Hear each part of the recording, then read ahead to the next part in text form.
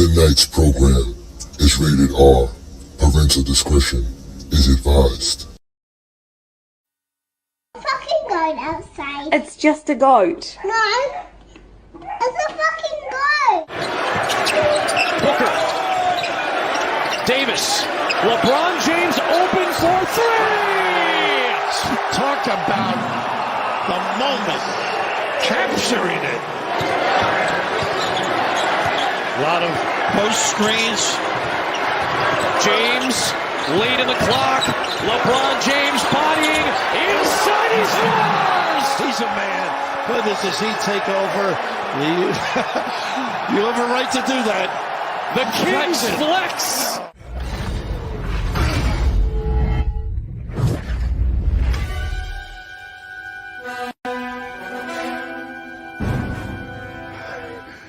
That's why he's the GOAT! The GOAT! That's why he's the MVP!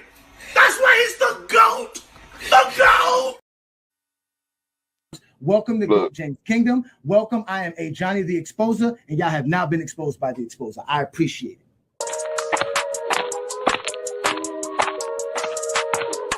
And enjoy. I am called Ajani the Exposer. You guys are being exposed today.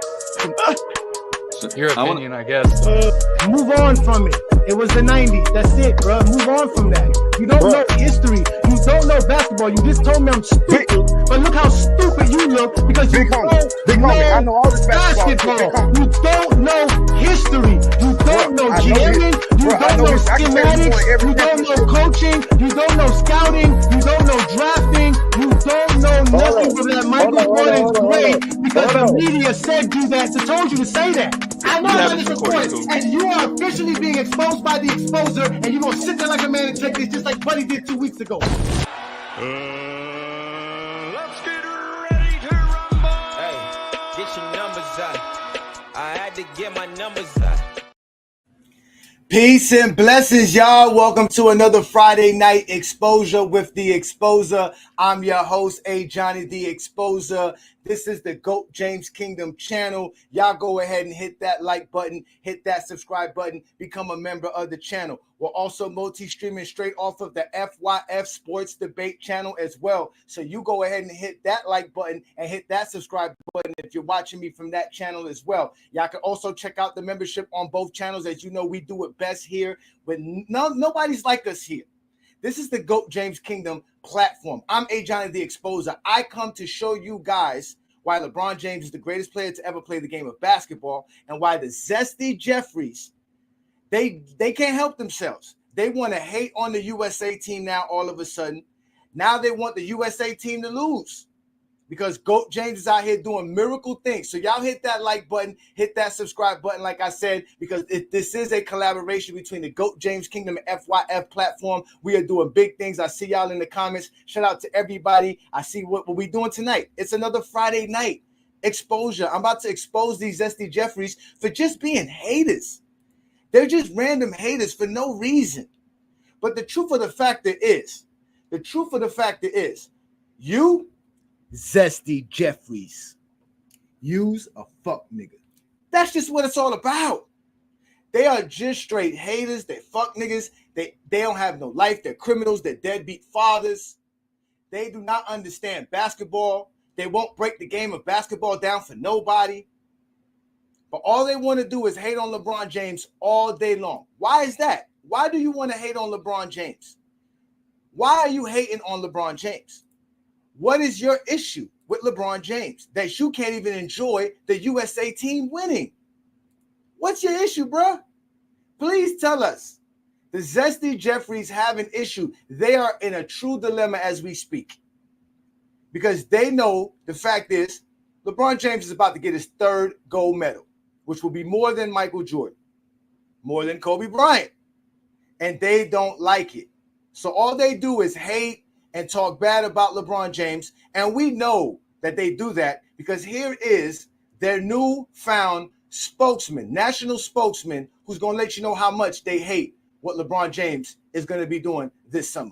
USA men's basketball team, right? And the players all voted. Is that right, Rob G? They voted the best player is LeBron James. Sean King, I'm here to tell you right now that if LeBron James is the best player on Team USA, you can forget about a gold medal. LeBron James, if he's your best player, there's something wrong. That's the guy who's the best player on Team USA. I'm going to pull for Team Sweden. I'm I'll out. say this. Rob, on USA, I'm out. The first thing I thought was, okay, Bron took the USA select team to dinner and he paid the tab. Like, it had to be something, because just from a mindset standpoint, like, what is wrong with these young guys? Like, this bothers me. This bothers me to no end. You see that? That's a stupid bitch. I mean, it's blatant. It's direct in your face. This is. There ain't nothing hiding behind this. There's nothing cryptic when it comes to them hating on Go James. The man said he would rather vote for Sweden. Now, I already knew Rob Parker was a snow bunny hopper, but when he said he was going to vote for Sweden or root for Sweden, like, you didn't even want to root for the African team. You wanted to root for a European team, some team that we know that even. I don't even think Sweden even have a basketball team. But that's how bad they're hating on GOAT James, because they are not real basketball fans. They were never real fans of the game. They can't break down the game for any of us. They don't do a good job. That's why TNT is gone. Bye-bye, TNT, because you never gave us the game the way we were supposed to understand it. And that's the problem with these Zesty Jeffreys. They only could talk in narrative base. So why are you mad when the coaching staff and the players voted LeBron James as the best player on the team, when the head coach of the USA team was talking like this? He couldn't believe what he saw in practice when LeBron James showed up to practice and what LeBron James was doing just in practice. They're not, hey, Johnny, you talking practice? Yeah, we talking practice. He was blown away. This man has been around championship-level franchises almost his whole career. He's been around basically some of the top greatest players to ever play the game in practice on a day-to-day basis. He got a chance to watch LeBron James at 39 years old, year 21, blew his mind. Had to even ask the coach. But was it like this when you were coaching him? Lou told him every day. Every day. Hey, Spo, what about back then when you were coaching him 10 years ago? Every day, every drill, every walkthrough. LeBron James hustled, played, did his thing. This is what the Zesty Jeffreys don't like. They can't talk the game of basketball. They can't talk it. So they got to create narratives. They just got to say, oh, I don't like this. This is how I feel. This is important to me. If it's important to you, then you should be rooting for the USA team to win. But instead, this is you. And that was just the beginning, because this whole summer has been bad for all the Zesty Jeffreys. It's been bad for all the Zesty Jeffreys. Because we have LeBron James coming to the Olympics, and the first thing you get is the coaching staff talking about how great LeBron James is. Then if we really want to take it to another level, the other two players who are considered the two other players that most people have as ranked as the highest players on that team also talked about LeBron James unbelievably. Because these are real basketball people. These are real basketball fans. They see it. Their eye test is telling us everything we need to know about LeBron James. Kevin Durant says, the more I'm around him as a teammate, you can see why he's considered the best player to ever play. That means he can see why he's the GOAT. You can see why he's the GOAT. That's what KD said just by being his teammate. Y'all say people don't want to play with LeBron. Stephen Curry couldn't wait to play with LeBron James. Playing with LeBron James is exactly how I imagined it. He understands the game at such a high level. He's an all-time great. These are what the legends are telling you about LeBron James. Just being beside him, watching him play. These are all the facts. They wanted to see LeBron James play. This is why the Zesty Jeffreys are mad.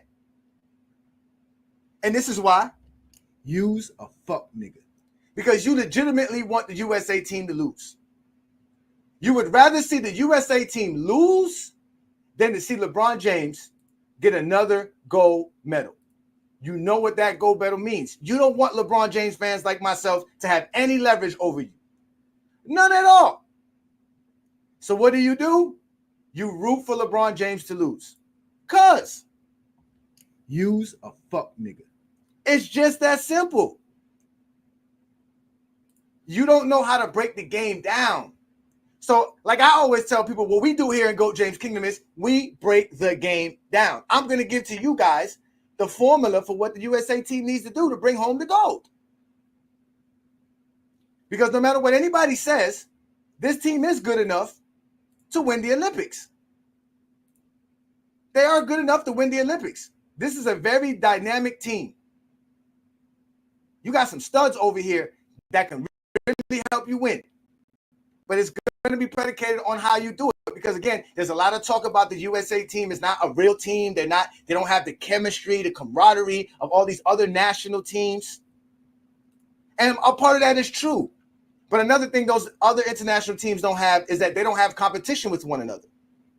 Joker is not playing against his teammates over there in Serbia on a year-to-year basis. He's not doing that. LeBron James has to face Kevin Durant this upcoming season. Devin Booker this upcoming season.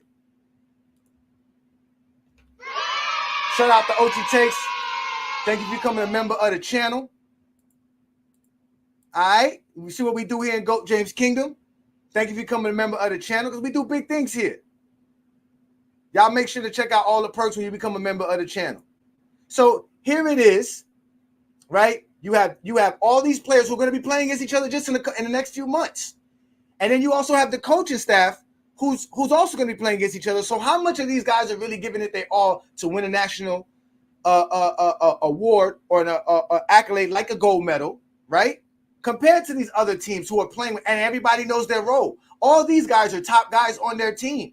Some of these guys are not used to playing the fourth or fifth role and just doing certain things. So it is a little bit different for them.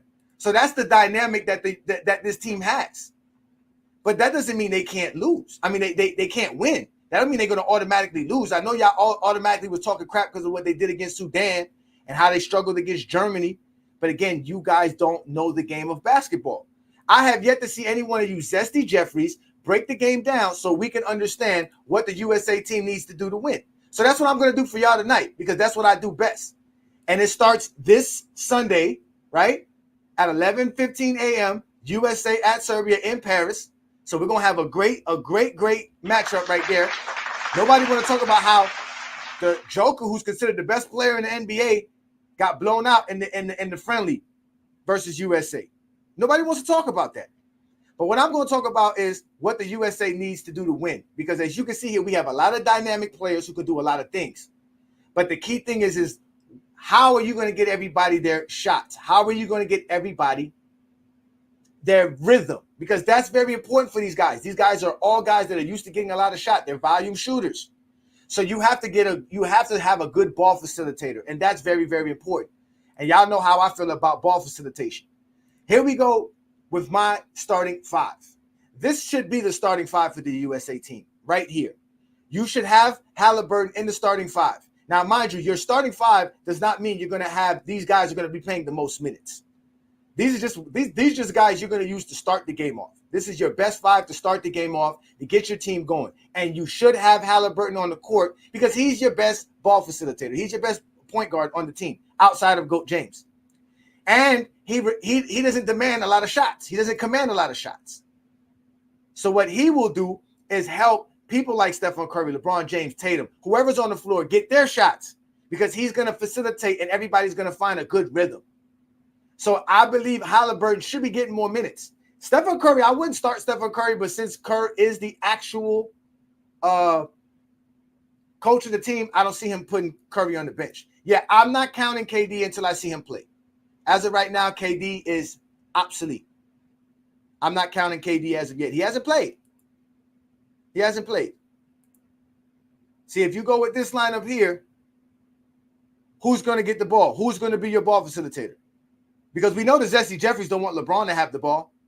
So are you going to make LeBron James your point guard? That's why the USA team loses. You can't just take a bunch of stars and just throw them on the court and say make it happen. Everybody has to have their roles. Everybody has to understand what they got to do. So if you put in Tyrese Halliburton, Ty will definitely get things going for all of these guys. They will all get into rhythm very early in the game, which is important because if you get onto an early lead as a USA team, you should be good to go. Then if you really want to go to it, this should be the bench. This should be the second unit. And again, you have Drew Holiday, who is not as great as a ball facilitator as Halliburton, but is a decent ball facilitator and doesn't command a lot of shots, will also be able to get these guys and anybody else he's on the floor with their shots.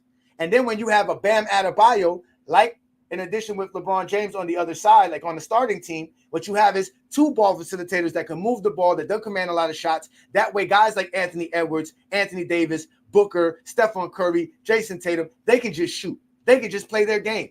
They can rebound. They can do what they do best.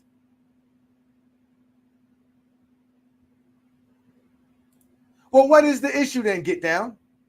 You a Zesty Jeffrey, if I'm correct. You tell us what's the problem.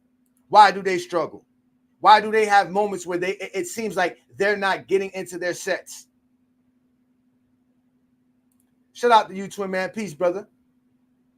Again, most of these guys are not going to be playing 30 minutes, 25 minutes. They're going to be playing anywhere between 15 to 20 minutes in a game. I believe they play 10 minutes a quarter in the Olympics. If I'm correct, I may be wrong. But either way, these guys are not getting that much time. I agree with you. I would give Anthony Davis more time than Embiid. But if Embiid's going to start, because, again, it is a lot of politics in this. There's a lot of politics in this, right? What I have, though, is what I always tell people is your closing lineup. These are the guys that should be on the floor to close out the game for the USA team in the fourth quarter. The closing lineup is the guys that you bring in the clutch time, which is the last 5 minutes of a game. So these five guys, as you can see, I got Anthony Davis on the floor because he's been playing very well for them. So this should be the closing lineup for the USA team. And they should have no problem doing what they need to do because, again, the ball should be in LeBron James's hand at the end of the game, as we've seen countless times. It's perfect for the GOAT to have the ball at the end of the game and late game situations. He'll find Stephen Curry, who's going to create space. You have the great slasher and Anthony Edwards. You have Anthony Davis, who can set screens, who can hit the pop a shot from the perimeter. You also got Jason Tatum, who's very versatile, who can get the ball from the perimeter and actually get and dribble to the rim, just like Anthony Edwards can. So this should be the closing lineup. Now, mind you, if KD is in the rotation, right? Because y'all keep saying KD. I haven't seen KD play yet, so I can't say he plays. I don't know if that's how it works. He hasn't played, so I haven't counted for KD. But if you are going to count for KD, KD can definitely come in for Jason Tatum in this situation. Or you can take him out for Anthony Edwards, right? But that would be my closing lineup. So again, we would start the game with these guys. Halliburton should be getting more minutes because you need a ball facilitator. You need somebody that's going to get the ball moving. It's very, very important. That's one of the keys to basketball. Again, you Zesty Jeffreys don't know the game. The ball has to move. You cannot put the ball in the hoop without passing it or dribbling it. You have to get 90 feet up the court. And I believe it's actually less than 90 feet or just about 90 feet for the USA team. So this is what the starting team should be right here, the starting lineup. That way you have LeBron James and Stephen Curry, them get everybody in rhythm because you have Halliburton, who's your main ball facilitator. We know Halliburton's one of the best point guards in today's NBA. Then you come on the bench with these guys. This is a solid 10. And again, we're still not counting Derek White and KD, which you can also alternate any one of these situations. Right? So that's what the USA team needs to do. And then, like I said, the closing lineup right here, these guys right here, these are your dogs. These are the guys that's going to bring home the gold for us at the end of the day. Right? And let's just say the USA team is falling by the wayside because they're just finding all kind of ways to not actually hold the lead. And you want to start making some shots and you need a 3-point lineup out there. Well, you just go on ahead and you put in Devin Booker. You go on ahead and put in Big Bam. Y'all know how I feel about Bam. and this is your 3-point lineup. I'm going to take it to 2K. This is what I used to do in 2K. I used to have all my lineups ready in 2K, so all I had to do was switch it. This is my 3-point lineup for the USA team. Right here, if we need a comeback, we need to hurry up and get some fast baskets in. This the lineup that should be out there. You could run very well. You have LeBron James and Bam as good facilitators, including Stephen Curry, who's not a bad facilitator himself. And you got everybody out here who can hit an outside shot and actually create their own shot on top of it. So this will be a deadly lineup if you wanted quick baskets, which are going to be 3-pointers. Then if you just wanted to shut everything down because you got the good lead and you just want to hold everything down, this would be my defensive lineup. This would be who I would bring in. I would bring in Derek White, Holiday, Edwards, Bam, and AD. This would shut down any 5 out there. This would shut down any 5 out there. You know what I'm saying? But like I said, we do big things here. Shout out to FYF Sports Debate. Y'all make sure to check out all the platforms on FYF Sports Debate. Y'all know they got the crossover. They got the I forget the other show with Herm and Young Africa. I forget the names of all the shows. Put all the names of the show in the chat line. Please them out for everybody. And obviously, you know, it is the Friday Night Exposure with the Exposer. It is a collaboration with FYF and GJK. Y'all in trouble. Because at the end of the day, you, Zesty Jeffreys, are just a bunch of use a fuck nigga. That's all it is. Y'all can't break the game down. I'm giving you the lineup that's going to help the USA bring home the gold. Y'all don't want that USA to bring home the gold. Y'all would rather watch the USA lose. Y'all would rather make fun of the USA team than to watch them win, all because LeBron James is doing remarkable things at 39 years old. After 21 seasons and over 1,700 games played in his career, if you count playoffs included with the regular season. You guys can't handle real truth, real information. We're talking basketball here. This is basketball. This is what we do here at GOAT James Kingdom. We don't talk narratives. Y'all always say we try to fit everything into our narrative. What is GOAT James Kingdom narrative? That LeBron James is the GOAT? That's not a narrative. That's an observation. You need to start participating into this observation and start realizing how great LeBron James is. Whether you think he's the GOAT or not. He's a phenomenal player. More than likely in your lifetime, you have watched LeBron James done great things. Again, I keep asking everybody, what have you done in your life? Anything in your life at an elite level for 20 years straight? Anything. Just give me anything. Anything that you've done at an elite level for 20 years straight. Now my man's headed to his 3rd gold. And he's going to do it with the lineup that I set, because I already called Steve Kerr and I already got the straight direct line to Spoelstra. We about to win this goal. We about to take it home. We about to have a blast. But since y'all know the game of basketball better supposedly than I do, I'm going to put the link up for y'all so that y'all can go on ahead and tell me what the USA team needs to do to win. Don't come tell me about why LeBron James sucks, because he don't suck. Your analysis of the game does. That's because you are Zesty Jeffreys. Use a fuck nigga. This is the facts. You hate LeBron James so much that you would rather see the USA team lose, all because you want to be able to have something over someone like me, a LeBron fan. Your boy got bronze again. He's struggling against the Sudan. Blah, blah, blah, blah, blah. Well, come join the panel. Let's have some fun on a Friday night. Help me break the game down. Help me understand what lineup is necessary for the USA team to win. What are the strategies you want to use? Because, again, this is a dynamic team. At the end of the day, you can run whatever you want to run with this team.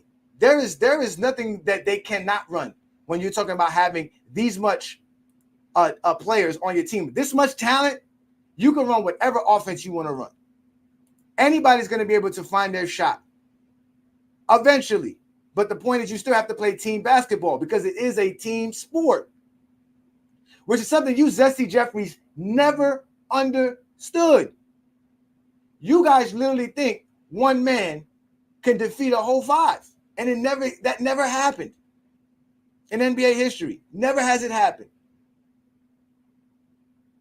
So all they have to do is find the right lineups. And as you can see here, you guys tell me who's the best point guard on this team right now. We all know there's some good shooters on this team. There's some good scorers on this team. There's some good rebounders, some good defenders on this team. Who is this team's best point guard? You need a point guard. All these things that I mentioned are needed in the game of basketball. These are necessary things that you must do. You must be able to rebound. You must be able to defend. You must be able to bring the ball up the court and get the ball to the right spots. That requires a good point guard, whether it's your point guard or not. And from what I see with this lineup, there's only two guys that I would give the ball to on a consistent basis to get the offense going, and that would be Halliburton and LeBron. After that, it would be Bam Adebayo. But there's no one else. Then you have Stephen Curry and Drew Holiday. Those are very decent point guards. And I would take Drew Holiday over Steph because I would rather Steph shooting the ball than Steph running around here trying to pass and get players open on passing the ball and dribbling around the court. So that's what the USA needs. They need to go out there and put a lineup that will allow. If you look at my lineups, you will see here Halliburton as the point guard. You're going to be able to facilitate. You got LeBron James as well. Even coming off the bench, Holiday facilitating with Bam facilitating. Again, you got LeBron James facilitating, Stephen Curry facilitating with your closing lineup. Then you have your three-point lineup. Same thing, Stephen Curry, LeBron, and Bam. You're going to always at all times have somebody on the floor that's a willing passer, a willing teammate, understands that this guy's at the right spots. Let me get him the ball. But you guys don't understand that because you are Zesty Jeffreys. And like I said, you guys would rather watch the USA team lose than watch them win. This is y'all right now. Y'all in a dilemma. Y'all don't know what to do. And y'all lucky I didn't really go out there and pull out the LeBron James holding that flag. There's an epic picture floating right now on the internet of LeBron James holding the flag on this big, massive boat. Pause. No diddy. Shout out to Ruddy Hood Sports. Thank you for the support, brother. Thank you so much. LBJ is the best player on Team USA. And that's hard pill, and that's a hard pill to swallow for these haters. Team USA themselves believe LBJ is the best player on the team. Facts. All facts. That's all facts. No lies detected there, my friend. None at all. But like mostly, the Zesty Jeffreys can't talk the game. The link is in the chat. Come and enjoy another Friday night with me. Let's talk the game because the game is available for us to talk right here on GOAT James Kingdom and FYF Sports Debate. So don't be afraid to hit that like button, hit that subscribe button, become a member of the channel because we're going to keep doing big things. We're also available on Facebook, Instagram, TikTok, Twitter, Discord, Twitch. If you have an FYF account, if you have a Twitch account, FYF is available there as well. Hit the link. They don't want to hit the link because I'm talking basketball today. If I was talking about Michael Jordan, they'll be quick to be on here. If I was on here telling them Michael Jordan and all this other stuff, I would be seeing the MJ police. But the MJ police don't want no smoke with Ajani today because they realize the truth. They realize the truth. Coming up on GOAT James Kingdom, you got to be a real basketball fan. Talking with Ajani, you got to talk the game of basketball, not about me. Because I know a lot of y'all love to talk about who I am and what I do for a living, as if that's going to change your life. But what I talk about in the game of basketball can change your life because now you can sit down and enjoy the game and be glad TNT is gone. Bye-bye, TNT. No more Zesty Jeffrey comments from TNT. But you guys come up and tell me, who would you start? What lineups would you have? Help us understand how you want to bring home the gold for the USA. Help LeBron get his third gold. Do you guys want to see LeBron James have his third gold medal? Yeah. They don't want to accept nothing. This is why GOAT James Kingdom exists. I keep telling y'all this. We talk the game of basketball. We talk the game like none other. Yeah, they are rooting for the USA to lose. They don't know what to do. This is what hate gets you. This is why I keep telling y'all, hate gets you here. See, there's nothing to hate on Michael Jordan. If Michael Jordan was playing, we couldn't wait to watch Michael Jordan play. FYF just played a Michael Jordan basketball game from 1988. The Zesty Jeffreys was upset. Use a fuck nigga. That's all it is. Because you don't care about Michael Jordan either. All you care about is making LeBron James look bad and making his fan base seem like there's a bunch of idiots. That's all you want to do. But you can't do that in GOAT James Kingdom, so you run and hide. We've always told y'all, you're safe in the comments. They can't handle what we do here in GOAT James Kingdom. Because we talk the game like none other.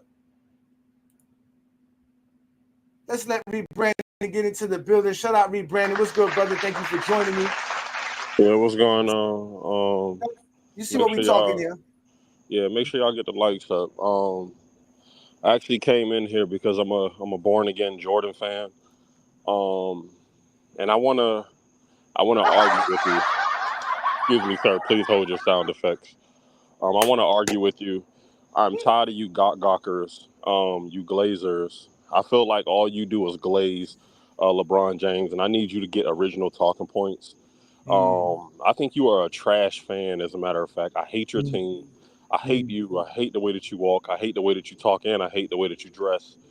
I hate that smug look on your face. And I'm going to just say this. There's no way that you think that LeBron James is better than Michael Jordan. And I can actually tell you why he's better. 6-0. I'm going to say 6-0. He won 6 championships. And he has a Defensive Player of the Year award. That's something that LeBron James doesn't have. Hold on, what else? And he made the playoffs in his first year. Hold on, what else did they say? And he was good enough to go play another sport, which LeBron James couldn't. He broke his pinky and bitched out. So what do you say to that, Go James? I say this. This is what I say to that. Use a fuck nigga. Wait, hold on. Don't you wait. Watch your mouth. You right? I don't care if that was a soundboard. Tell your soundboard to watch his mouth. It's not my fault. It's not my fault. It's not my fault. No, how about this? Screw your fucking soundboard. I'm gonna say this to you. LeBron James, he lost in the finals to the Dallas Mavs, 11 years ago, right? And it was 13. But this is the thing though. You LeBron James gawkers, right? You don't talk ball, right? He's not even better than Kobe, right? He's not better than Kareem. What else do they say? Hold on. And LeBron James is trash. No, LeBron James is trash, right? And I'm gonna be real. Even in 2017, that series wasn't lopsided.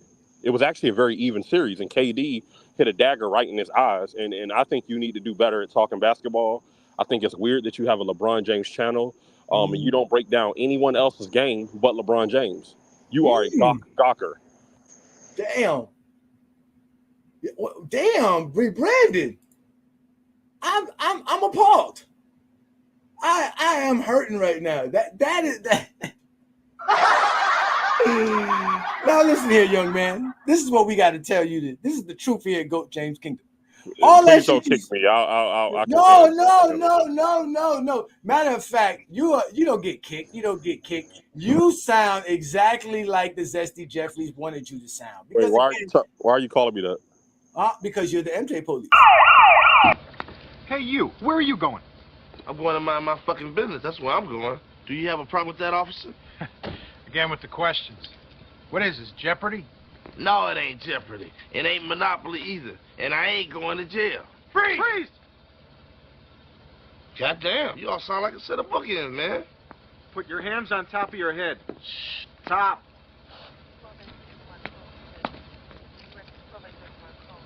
Lean back. I know why you stopped me.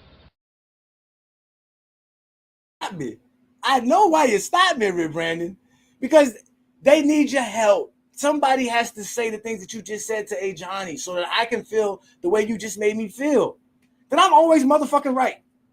These Zesty Jeffreys don't break the game down like us here in GOAT James Kingdom. I don't care if Jordan is 6-0. I don't care if Jordan got 6 championships. You can't explain to me why Kobe Bryant is better. Can't explain to me why Kareem Abdul-Jabbar is better. Mm-hmm. You can't even explain to me why Michael Jordan is the GOAT of basketball. If 6-0 makes Michael Jordan the GOAT, then that means somebody else who has more than Jordan should make them the GOAT, right? But this is what we do here at GOAT James Kingdom. Everything that we say about LeBron James applies to the GOAT debate.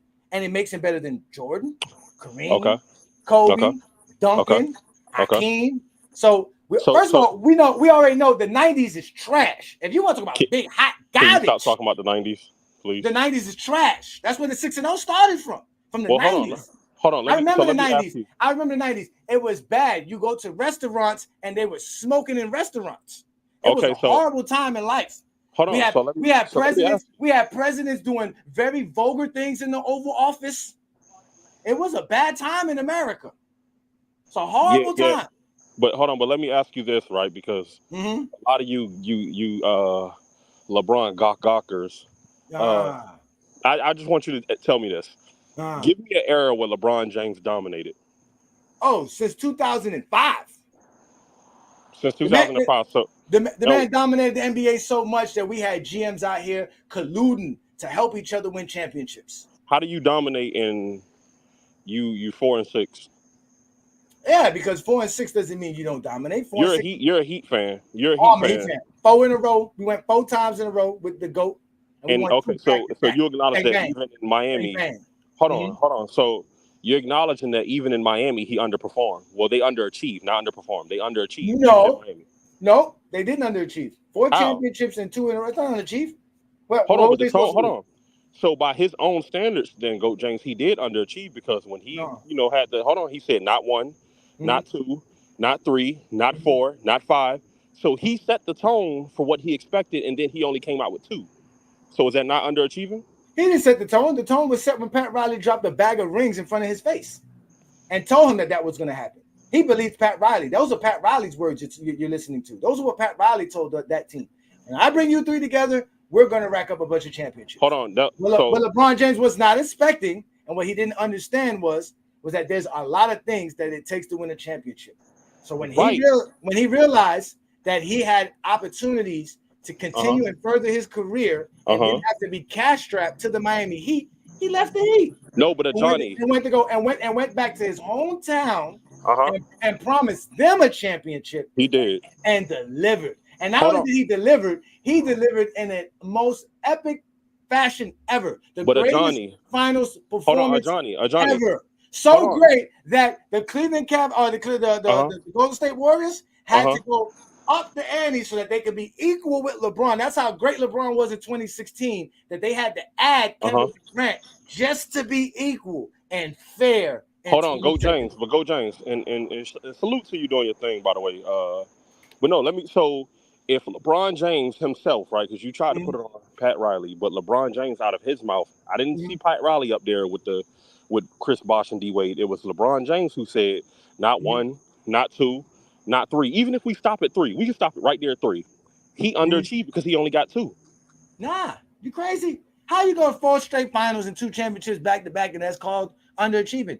What kind of expectations are you putting on LeBron James? Do you put expectations on anybody else? No. Why? Because they're not the GOAT. No. Don't get that kind of expectation. LeBron said he was trying to win a championship since he came into the league. Why are you holding him responsible for what he said in a private party that you were snooping in, just like you Zesty Jeffreys love to do? You criminals. Don't call me a Zesty Jeffrey.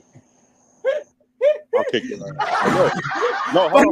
They were sneaking and probing and then they were making up allegations, right? They were lying in the media, saying that this was something that they were planning and conniving to do for a long time. When we got footage of Dwayne Wade sitting there thinking to himself, is LeBron James going to join? He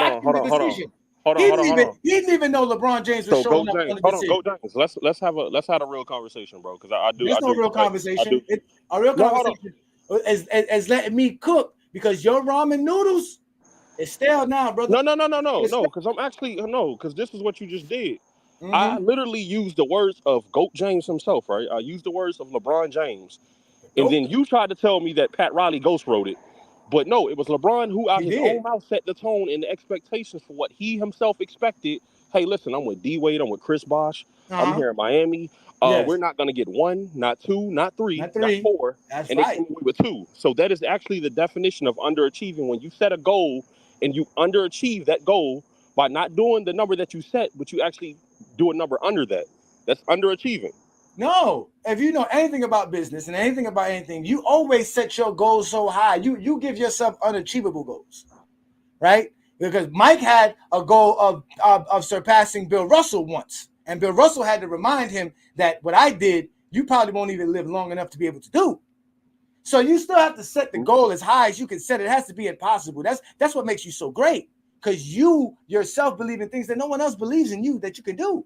LeBron James has to have that belief to be as great as he is. He should believe that. That's what makes him the great GOAT that he is, because he's achieving the greatness of all greatness. That doesn't come by let me just taking it one step at a time, or let me give myself an achievable goal. No. I'm gonna reach for the stars. He reached for the stars, and I'm gonna grab the galaxy, and I'm gonna grab the galaxy and bring it and create my own orbit. And now that I got my own orbit, the USA's now going to win another gold because of me. The NBA is about to get a $70-something billion deal because of what I've been doing with the league. All the players are orbiting around my center mass. That's how much my gravity fits. That's what he ended up doing. He went to 8 straight finals. He just didn't do it with the Heat. No, but go, James. So what I'm saying is, right, I'm asking you to tell me what was the LeBron James era, because we've seen Steph Curry dominate on his watch. We can point out. So basically, I would actually argue that it's actually the Steph Curry era, because Steph Curry and his team dominated the league more than LeBron James did. So how he let LeBron James win 4 championships before him? Because when he got a competent team around him, LeBron James. There you go with the team. No. Hold on. You as a LeBron James fan, hold on. Yeah. You as a LeBron James fan knows that it takes a competent team, right? Because who got the 4 first? You say what? Who got the 4 first? Who got 3 on the other person?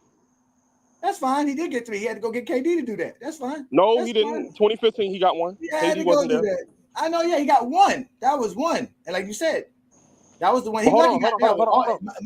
My man didn't have his full setup. He had just appeared on the scene with his team. Are you saying KD is his kryptonite? Because you say he had to go get KD. So no, KD doesn't matter. The kryptonite for LeBron James is 4 versus 1, like Boston. Wait, what are you talking about? But you said 4 versus 1. You need 4. You need 4 versus LeBron. No, hold on. LeBron didn't have Kyrie. Hold on, LeBron didn't have Kevin Love. No, you still need 4 against him. You get Kevin Love and all that stuff. Doesn't matter. You still need 4. You need 4. Hold on. Why are you trying to downplay the teammates that he had? I'm not trying to downplay the teammates that he has. I'm just telling you, still need 4. No, but if you said LeBron James, hold on. Because if you don't have 3, you're not beating. No. But this is the thing. If you only have 3, you're not beating. Hold on, go James. But you're telling us that LeBron was just this. Everybody's orbiting around him, and that he's just the guy. So why he should get it done, right? Did you see him carry the flag today? Did you see the whole USA, the whole Olympic committee, everybody, everything, all the athletes, everyone, all the gymnasts, all the lacrosse players. It's his last Olympics. Like they gotta come on, bro. Like they gotta do it. Oh, come on. Listen, LeBron James was still great versus those Warriors team. Everybody knows nobody was beating those Warriors teams. So again, another expectation. You're allowed to give LeBron James impossible expectations, but LeBron James is not allowed to do it for himself. No, listen. So you can expect LeBron James to do the impossible, that, and then hold him accountable for it. But when he just wants to have his own expectations, he cannot do that. You just want again, like I said, you would rather watch the USA team lose just for the sake of saying. I'm actually rooting for USA. What do you? All right, so what lineup should they have? Should LeBron James be on the floor? Or should he be off the floor? Yes, I think he should. Hold on. This is. You're not gonna get away with this whole, like, I'm not hating on LeBron. I'm just using your talking points, and I'm asking you a simple question. What was the LeBron James my era? Talking points. Because because even I never said LeBron James had an era to have a talking point. I just told you that he's been dominant since 22. Okay, so if he didn't have it, So if he didn't have an era, then nobody has an era. Okay, he didn't. Okay, nobody has an era. Who has an era? Whose era has what era? I mean, Curry had an era. No, he doesn't. He had LeBron James in his era. What are you talking about? Like I told you, LeBron won 4 championships he got before 3. Curry did. He won more MVPs than Curry. He won more 3. Finals MVPs than Curry. He got 3, GOAT James. Huh? He got 3 on that man's watch. Again, it doesn't matter if LeBron got 4 on his watch. No, he didn't. Yes, Stephen Curry got 4 on Stephen Curry's watch. No, he didn't. Yeah, he got 4. He got 1. Stephen Curry had to go get a better player to beat LeBron James. Or a better player than who? Than himself. He went and got somebody that was better than him. But you said LeBron is that guy though. Of course, LeBron's that guy. That's why you need 4. You need 4. Hold on. Why couldn't LeBron handle KD? He did handle KD. That's why KD went to go join Stephen Curry in them because he knew he couldn't handle LeBron.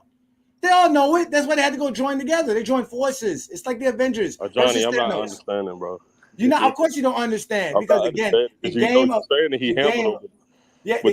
course he handled it. Yeah, of course he handled them. That's like saying Isaiah Thomas was better than Jordan because he beat Jordan 3 times out of 4 times. No, so he dominated Jordan. Okay, then. So then there wasn't Jordan's era then. Jordan lost all those times to Isaiah Thomas. Right, but no, when Jordan started winning, he didn't stop. What you mean he didn't stop? He lost in 95. He quit. Bro, that's why he stopped. He quit. 6-0, sir. He quit. 6-0, sir. 6-0 doesn't mean nothing. 6-0. 6-0 means nothing. He won. What are we doing this for? Are we talking about stats or are we talking about winning? Oh, if we're talking about winning, we're talking Bill Russell. No, for sure. Okay, then. So then, hold on. And then after I don't know. We're talking winning. So we have to go down the line. No. What I'm saying is when we talk about dominating, we're talking about, okay, who dominated the game? Who won? Yeah, Bill Russell won the most and lost the least. Absolutely. So that means that would make him the GOAT. So that would make him your GOAT by your standards, your logic. Absolutely, it is. Okay, then. So then why are you arguing about LeBron James and Michael Jordan? No, because I'm hearing you argue it, and I'm like, Yeah, because I use everything. When we include everything that a player does for their career, when we do that, Michael Jordan falls by the wayside. He doesn't fall he's not even top 3. He's not even better than Kareem. He's not better than Wilt Chamberlain. He's lucky to get in front of Bill Russell. That's because we give Jordan extra shit just to make Jordan fans feel better. But he's not the GOAT. He's never been the GOAT. The only reason Jordan was the GOAT was because he came in an era full of mass media, mass marketing, mass company branding. That's it. That's all Michael Jordan is. Michael Jordan is more known for sneakers and a brand than anything else. A lot of these guys never watched Michael Jordan play. Most of them never saw him play. None at all. So when we're talking the game of basketball, all this other stuff is nonsense. LeBron James could lose to players. All these guys lost to players. Bird whooped the shit out of Michael Jordan for years. He dodged Akeem Olajuwon. Larry Bird called him Black Jesus. I don't think Larry Bird ever called him Black Jesus. Larry Bird don't do stuff like that. That was Reggie Miller saying shit like that. Because Reggie Miller was a little softy. Reggie Miller has to dribble looking down at the floor to make sure the ball comes back up to him. Nobody was afraid of LeBron. Nobody was afraid of LeBron. The Zesty Jeffreys are afraid of LeBron winning his 3rd gold medal. LeBron's. Kobe carried him in 08. Kobe? Let's not even start with Kobe. Let's not even be. But you know what, y'all? We got a special person rebranding. That was a great job by you, sir. But we're going to let the real Zesty Jeffrey get a chance. So shout out to rebranding. Go ahead and plug your show, brother. Let them know about your shows. No. I'm gonna get make sure y'all get the likes up, man. Shout out to you, Ajani. Love what you doing, bro. Keep doing your thing, okay? Nah, I appreciate it, brother, man. Keep doing your thing too, brother. Y'all make sure to check out rebranding on the crossover. They go live on Wednesdays. It's the FYF Sports Debate and the GJK collaboration. Let me bring up my boy Brandon here, y'all. We got Wall Street Brandon in the building, ladies and gentlemen. What you got for me today, Brandon? Yeah, I think it's interesting. You started when he brought up Curry. You talked about how LeBron got to 4 before Curry got to 4, and you used that argument to say that LeBron was better than Curry, and LeBron was better than Curry. But that's Jordan got to 4. Wait, hold on. Let me get my take on. Jordan got to 4 before LeBron did, and Jordan did it without switching teams. If Ray Allen doesn't hit a step-back 3, LeBron has no legacy. If the NBA doesn't suspend Draymond for Game 5 and Bogut doesn't get hurt, LeBron has no legacy. And when you say LeBron didn't overachieve in Miami, you are the one You are the one who brought up who was favored in the finals when the Bulls were playing Utah, Seattle, Portland, the Lakers, and Phoenix. Well, Miami was a huge favorite against Dallas in 2011, and they lost. And they lost even though Wade averaged 30 because LeBron averaged 2 points a game in the fourth quarter. Miami underachieved to win 2 finals in 4 years. LeBron only beat the Warriors because of the suspension of Draymond Green. LeBron couldn't even shoot his first 10 years in the league. He shot like shit in the finals in 2007, 2011, and 2013. You can't be the GOAT if your game has a significant deficiency, and LeBron was never a consistent shooter. Jordan's game has no significant deficiency. You can't point out a single significant deficiency in Jordan's game. LeBron was never a consistent shooter, and that's why he struggled against good defenses and in the finals half his career. That was it, right? See, Brandon, you didn't say none of that stuff, Brandon. You got to listen to Brandon more because Brandon, you did a good job. But let me say something. This guy, Brandon, is a special human being. But you are a special human being, Brandon. You know that? First off, it wasn't my arguing point that LeBron James was better because he got the 4 championships. I was just explaining how using that dumb logic about whose era is whose is stupid.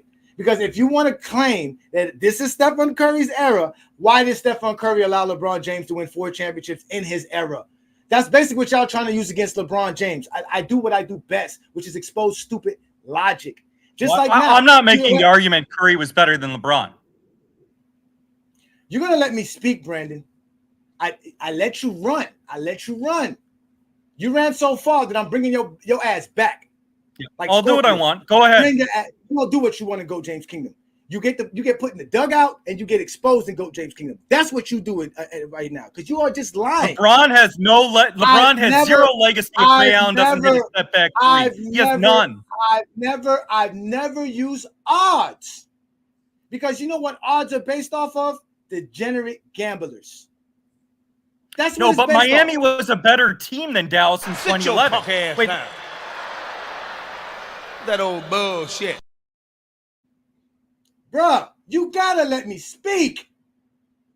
You gotta let me speak. You said the same shit. I heard all the shit that you said, Brandon. I heard every last fucking word that you said. I don't remember asking you a goddamn thing. Sit your ass down. You gotta let me speak. And you're gonna sit your ass in the dugout and hear this. I never use odds because odds are based off degenerate gamblers. It's just that simple. Degenerate gamblers determine the odds and what Vegas needs to make money. So they create favorites so that you can gamble on a team so they can make money. You don't understand that. I never use that. That has nothing to do with anything.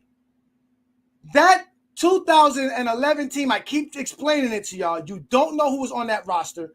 Was not expected to even make the NBA Finals. They had an under 500 record versus the top teams in the East.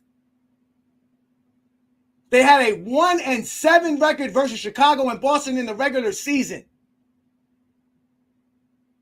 This Miami team was not supposed to get past Boston or Chicago. Boston had 4 All-Stars. Tell me when did Jordan beat a team with 4 All-Stars? Never. And don't bring up Kobe Bryant. Kobe Bryant played with a team that had 3 other All-Stars, including himself. He played on a team with 4 All-Stars. LeBron's never had that. You keep lying on my name. I keep telling you what I keep telling y'all is always the same thing. We use stats, accolades, and achievements. That's how we determine who is the GOAT. Nothing else. No narratives. You're talking about switching teams. Of course, Jordan won 4 championships before LeBron. Jordan was born before LeBron. He was playing in the league well before LeBron. He was drafted 20 years before LeBron James was drafted. So what are you talking about, Brandon? Michael Jordan choked. We just went over a whole series of games showing you Michael Jordan choked. He couldn't shoot from the outside. He spent the entire 80s shooting horrible from outside of 20 feet. Teams playing legitimate defense on Jordan, saying, go ahead and shoot all day, Jordan. We don't care. Just don't come in the paint. That was the actual strategy to beat Jordan 3 straight years by the Detroit Pistons, where his efficiency dropped drastically versus those teams. You can't keep making up shit and think that in GOAT James Kingdom, it's solid rock, solid gold. You're building your foundation on fucking sticks. And I'm the big bad wolf, and I'm blowing that shit down. So come with something better, Brandon. Okay, this is going to be a barbecue. Because first of all, I bet every single game in the 2011 playoffs, Miami was a huge favorite against Chicago. You know who the Bulls' second? No, let me finish. I didn't interrupt you. Let me finish. The Bulls' second best player in 2011 was Luol fucking Dang. Miami was a huge favorite. The only reason the Bulls had a better regular season record in 2011 was Tom Thibodeau played his starters 100 minutes a game. Miami was a much better team. And Dirk Nowitzki was 33 in 2011. Well, first of all, you have the presumption that people care what you say. They don't. Sit your ass down. I'm not going to let you lie. Did y'all hear this man say Luol Deng was the best player on the Chicago Bulls in 2011? Did y'all hear that man say that? He legitimately said that, y'all. That was the words that came out of his mouth, yo. I can't believe you just said that shit. Let's discuss. I ain't discussing shit with no goddamn kid. Motherfucker, let me tell you something. Who give a fuck? Sit your ass down. Like, I can't let you rant and tell me I got to shut the fuck up to let Brandon talk just for him to lie. Like, I just told you, again, this is why he's Zesty Jeffries. That's all he is. But you know what, Brandon? They actually do want to hear you. So let me let you talk while you're in the dugout. Okay, I said second best. I did not say best. That was Derrick Rose's MVP year. But the Bulls only had a better record than Miami because Tom Thibodeau plays his starters 100 minutes a game. Everybody knew Miami was a much better team than Chicago. LeBron was better than Rose, Wade was better than Dang, and Bosh was better than Joakim Noah. And in 2011, Dirk was 33 fucking years old. When I say Miami was favored, Miami was a far better team than Dallas. And when you lose and you are the favorite, that is the definition of underachieving. If Greg Popovich leaves Tim Duncan on the floor, there's no offensive rebound, Ray Allen doesn't hit that three, and LeBron has one title in 4 years, he has no legacy. If the NBA doesn't suspend Draymond for Game 5, LeBron loses that series, he has no legacy. So LeBron constantly needs bailouts. He has to switch teams every 5 years. Michael Jordan never went 7 in the finals one time. Jordan won every finals in 6, except his first title he won in 5. And Jordan only went 7 twice in any of the 6 years he won the title. He went 7 against Indiana, and he went 7 against the Knicks.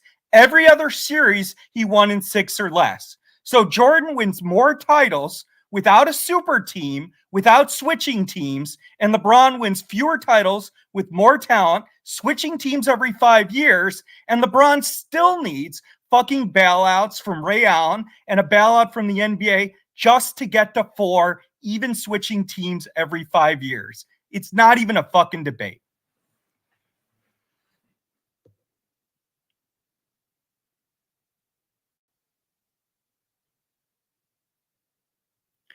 The Miami Heat were a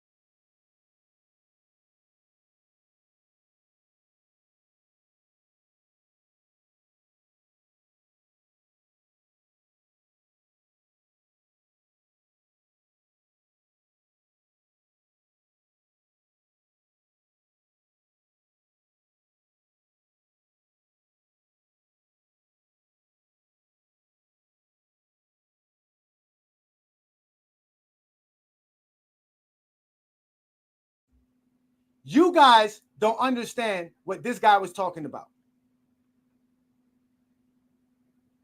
All he does is lie.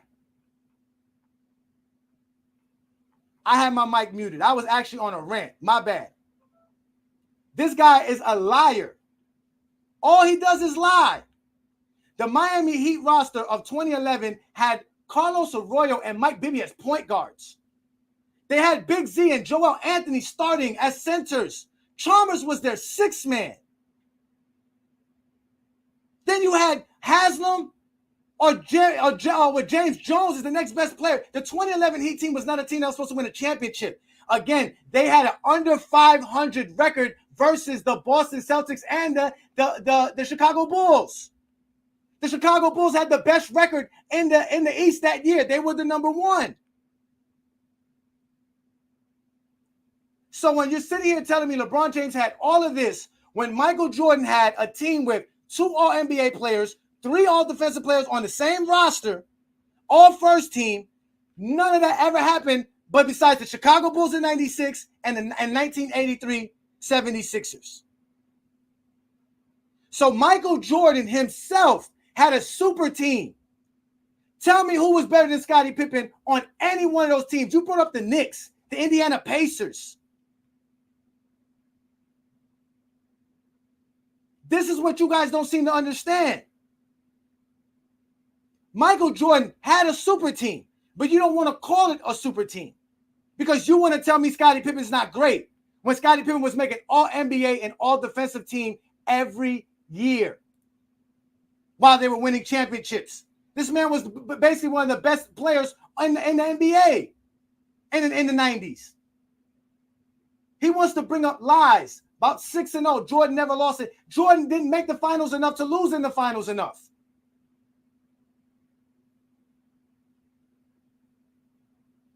When we bring up Michael Jordan in elimination games, right? If we do that and we show you what Michael Jordan was doing in the 80s when he was losing elimination game after elimination game, the only team he could beat was the Cleveland Cavaliers in the 80s.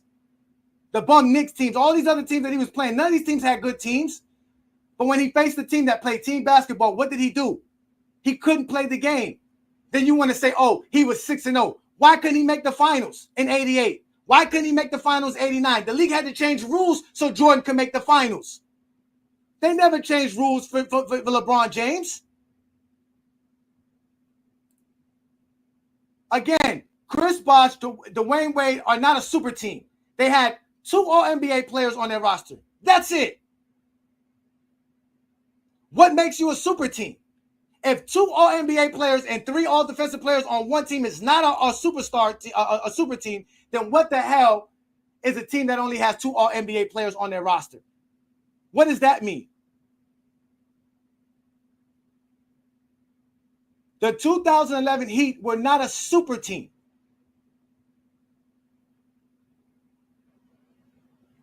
He said, I'm nitpicking. I'm not nitpicking. I'm dropping facts, and I'm going to bring up the link. Let me let up Ruddy right quick, because I went on a whole rant. I didn't know I was even muted. What up, Ruddy? What's good, bro? Can you hear me? Yeah, I can hear you. Man, these dudes today. It's funny. 2 guys named Brandon up here sounding like YouTube's version of Dumb and Dumber. Here's the problem, right? If you want to talk about domination, here's why I believe LeBron dominated since he came into the league. Why do I say that? Because since LeBron came into the league, you cannot name another player that's won more and done more. That's won more finals MVPs. That's won more MVPs. That's won more championships. That's scored more points. That's got more all-star selections, all-NBA selections, player of the week, player of the month. You name it, he's done it. You cannot name one player since LeBron has been drafted to the Cavs. You cannot name one player that has achieved more than that man. And these are just straight facts. So if you want to talk about domination, to me, that's certified domination. And this is what I like, right? When people bring up 2016, this dude just brought up 2016, talking about how Draymond got suspended for Game 7. But no one mentions in 2015 when Kevin Love and Kyrie Irving played a combined total of 1 game.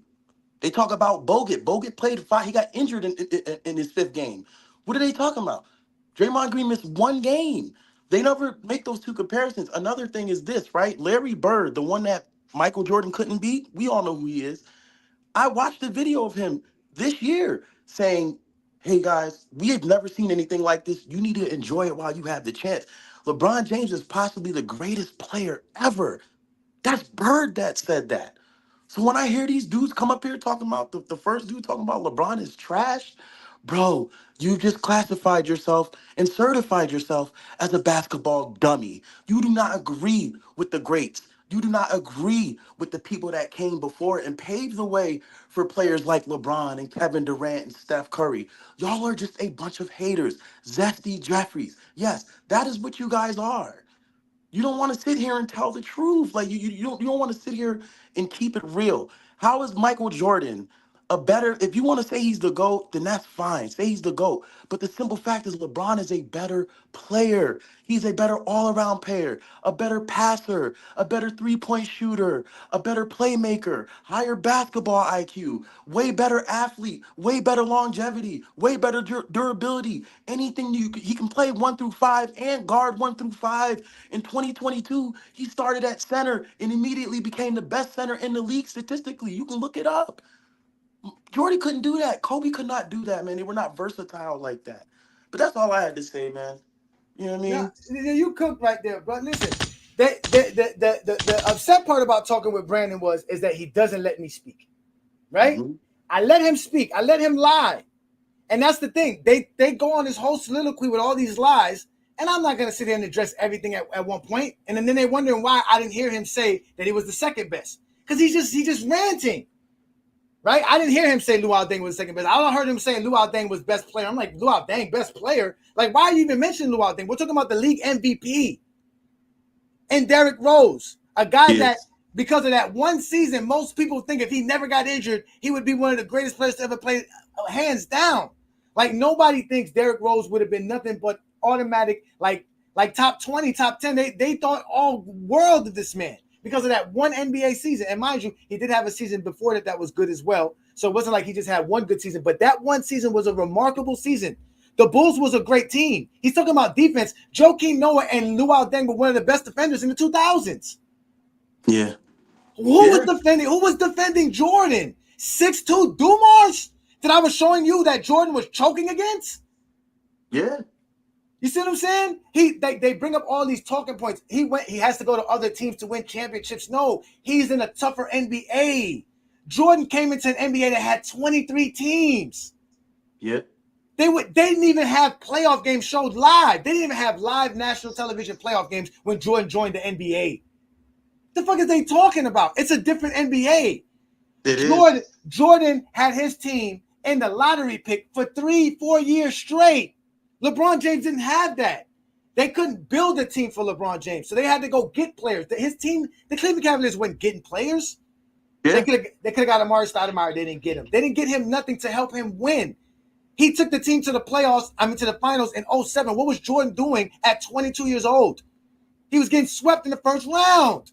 Yeah, no, but bro, like that whole super LeBron joined the super team. If a team became a super team, it was because LeBron joined. It's not the other way around. LeBron going to that team made them super. He didn't go join. See, they say, that's all not. There's no such thing as a super team. That's what I'm saying. No, hold on, wait. When KG called Kobe Bryant to go join the Los Angeles Lakers, and Kobe didn't answer that call, and he decided to accept the trade to Boston. No one says KG is soft, and he had to switch team to win championships, and he did. He knew Ray Allen was coming. He knew they were building a big three.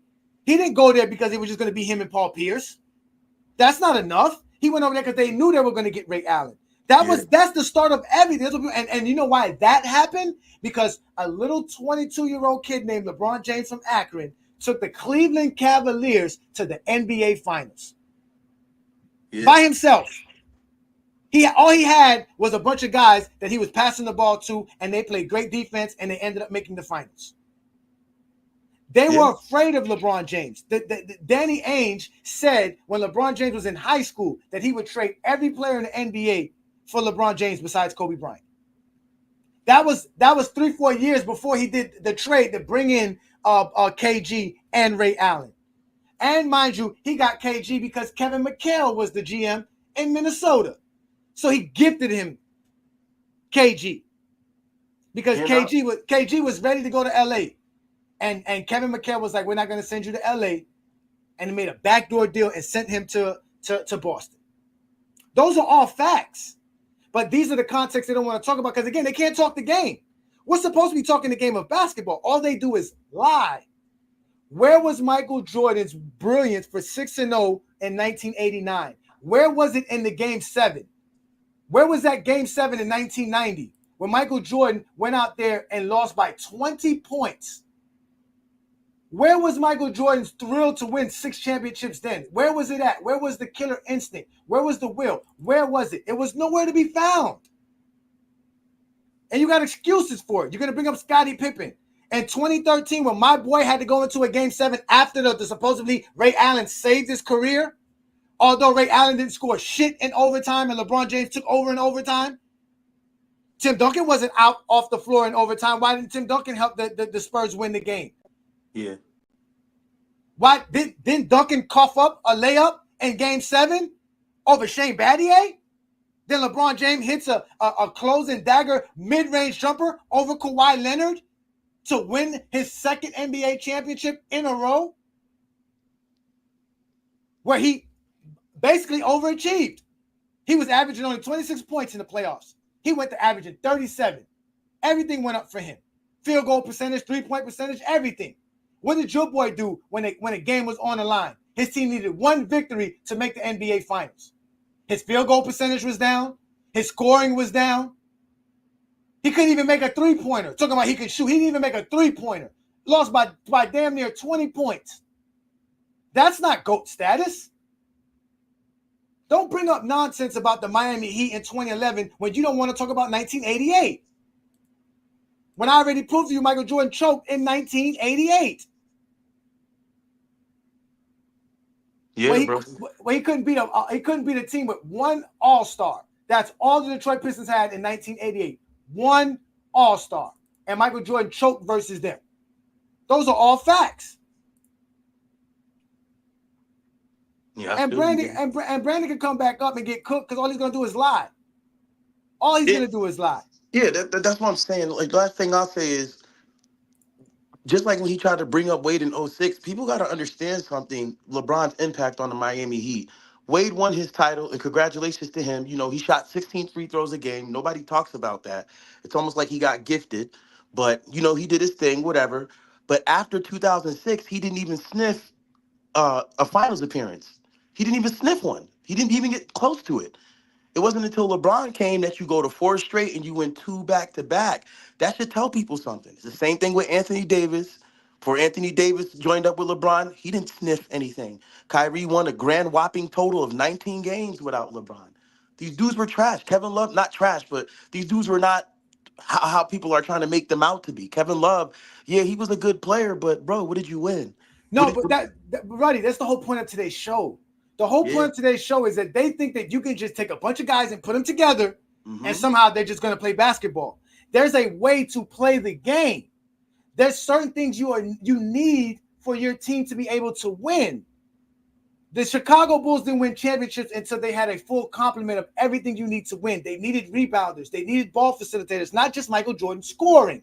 Because Michael Jordan's greatest scoring seasons led to the Chicago Bulls losing in the first round. And Michael Jordan didn't even want those guys. He didn't want Pippen. He didn't want none of them. They proved my point when all they do is put up the idea that you could just take a bunch of players and you're just supposed to win that way. That's not how there is a way to construct a team. That's why you have GMs. When they sit here and lie and say LeBron James is a GM, no, there's a reason why Rob Pelinka get paid millions of dollars to do his job. Mm-hmm. And you're not going to let some player decide who's coming in and off of your team. Yeah. LeBron James won a championship without an all-defensive player, without an all-NBA player on the roster. Jordan's never done that. Never done that. Never. Jordan's never faced a team that had 3 all-NBA players on the same roster. LeBron James has beaten a team like that. And I just, you know what? I got stuff for days. Let me bring up Ishmael. Peace, Ishmael. What you got for me today, brother? Hey, Johnny, it's a good show. I know this is not a topic supposed to be really about the GOAT debate, but if you let Brandon back on, can you ask him what's his criteria and what makes Michael Jordan the GOAT? I think it'll be. I guarantee you he can't do it. Funny. I guarantee you he can't do it. I guarantee you he can't tell you why Michael Jordan's the GOAT. He's gonna give you Bill Russell's career. Well, I've seen him type some stuff before, but it's kind of Look, here it goes. Impact, vague. That's very vague. Very vague. What impact? What impact? What does that mean? How do you rate somebody's impact? That's why when we told them that we created the most objective criteria out there, and with that criteria, LeBron James is better than everybody that ever played the game of basketball. We included every stat that existed. We included your per game averages for your career, your playoff averages for your career. We included your advanced metrics, all of your accolades, all of your awards, all of your seasonal titles. We gave you a grade for everything that you accomplished in your career. And Michael Jordan still is not better than Kareem Abdul-Jabbar or Wilt Chamberlain, let alone GOAT James. We gave it a point system. We graded everything. Yeah, we keep showing you guys by actual being objective. You guys say impact. What the fuck is impact? Yeah, that's why it's like every time I hear Brandon talk about LeBron James, it's not every single time. Sometimes to me, he may have some good takes, honestly. But when he talks about LeBron James and like as being an all-time great, it always something that leading to him diminishing LeBron's career and insinuating like some weird standard.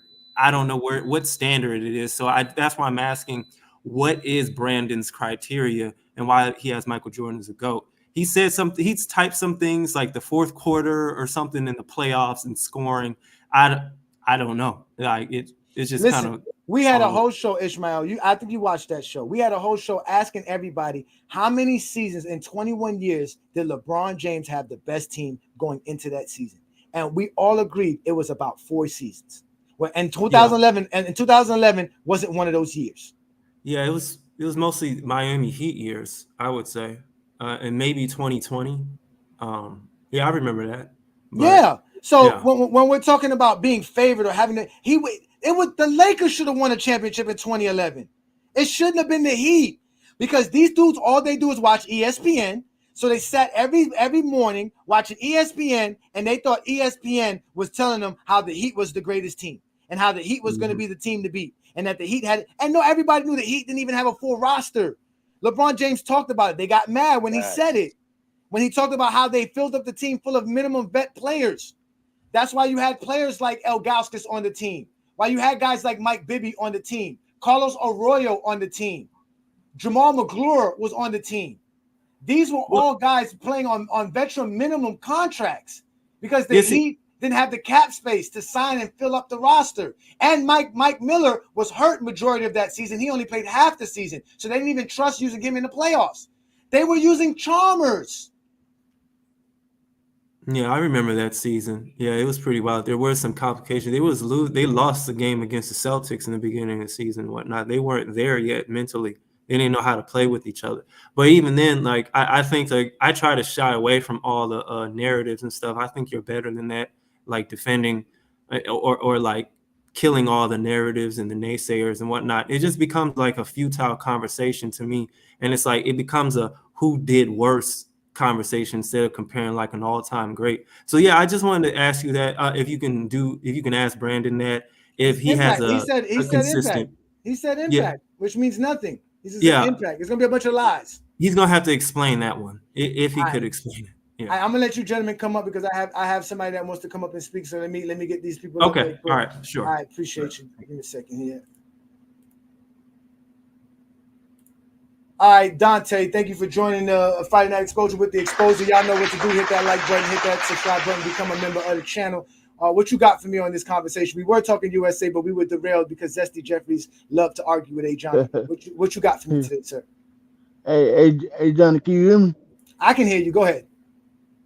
Please don't let Brandon back up here, please. No, but the show, the show is for that. The show is for me to allow to have these one-on-ones, but he doesn't let me speak. And then they put words in my mouth. They lie. They said things that I didn't say. Okay, yes, he might have not said that Dang was the best player. I misheard him there. I was wrong because I can believe in the comments people were telling me that I misheard him. That's fine, but I let him speak. Yeah, I know. I be hearing him. He be doing it all the time. You let him speak, bro. Yeah, and they just can't help themselves. They just can't help themselves. So what do you got on the topic? Because I got my partner here, B. Lee. I'm about to bring you up, Brandon, in a sec. What you got for the topic here? What you think of the USA team, and what do you think the USA needs to do to win to win this gold? They can get it done, bro. All they gotta do is test themselves, dog. You know. I hear that. I think they're gonna do well. I don't know. I think they're gonna do well. I think it's gonna be fun. But again, these guys don't talk the game like they supposed to. So let me. You got any last words, Dante? So I can bring somebody up over here. I want to bring up my partner so him and I can have a conversation.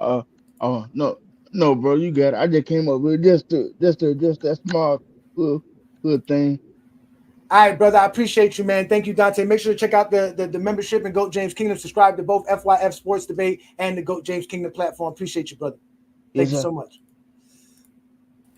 What up, B? What's good, B? Yo. What's good? Nothing much, man. These Zesty Jeffreys can't handle it. They're a bunch of liars. Brandon Katz, not you, but Brandon Katz basically came up here and tried to say some lies about Michael Jordan. The same old stuff. 2011 Heat team underperformed. LeBron James choked. Superstars are not supposed to be 4 and 6. He didn't want to talk about Jordan. Obviously, we already proved Jordan choked in '88. Jordan couldn't shoot throughout the 80s. That's what they did against him. That was the defensive strategy. But all they do is lie, and they bring up, and then they think I'm just supposed to sit here and just let them lie, and then they don't even let me speak. So that's what they do. That's what they do. They just want to overtalk you. Talk about 2011. That's all they talk about. That's the only thing they know. Yeah, and they can't even mention anything about 2011. It's just Chris Bosh, right? It's just Chris Bosh, LeBron James, Dwayne Wade. Like, that's all they know, but they don't even know what the rest of the roster was. So tonight's show was about that as well, Brandon, right? Because we were talking about the USA team. Mm-hmm. And I was trying to explain to them how the USA team, just because you have a bunch of dynamic players, you still have to play team basketball. Everybody has to have a role. Everybody has to know what their job is and how to play amongst one another. Most of these guys are number one guys, so they're always going to know, they're going to take their shots, right? They don't know when to pass, when not to pass. That's not what they do. That's not their normal game. You see what I'm saying? But I was giving them starting lineups. So at the end of the day, they don't want to talk about the different starting lineups. They don't want to talk about, like I said, I would say this should be the starting 5. If you really want to win, you need a point guard on the floor, and Tyrese Halliburton is the best point guard. So you have to put Tyrese on the floor first. You got to let him start things. Mr. Base Kez, you're more than welcome to hit the link, bro. I let people speak.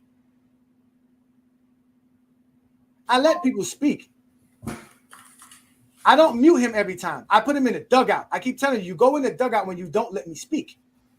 So, Brandon, this is what I was telling them, that they should have this as a starting 5. So I was just breaking down different lineups that the USA team should have on the floor. Like, this should be their second unit. These are the guys they should close games out with right here. You see what I'm saying? And I was just talking about how they just think you're just supposed to put a bunch of players together and you're just supposed to win championships. That's what they think that the 2011 Heat was. Just, LeBron James, Dwayne Wade, Chris Bosh, they're automatically supposed to win championships. But that's not how it works. They has this misconception because of what 1992 did. The Dream Team in 92. They blew all the teams out. So they just have this misconception that you put stars together and you win. That rarely ever happens. Like, what? Facts. Just think of a time that actually happened. Boston was the only one, and they were only able to win one, to be honest with you. And they got lucky because they had Rondo, they had Perkins, so they kind of still had a good roster, and they just added Ray Allen and KG to the team. But after that, they weren't successful. People can say they failed because they only won one championship. Well, that's actually winning for everybody else. Winning a title is something special unless you're LeBron James. It's always a different narrative for LeBron. It's always different. It's always different for LeBron. Like, if you even look at the 2004, there's a different narrative because LeBron James is on the team. They don't even understand that Allen Iverson and Tim Duncan was on that squad. How do you lose with Allen Iverson and Tim Duncan on your squad? How do you lose? You're not supposed to lose with those two players. No, you're not. But they lost. And LeBron gets all the credit for the loss. No one ever brings that up about Tim Duncan. Have you ever heard that brought up about Tim Duncan? the greatest power forward of all time? No, of course not. I don't even think they know he played in the Olympics. They don't even realize Tim Duncan played in the Olympics, but Tim Duncan was the leader of the 2004 Olympic squad, and he lost. And it does not stain anything on his career, which it should not, but it never stains his career. LeBron gets more heat for that loss than anybody. And he barely played. He barely played. Allen Iverson don't even get mentioned. I'm positive they don't know Tim Duncan played. They definitely don't know Allen Iverson played on that team. All they know is Dwayne Wade, Melo, and LeBron played on that team. That's all they know. Yeah, and they didn't have a good team. They didn't have a good setup. They didn't know what they were doing. They just, like you said, just do a bunch of stars together, and everybody else is knowing how to play the game of basketball. Yeah, and they don't even know that in 2000 they won a game by 2 points in the Olympics. They barely won a game. They won by 2 points in 2000. When they had Vince Carter, Ray Allen, Kevin Garnett, Gary Payton. Like, the writing was on the wall prior that the Olympics was changing. The writing was on the wall, and they just didn't see it. And they don't even probably know who's on the 2000 team. They probably don't even know what players played on the 2000 team. The only thing they know is Vince Carter jumped over somebody. That's all they know. They only know highlights. They don't know the game. They don't know. They don't really watch. They don't watch the games. They really don't. Like, even the thing with the favorites, right? Because he was talking about the favorites. This is annoying to me because I always tell this is based off of degenerate gamblers, right? If we go to what Michael Jordan was doing during his years, right? Michael Jordan was only favored to win an NBA championship in 92, 93, 96, and 97 and 98. 5 years of his 15 NBA seasons did Michael Jordan have a team worthy of somebody saying he should be the champion. These are what they were saying. That's not too favorite. Like that's what people don't understand. Like, because Michael Jordan wasn't favored to win, and he was able to still win championships. And he only won one championship outside of being a favorite number one. Just because he won the 5 championships when he was favored the 5 times, that doesn't mean nothing. What about all these other years when he wasn't favored to do shit, and he completely underachieved? So, did you watch that one interview with Mark Jackson and Kenny Anderson? They was talking about how Jordan is the GOAT, and Kenny Anderson was saying, like, it's not a question of Michael Jordan. He never lost. He's 6-0. Like, I heard it. Of course, it's the same talking points. He never lost. Again, when you don't count his failures, you can say that. I can say LeBron never lost if I don't count 2011. But all they count is LeBron failures. That's the problem. But this is the thing, though. Like I said, when you look at LeBron James and his favorite, he was only favored between 2011 and 2016. This is the start of the NBA season, and this is based off of gambling odds. Because basically what Vegas is basically saying is that I need you guys I need to make my money. So I gotta give the Heat the largest odds to make it. So because people are betting it, I have to make them the favorites. Because if not, I'm not gonna win no money. It has nothing to do with whether or not they're the best team or not. The thing is, they don't really understand how this works. Like, if you pick LeBron James' team, we lose the least amount of money. Please pick somebody else so we can make more money. That's just how it works. If you pick LeBron James, we're gonna exactly. We're not gonna make money. So pick somebody else so we can make money. Exactly. Just like the USA team, I got to give you 40 points for you to bet on Sudan. Like, that's the only way you're going to put your money on Sudan is if Vegas says, I'm going to give you 40 points. So they can they can make their money. That's the only way to make their money. It guarantees that they're going to make money. That's all this is about.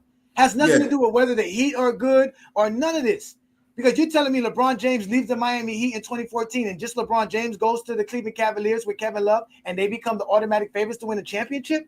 What happened to the Heat team? How's the super team transferred all of a sudden? Chris Bosh was still there. Dwayne Wade was still there. All those guys were still there. So what happened to the super team? The 2015 Heat is no longer a super team. They're no longer favorites. All of a sudden, the Cleveland Cavaliers is our favorites. Go ahead, Twin Man. So what upsets me is that nobody ever talks about what the Heat were doing before LeBron James got there. They don't talk about how they didn't make the playoffs like 3-4 years in a row. They don't talk about how after he left Cleveland, that team went in the lottery. That's how they ended up getting Kyrie. They don't talk about what happened to the Heat after he left. They don't even talk about the Cleveland Cavaliers after he left Cleveland the second time. Every team LeBron has been on, they have been championship caliber, and the moment he leaves, they can't even, a high school team can beat that team. So to sit here and pretend as if somehow, some way, bringing the players to him is what makes that team a super team, it's ridiculous. He makes those teams better. He literally makes those teams better. So to sit here, let's just nip that in the bud right there. That's number one. Secondly, I get so tired of hearing if Ray Allen doesn't hit this shot. So if Steve Kerr doesn't hit his shots, if Derek Fisher doesn't hit his shots, if Paxton doesn't hit his shots, I'm pretty sure all of these players lose. So to make it seem like we should sit here and diminish players because their teammates hit big shots for them is dumb. So does that mean every shot Robert Horry diminishes all the great players that he played with? Because he hit big shots. I believe he hit big shots for the Lakers. I believe he hit big shots for the Spurs and Rockets. So all those teams diminish because Robert Horry hit those shots. Y'all wouldn't do that for any other player. So why is he doing it for LeBron James? Again, his entire argument is absolutely ridiculous. He wants to run to 2011, and you always point it out. No one else talks about the rest of that roster. The rest of that roster was trash. It just really was trash. They dragged that team to the finals. They weren't supposed to go to the finals. They overachieved.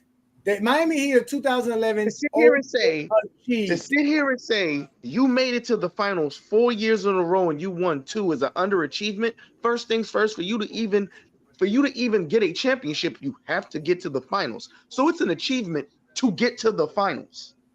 I don't understand the 2011 roster, Mr. Surge 14. The 2011 Miami Heat roster was not a full, complete NBA roster. Majority of those players didn't even come back and play on the team the next year.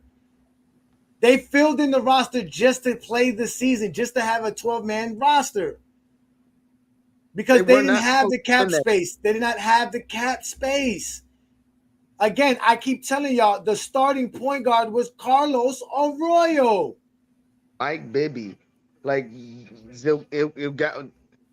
Like, come on, bro. Like, this is terrible, bro. Like, some of these takes on that 2011 team is amazing. Then to make it seem like, well, Miami was favored against Dallas. Dallas whooped everybody's ass all year, to include the defending champion Los Angeles Lakers, a team they swept, just like they did the Heat in. So why are we sitting here making it seem like that Dallas team wasn't great that year? He said the Heat team was the most talented team in the NBA in 2011. No, they weren't. What about the Los Angeles Lakers?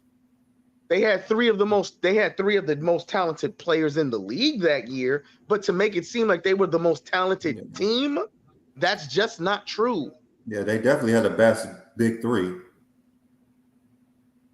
That's all they had was a three. That's all they had. A big three don't win your titles, and we've seen that over and over again. Look, whoever just put that comment in there, look at this roster. You mean to tell me that's the most talented roster in 2011? Please stop. They don't know the game. They don't remember the games. They don't watch the games. My problem with the Miami Heat, my problem with the Miami Heat when LeBron was there is they never really had a center. I never liked Birdman as the center. I never did. When they got Birdman, and I never liked that ever. They never. I always wanted them to have a player like Kendrick Perkins. He was another fill-in too, though, because they I wanted them to have. I wanted them to have somebody in the middle, like a Kendrick Perkins or somebody like that. He's, to my opinion, a better rebounder, more physical. Birdman, he's for me. Birdman was just 6 fouls out there. Energy. That's what he's for. Energy. He was for energy. That's all. He wasn't there to actually make a significant difference. For me, if we're going to talk about underachievement, that was for me. They could never put a good enough roster around that three, in my opinion. Hey, I'm trying to see, like, I mean, all the narratives and stuff, sometimes it's a little fun, but is he not trying to hit the link? I'm really trying to see what makes my... He knows he's going to get put in the dugout. I'm really trying to see it, man. Like, he normally is eager, but he's not trying to... Brandon really said the Heat had a better roster than the Lakers in 2011. They don't. You're talking about Kobe Bryant, Lamar Odom. Matter of fact, let's just start with Boston. Boston had Paul Pierce, Ray Allen, Kevin Garnett, Rajon Rondo. Then they had Glenn Davis, Shaquille O'Neal, Jeff Green, Kendrick Perkins. Tony Allen wasn't on this team. They had Jermaine O'Neal, they had Marquise Daniels, they had Delonte West, they had Nate Robinson. All these guys. I mean, they were trying their best to fill up their roster because they were trying to compete with the Heat. But their main staple was better than the Heat main staple. You got the big three. You have Paul Pierce, Ray Allen, and KG. You have that. You have the matching thing. Then you have a Rondo, who, if I'm correct, Rondo made the all-defensive team in 2011. So you're talking about Rondo. You're talking about you add Shaquille O'Neal and Jermaine O'Neal, because remember Jermaine O'Neal left Miami and joined Boston that year. So they lost Jermaine O'Neal from the Miami Heat team on 2010. Then they had Glenn Davis, who was balling. So they had a way better roster than the Miami Heat. They weren't even supposed to get past Boston. Again, they were not supposed to get past Boston. And then if we go to Chicago, Chicago also had a good team who had the best record in the NBA that season, 62-20. They have Derrick Rose, Luol Deng, Joakim Noah, Carlos Boozer, Taj Gibson, Kyle Korver. I mean, what is he talking about? The Heat don't have nothing past after Bosh. I mean, like, these guys don't know the game of basketball. All they know is just how to be Zesty Jeffries. That's all they know. And none of this means nothing because you still have to have a game. You still have to be able to play the game. You still have to be able to coincide with one another. The Heat automatically, they said it. They didn't know how to play with one another. It was 50-50. If Dwayne Wade took 3 straight shots in a row, they would start giving the ball to LeBron James for 3 straight shots. Like, they were legitimately playing like playing around, bro. They didn't even have a real strategy as a team. They shouldn't even have made it that far. So for me, the Miami Heat gets the most heat because they were in the finals, but nobody says anything about Kobe getting swept by this same team, and they are the defending champions. Why is that completely overlooked to shit on LeBron James and the Heat? I don't understand that. You're the defending champion. Oh wait. Listen. This is how they respond when you start exposing them. Look how he responds. So you want me to do that so you can put it in your mouth? Is that what you want? Huh? Because you love talking LeBron James. This is why GOAT James Kingdom. This is why GOAT James Kingdom is here. Look again. Why? So you can be the only one with it on your mouth? Huh? This conversation is taking a turn. But that's what they do. That's why. Zesty Jeffrey. That's what they are. Use a fuck nigga. That's what you are. Because this instead of talking the game of basketball, you want to talk about LeBron James putting his thing in your mouth. All right, this is weird. Let's get back to the conversation. Why can't LeBron James have fans? This is why they're rooting for the USA team to lose. Which is disgusting, bro. We can't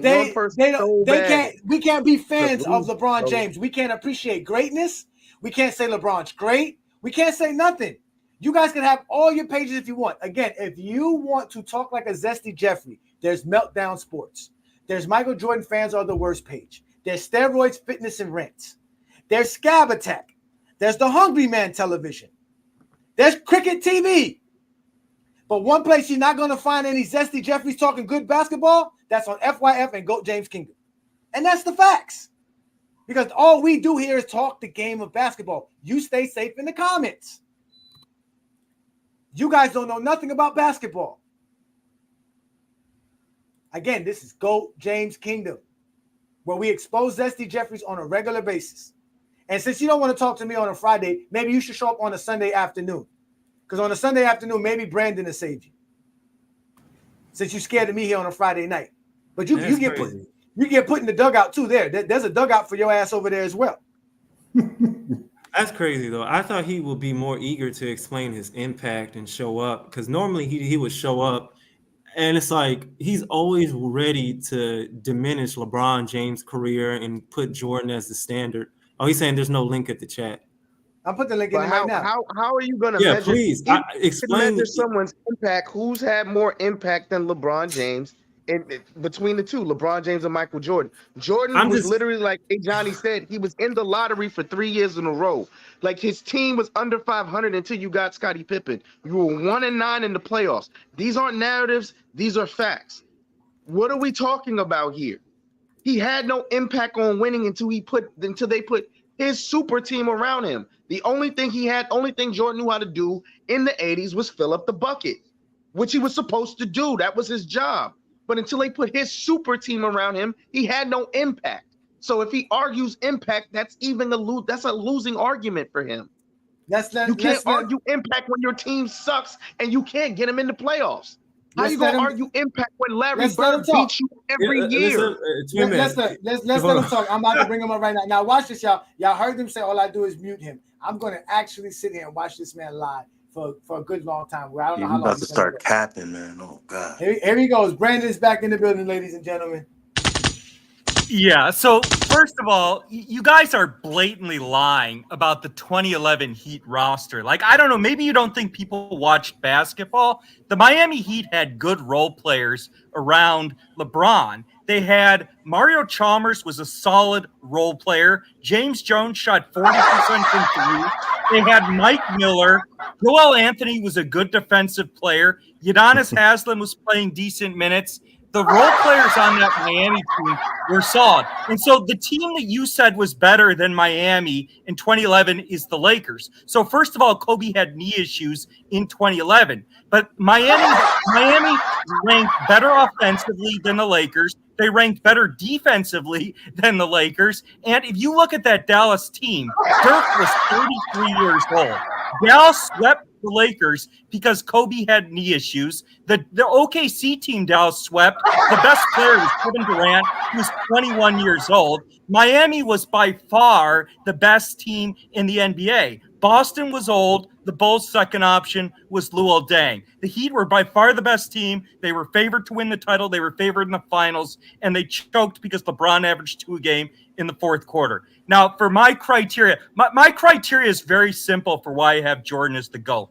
I evaluate Jordan as floor raising, offense, defense, and playmaking.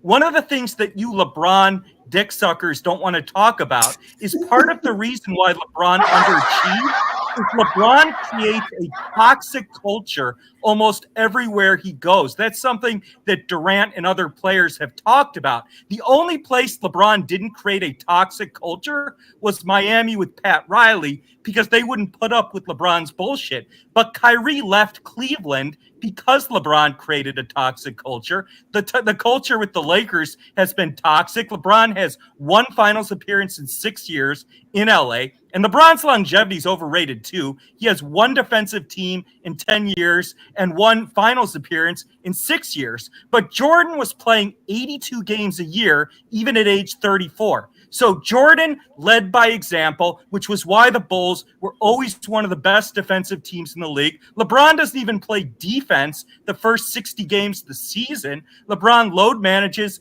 He doesn't play defense. He's not the leader Jordan was. Jordan was the ultimate floor raiser. Players like Steve Kerr. Steve Kerr was nothing in Orlando. He's one of the best three-point shooters in the NBA with Chicago. Every role player who came to Chicago was elevated by Jordan. LeBron was a better defender than Jordan, but Jordan was a far better offensive player, and Jordan is the best clutch scorer in the history of professional sports, not just basketball, but sports, because LeBron struggled to shoot. He consistently choked at the end of games for most of his career. Oh my God. That was Brandon. Brandon. God. Hold on, B. Lee, go ahead, B. Lee. Man, yeah, this dude. So okay, so is he still on? He's still on. He's there. He's still on. Okay, so why? Okay, so all right, so why is Jordan the greatest? Because of his what again? What I said is everything I analyze for who the GOAT is comes back to impact. So for me, Jordan's scoring, the best way to impact a game is scoring. Jordan's the best scorer in NBA history, and he's the best clutch scorer in NBA history. So that's number 1 for impact. Jordan was a good defender, good passer and playmaker, and he was also a very good leader. He elevated the play of all of his role players, including Steve Kerr. And Judd Bushler, all these role players were good in Chicago. Most of these role players were nothing before they came to Chicago, and they played with Jordan. Okay. So let's go ahead and start with scoring. So you said Jordan is the best scorer because of what? Why is Jordan the best scorer? Because his points per game? No, because of his efficiency when it matters in the clutch. Okay, what is his efficiency in the clutch? What I'm saying is that I'm serious. Like, what is his efficiency in the clutch? I'm saying the way the Bulls played, Scottie Pippen was a good player, but he couldn't shoot. So Scottie Pippen would. Okay, no. I'm saying, like, what is he efficiency in the clutch? You just asked me a question. Answer the question. So You're not answering. What does Scottie Pippen have to do with Jordan being the most clutch player and shooting efficient of all time? That has nothing to do with it. Because what I'm saying is that the way what is Michael Jordan's clutch efficiency? You have to have something to state that. You can't just say it vaguely. Why is Michael Jordan the most clutch scorer of all time? Because Jordan was the one who took, even as good as, and this is, you cut me off when I was in the middle of my take. Scottie Pippen was a good player. He couldn't shoot. So Scottie Pippen would disappear when the game became a half-court game in the fourth quarter.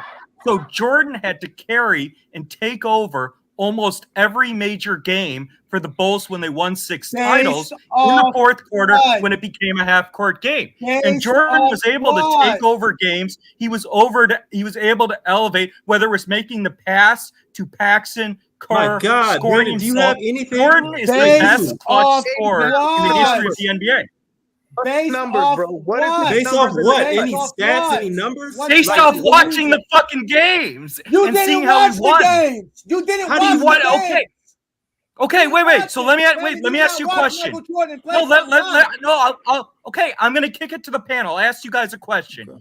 Name one game in Jordan's entire 6-year title run where he choked in the fourth quarter of a major game. Name one.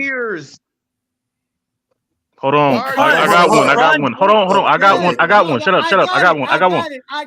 LeBron James is choking against Dallas. He choked against San Antonio. Shout out to Matt. Go ahead, Matt. Answer the question, Matt. I mean, LeBron's Brandon, in game 1 of the 91 NBA Finals, Sam Perkins hit a 3 to put the Lakers up 1 point with 9 seconds left.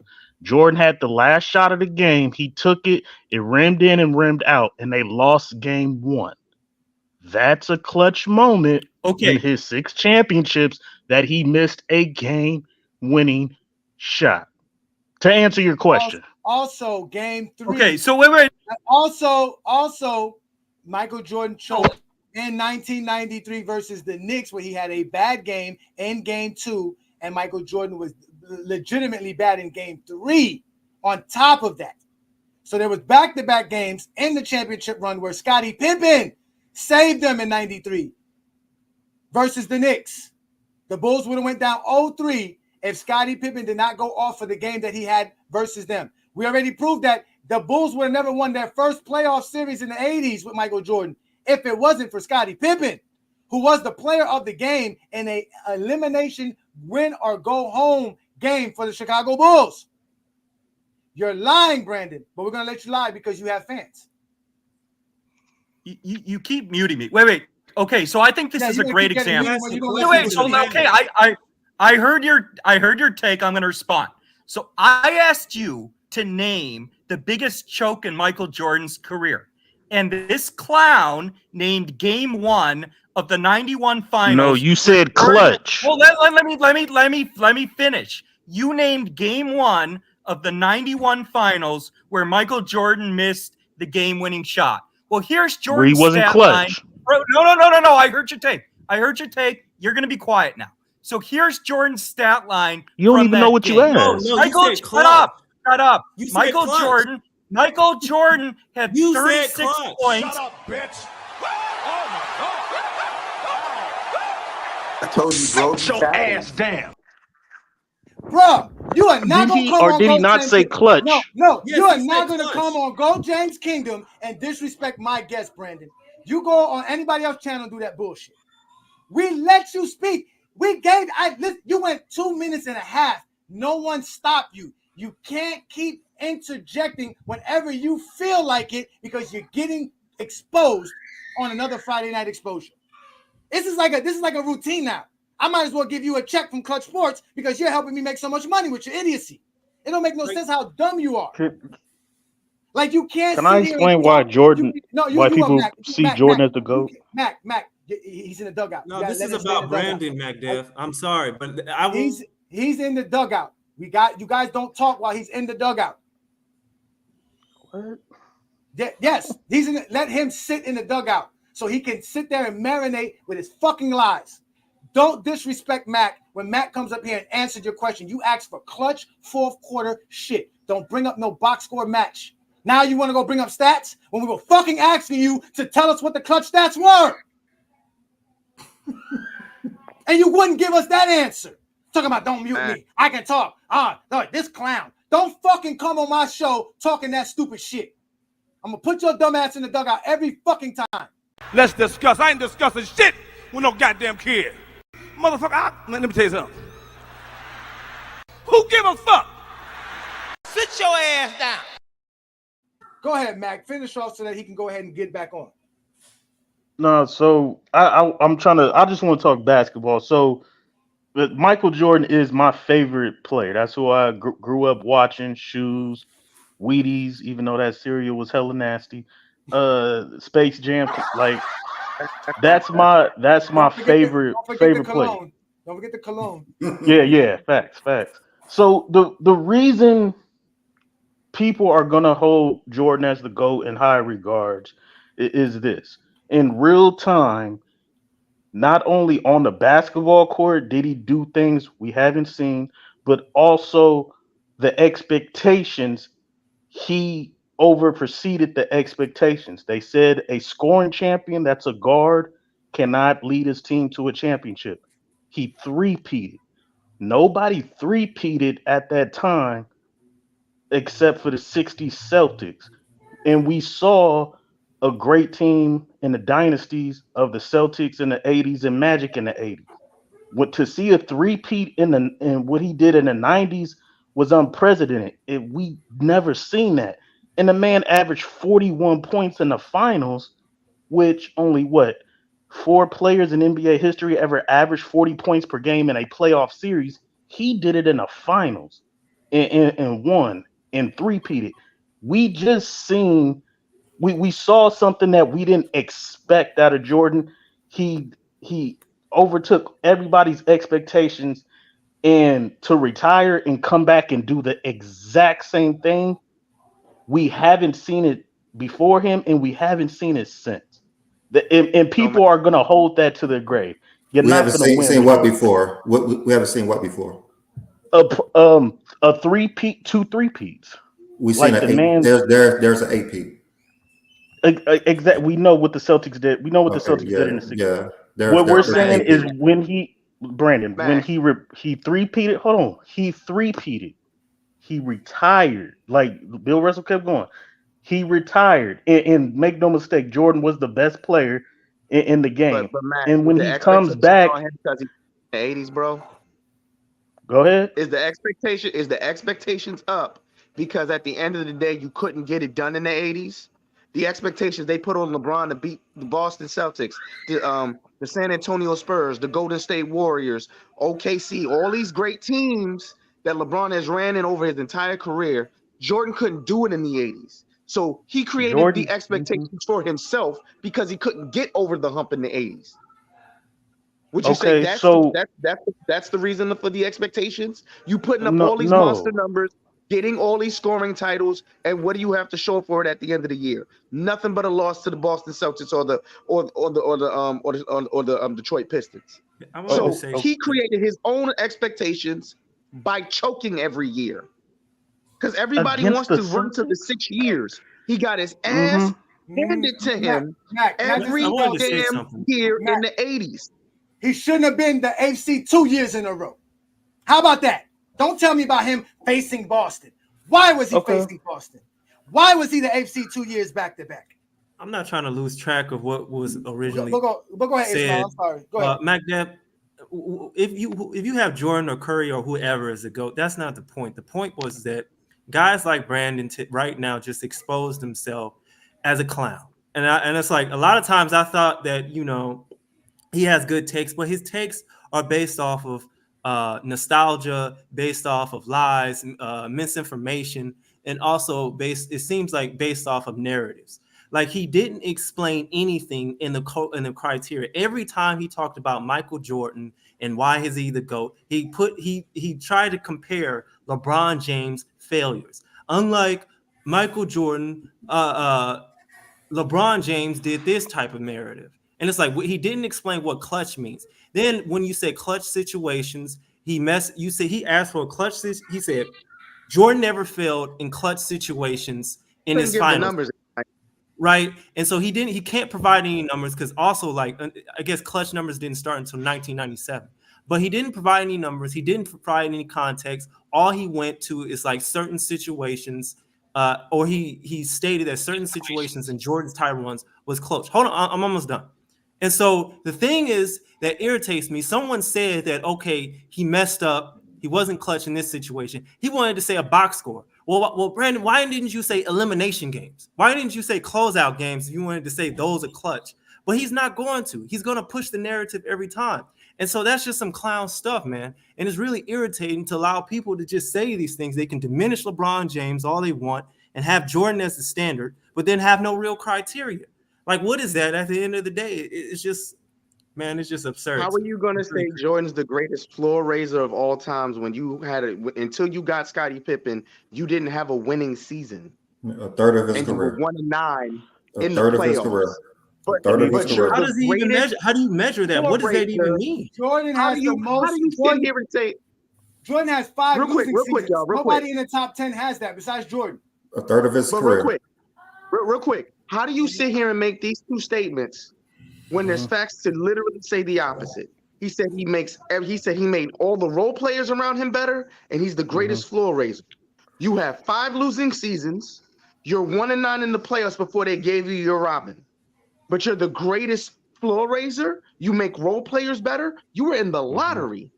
Like sounds like he's definitely a supporter of Skip Bayless. That sounds like Skip Bayless. Pick any issues LeBron James has and make Jordan look good. It's just like, what? Why is Jordan the greatest of all time?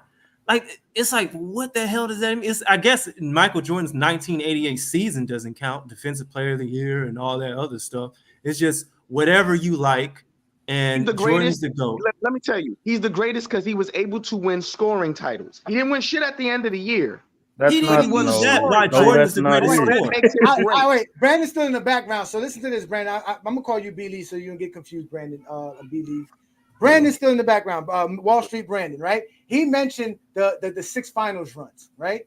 Can he tell me why is that Scottie Pippen leading the Chicago Bulls in every category besides scoring? Because he only says scoring is the most important thing, which is another lie. Scoring is not the most important thing in basketball, ladies and gentlemen. Again, you got to be able to bring the basketball up 94 feet. The most important thing in basketball is dribbling. In fact, it's passing. Because the original rule in basketball, dribbling was illegal. They allowed dribbling later on in basketball. And it was several decades after basketball was invented. And eventually in basketball, you was allowed to take 2 steps and you had to pass. That was it. Can I go back to the 80s comment about Jordan? No, hold on. It's my turn to cook. I let y'all cook. I'm gonna let you get to that. You're gonna get back to Mac. Because I want to bring up the fact is that why is Scottie Pippen the one leading the Bulls in all these categories throughout all these finals? That's the way the team was made up. He was that valuable. He was that valuable. The team was made up for Scottie Pippen to do everything else besides score for Jordan. And be the second leading scorer. And be the second leading scorer. Why would I ask Pippen to try to outscore Jordan? Who said why he has to have to outscore Jordan? Nobody has to outscore Jordan. Why does Jordan have to only do but score? Why is Jordan only do Jordan have to do score? It's the way the team was made up, and Pippen is an all-time great player. Pippen's not by Brandon's terminology. Because by Brandon, that's Brandon. No. You're defending Brandon again. You're playing the Michael Jordan police today. Yeah, you don't That's- have No, to we're do that, not. Big Jeff. Yeah, that's what you are Shut doing. up, nigga. No, I'm not. Yes, I just you said are. he's an all-time Because- great player. Because while Dwayne Wade was on LeBron James' team, LeBron James didn't have Dwayne Wade doing everything for him. So why did he go run to go play with LeBron with Dwayne Wade? Okay, is LeBron James the best all-around player on the team? LeBron James, the best all-around player all time. He's the GOAT. Correct. So why would you have Dwayne Wade doing everything? Because you don't. because Why Dwayne would Wade's you have better. Dwayne Wade play a because Scottie Dwayne Pippen Wade role? is better than Scottie Pippen. That's what I was told. Correct. No, Dwayne Wade better. Well, than Scottie apparently Pippen. not. That's a fact. But oh wait, no, he's not because Apparently not. I don't remember Dwayne Wade dominating the 2000s like this. Oh, I thought he did win a Finals MVP in 06 and dominated his first 3 years Scottie Pippen in the won league. Scottie Pippen won 6 championships throughout the 90s. Did Scottie Pippen ever win as a number one option? What does the number one option mean? Nothing. No, number one option means I can carry You a shoot the ball franchise more? and win. That means you That's shoot the what ball more. Dwayne. Well, Jordan couldn't do That's that what without Dwayne. Pippen. Jordan couldn't do that. Hold without on. Pippen. Dwayne Wade. This is what we need to understand.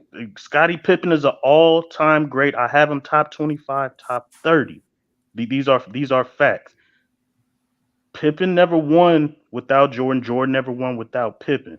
Pippen You won cannot more put without Dwayne Jordan. Wade. Pippen has won You more without can't- Jordan. LeBron James has not won. Dwayne Wade has not won more without LeBron James. Then vice versa. Are you talk? If you're talking wins and losses or Talking about playoff series, basketball. okay, you got In basketball. About winning. We're talking In about basketball. winning. correct. Winning But I now. would take the point is Dwayne Wade. You have to separate Dwayne Wade because Dwayne Wade came in and he was starting. Dwayne Wade came in and was the man on his team. Dwayne Wade No, he wrestled wasn't. No, the he number wasn't. one. No, he wasn't, Mac. I gotta mute you, Mac. I'm a Heat fan. Stop lying. When Dwayne Wade showed up to the Miami Heat, Lamar Odom was the man. Caron Butler was the man. But you only watch my Miami Heat in the playoffs, so you think when he did that shot against Baron Davis, that means he was his team. You think because he dunked on Jermaine O'Neal, it was his team. No, it wasn't. Matter of fact, they traded Odom to get Shaq. That's how valuable Lamar Odom was. You niggas gotta stop lying. That doesn't make him better than Scottie Pippen.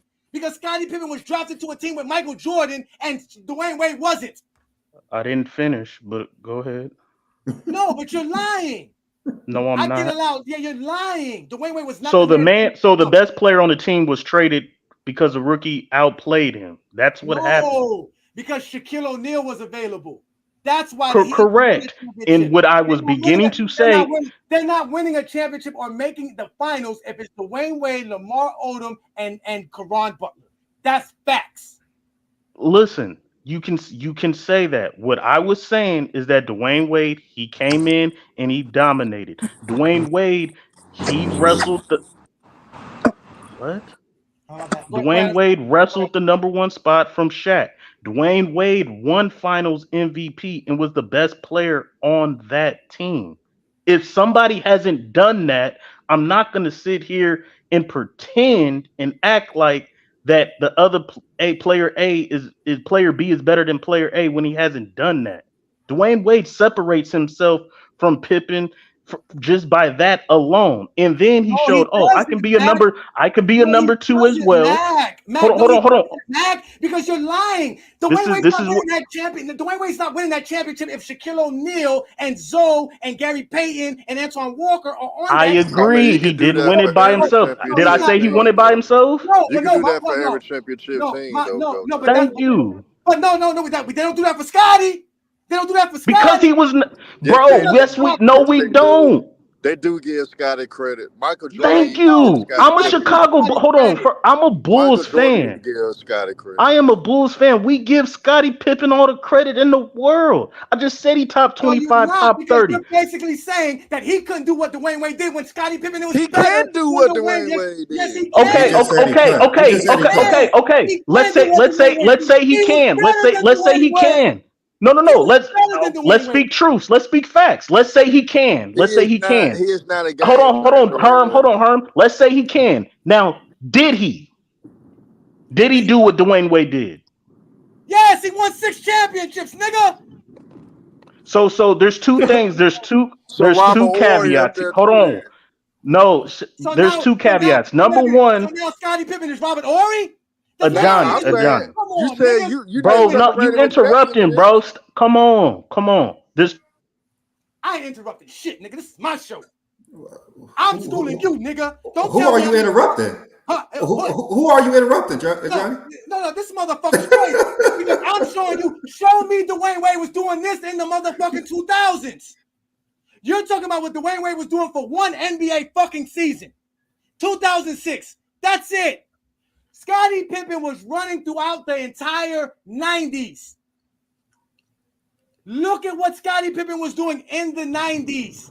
He was a 9-time all-defensive player. Go James Kingdom. Is Scottie Pippen a top 5 player in his position of all time? His position has more people than the shooting guards. I just asked you a simple question. I don't have him in my top 5 shoot small forwards because I have Bird, LeBron, Dr. J, Kevin Durant. Who else? Then it's probably Scottie Pippen. If I'm Pippen correct. top 5. Pippen definitely top 5. Yeah, so Pippen would be 5th. Now that I'm thinking about it, he was 5th on my list. He was 5th. So he was 5th, yeah. Is Dwayne Wade top 5 his position all time? I mean, Dwayne 3rd. I know Johnny got him 4th, right? Yeah, I have him like 4th. I think Scotty right outside the top 5 of small forward. He probably anywhere between 6 and 8. I don't think he's top 5 because you got LeBron, of course. You got Bird. You got Dr. J. You got Kevin Durant. And obviously it's who else you got? Hell, you can argue. You can even argue Kawhi Leonard to the degree better than Scottie Pippen.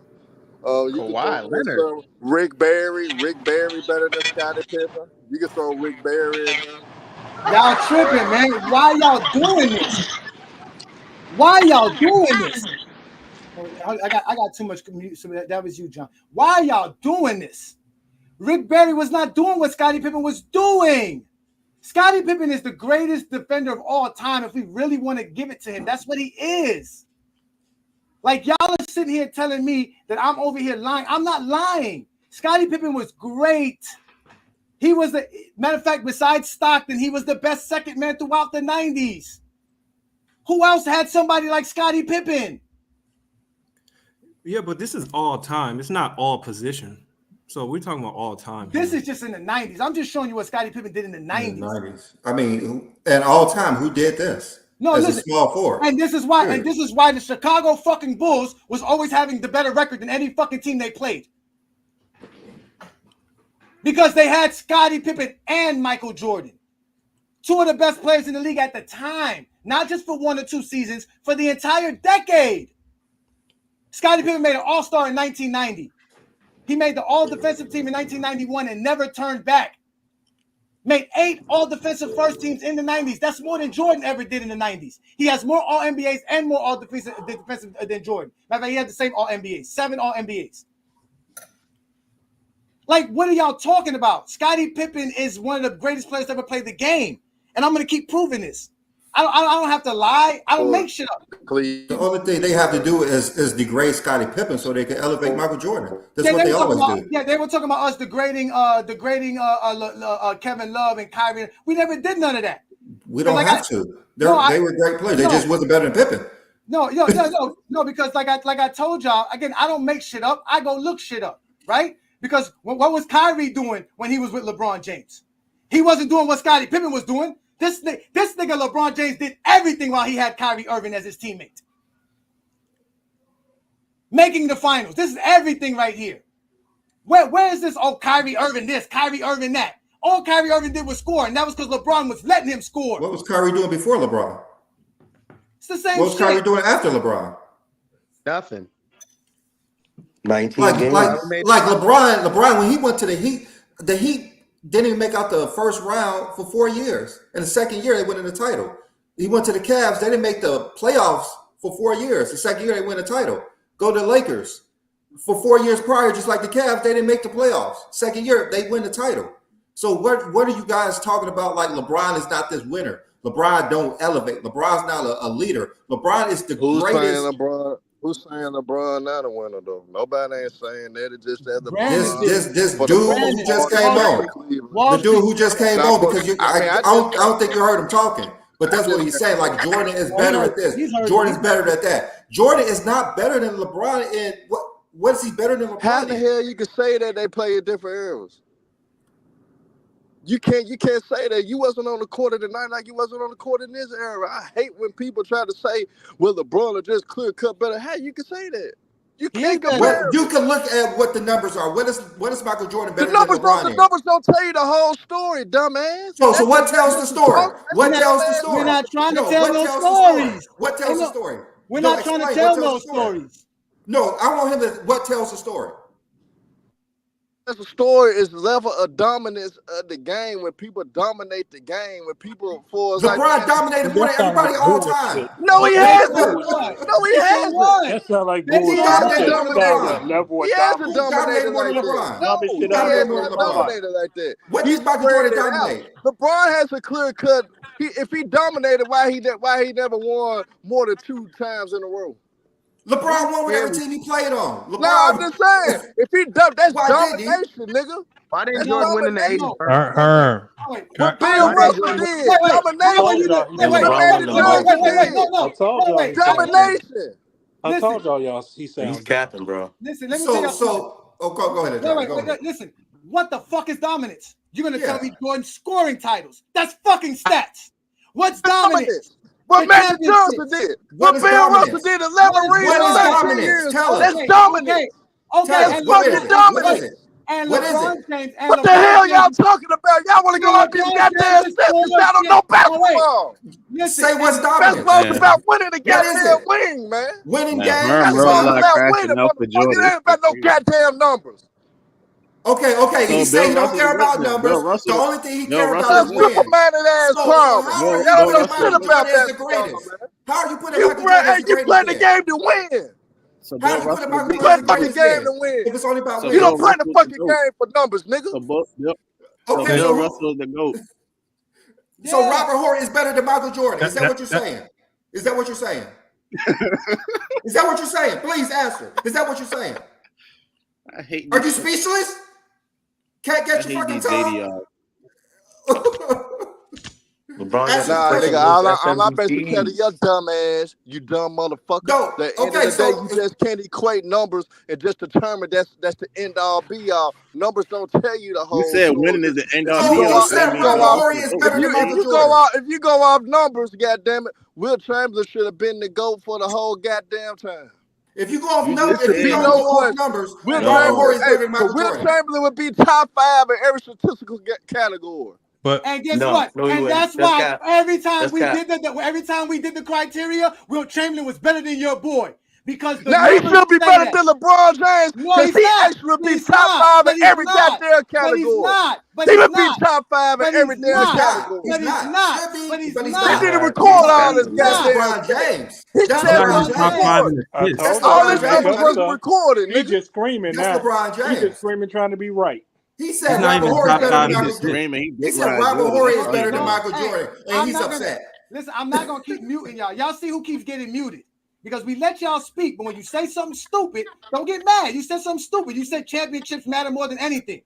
So that means Bill Russell's the greatest player of all time. Havlicek is better than anybody we playing, and if that's the case, Scottie Pippen is better than Dwayne Wade because he has 6 championships. Dwayne Wade only has 3. These are all factual stuff that we bringing up to you guys here. We keep telling you the numbers matter. No, listen, we use all the numbers. That's why they get mad, because they say the numbers don't tell the whole story. Well, motherfucker, when we use all the numbers, it tells the whole fucking story. Not just the numbers, not just winning, not just scoring, not just steals, not just the finals. It's every fucking thing. And when we do that, your boy comes up short. It's not my fault. That's not our fault.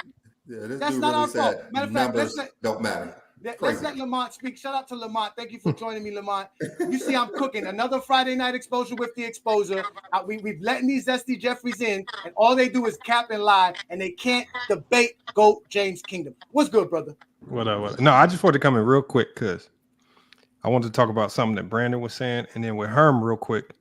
See, Herm, what's happening with your argument is I ain't really get to finish my no, but listen, argument, Herm, though. this is I what it just sounds being like you're doing. To animated. me, this is what it I was sounds like being you're doing. animated on purpose. Hold on, I know. LeBron, 1 so second, Herm. you can't But what take I'm me saying serious. is, it sounds like, and you, not just you, a lot of people fall into this. What happens is LeBron's individual numbers and accomplishments are so great that a lot of times, not just you, but a whole bunch of people that like to argue for Jordan, what they then end up doing is they start trying to lean on the winning. They start trying to lean on the 6-0. And when you lean on the 6-0, because you're trying to avoid the clash in numbers with LeBron, because there's no player in NBA history that's going to beat LeBron James out numbers wise. I don't care how you finesse it. So what happens when you lean on the winning too much? When you lean on the winning, it blows up all your other arguments. Just earlier, when everybody was talking about Scottie Pippen, it put Scottie Pippen, just like Ajani said, John Havlicek, Sam Jones. You're going to start entering a whole bunch of other players into the equation if you rely primarily on winning. But we all know that it's not the winning alone that makes these players great. It's a combination of winning and individual greatness. And so I think a lot of the people that have LeBron James as the GOAT, what they're doing is they're combining the winning and the individual greatness and saying, we haven't seen anybody winning wise do what he's done. We haven't seen anybody statistically do what he's done. And we haven't seen anybody do all of this with the longevity. So when you mix all those ingredients, then a lot of times you get LeBron coming out on top. I think what Brandon was talking about. What Brandon does is this. He's going to ask questions that are dated. So basically what he does is he's going to say, can anybody up here tell me a moment from over 30 years ago where Jordan would struggle to score something in the fourth quarter of a game? The problem is, even in the 90s, a lot of the games weren't even on TV. A lot of the people from the 90s got the summary of the game from the local newspaper when they yanked the sports section out and they opened up the box score and they read what the guy wrote in. So that's really, so the thing is, what he does is he's going to ask you a whole bunch of questions that are just dated, and he can say anything negative about LeBron because it's more recent. The games are more available, and we all kind of remember that just a little bit better. But if he does want a quick summary of some of the times where Jordan faltered in the playoffs and regular season, I from a video that I had meant to do it, but I never did it, so I still had to research. I could just read. I have over 80 games, but I'm just gonna go 10. 80 in the 89 playoffs, Game 6 versus the Pistons. Jordan struggled. Jordan struggled in that Game 6, 5 of 15 shooting.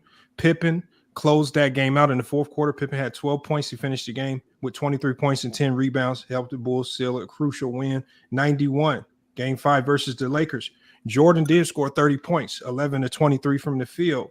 But Pippen in that game scored 32 points, 13 rebounds, and 7 assists, 12 of those points in the fourth quarter, helping them seal that game versus the Lakers. So he outperformed Jordan in a clutch moment because in that same fourth quarter, Jordan shot 1 of 7.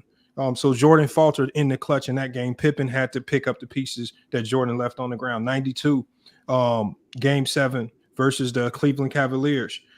Jordan shot 9 to 25 from the field. He couldn't get nothing going. Pippen picked up the scoring load. Another game where he's actually scored 10 points in the fourth quarter. He finished that game with 29 points, 12 rebounds, 5 assists to help secure that win versus the Cavs. So that's another game where Jordan faltered in the clutch, couldn't get it going that night. He just didn't have it. Pippen picked up not just on the defensive end, but he almost had a 29-point triple-double and did a lot of that scoring work in the fourth quarter. 93. And 93 was just a big year for Pippen because there were multiple. I mean, if you could literally use 93, you have 10, 15 instances just in 93 alone. But in 93, just for one example, you got Game 4 versus the Knicks. Jordan, 9 of 30 shooting. Pippen, who scored another 10 points in the fourth quarter, 27, 11, and 7 in that game, had another big game to help carry the Bulls to a win over the Knicks in that particular game. You got 96 versus the Orlando Magic. Jordan, who again, another sluggish night, 8 of 19 from the field. Pippen picked up the pieces with another 14-point fourth quarter, 27, 6, and 5, helped close out that win. 97, Game 1 versus the Utah Jazz. Pippen, again, 27, 9, and 5, another game where he had double-digit points in the fourth quarter. And you can go down the list. And it's even worse when you get to the regular season. So you can find a multitude of examples in the postseason, but you find triple the amount in the regular season. If you just go through the games and you see what Pippen was able to do in the fourth quarter. Well, If hold on one second, Herm. If you want to nitpick, see, the thing is, what Brandon does is he nitpicks the few bad games that he can find on LeBron and say this is where he faltered. But I always tell people, for every bad moment that you can find on LeBron, you have 10 games that are good. So for every one bad clutch moment, you can find 10 great clutch moments for LeBron. So this is that like him just nitpicking flaws and just trying to call out moments that might have been televised and just kind of weigh on our minds more heavily. That's just him being petty, right? That's just him being petty. Like, you know, because LeBron has had over 20 years statistically, if you run to the numbers, because he said efficiency wise, clutch efficiency, LeBron James,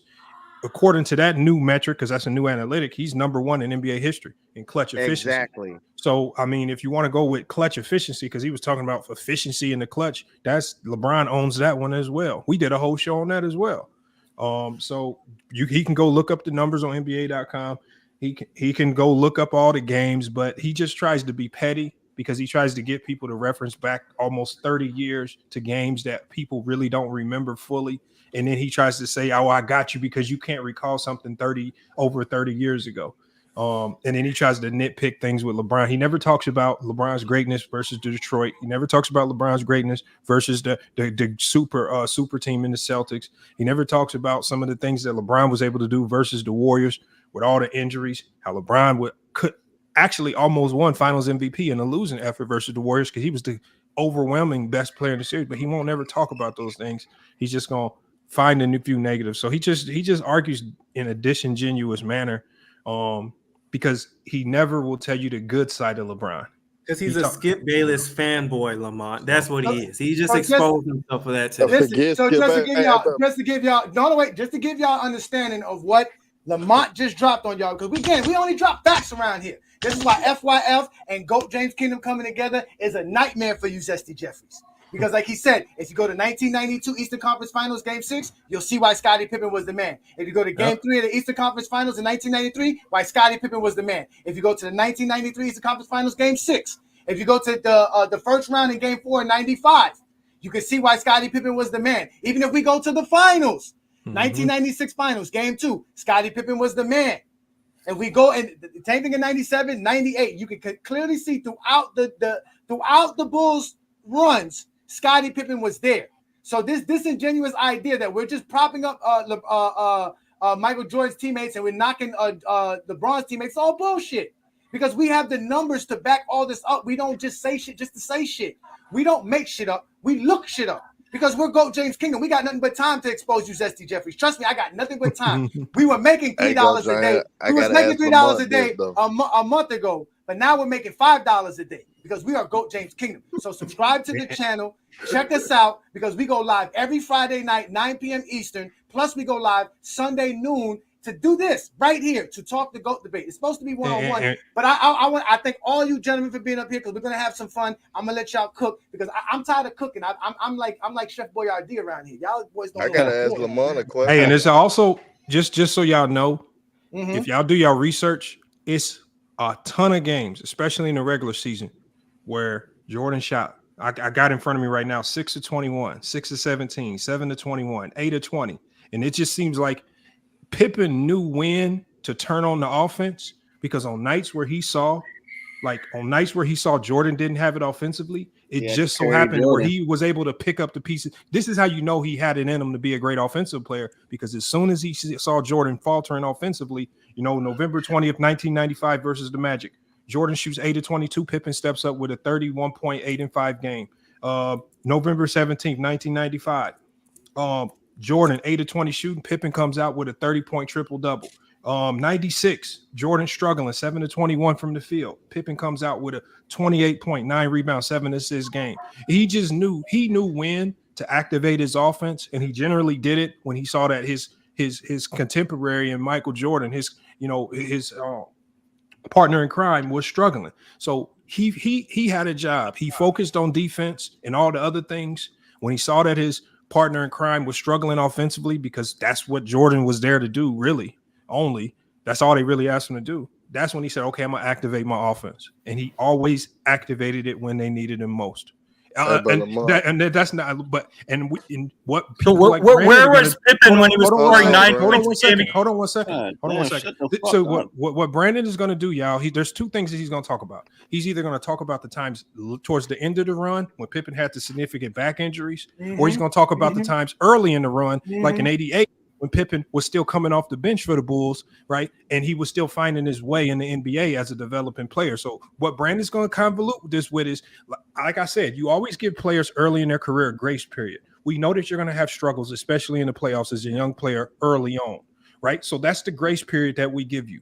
But once Pippen found his rhythm in the NBA in the 90s, he did not look back. And he was dominant in the playoffs. And towards the end, when the back injury kicked in, it's another grace period. I'm not going to hold you to the same standard when we can clearly see not only are you underpaid and the Bulls are still asking you to do a whole bunch of stuff, but you're dealing with a significant back injury, which we know back injuries are career killers. Look what it did to Bird, right? So I give him grace in certain aspects of his career when he was healthy and everything was in all the situations were optimal. Pippen was always playing peak level basketball, always look. So again, you can run to the early stages, talk about Pippen coming out of an NAIA college. He really wasn't even supposed to be there, turning into an all-star. You can talk about him those early years and say he averaged 9 points a game because he was a young rookie coming out of an NAIA school. That's why. And once he figured it out, there was no looking back. That's why.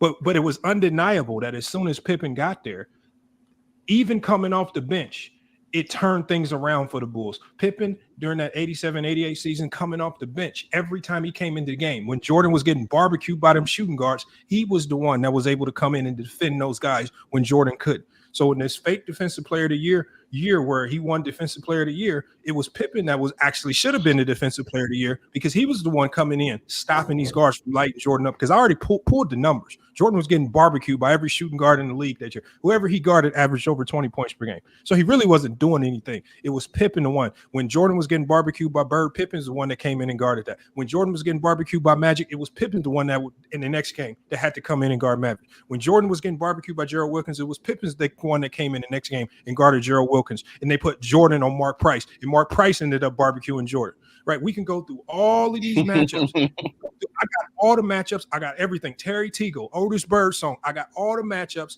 Jordan was consistently getting barbecued, and it was Pippen was one that always came in and changed things defensively for that Bulls team. Y'all can say the numbers are fake, but again, when we play the games, and then when y'all watch those games, just like the game I played today, and you see Terry Teagle barbecuing Michael Jordan. When you see in the game where Vernon Maxwell got ejected, but at halftime, Vernon Maxwell had 20 points. How Jordan guarding, if Maxwell didn't get ejected that game, how many points you think he would have had? He had 20 at half with Jordan guarding him. See, this is where y'all try to discredit Scottie Pippen because remember, they try to trick you with the number one option thing. The number one option thing is to hyper focus on offense. That means you're hyper focused. They use that against Kobe. There you go. That's all it is. It's a hyper focus on offense. And then y'all forget that just like Jordan might have been the greatest offensive player on that side of the ball, Pippen was the greatest on the other side of the ball. I ain't got to shut up, nigga. So, hey, but look, I'm gonna let y'all get it. I'm gonna let y'all get it. Just don't let Brandon and them finesse with the numbers. They're gonna lie. They're gonna try to use fake history. But again, chat. Hey, y'all, look, I'm telling you, if you're struggling with pulling up the games and you don't got the research, shoot, just download ChatGPT real quick and ask ChatGPT to get it for you. Because what it's gonna do is it's gonna combat the idiots that try to use recency bias with LeBron and the fact that a lot of people didn't watch the 90s with Jordan. They don't have the records. Like some of the games weren't on TV, so they try to use that old stuff. Oh, Jordan was this, that. No, it's not true. Jordan had faults. And also, just so Brandon knows, Jordan's biggest choke job ever was in 95 when he completely sold the Bulls on about 5 possessions in a row. Completely so. Also, in the clutch in that game, instead of shooting a clutch shot, he tried to pass it to Scottie Pippen. Everybody thought he was going to shoot it. He throws the ball out of bounds, trying to throw it to Scottie Pippen for a dime, right? Because he put himself in a bad situation. He turned the ball over before that. So again, his biggest choke job was 95 when he completely sold that elimination game, completely sold and had got the Bulls eliminated. So yeah, the 95, and I know what we all know. He's going to say, oh, he was still coming back from baseball. That's what they're going to say. But Scotty's back didn't matter. Scotty having a bad back didn't matter to him, right? Kobe's knee injury. But Lamont, before you go ahead, Herm. Ask him that question, Herm. Yeah, I got a simple question for you though, Lamont. The same how you highlighted Scottie Pippen, I think you need to do the same thing for Kobe Bryant. Why would I need to do it about Kobe Bryant when I when I rank Kobe Bryant appropriately? No. What I'm saying, how do I need to do it for Kobe when without doing it, I already rank him appropriately? No, it ain't about ranking him. It's about how you told the story about how Scotty get disrespected, which he does get disrespected. I agree with it. But we did do that with Kobe already. We talked about how people try to use his field goal percentage against him. And when Phil Jackson talked about how our offense was designed for him to be inefficient. And they use him being a number 2 to Shaq at the time too against him. But at the end of the day, he was a number 2 to Shaq. Moments that you hold on. He was a number 2 to Shaq. See, that's the one thing y'all try to make it. Y'all try to play this 1A 1B thing. No, when Shaq was there, it was clear that Shaq was the alpha, and Kobe was the secondary guy.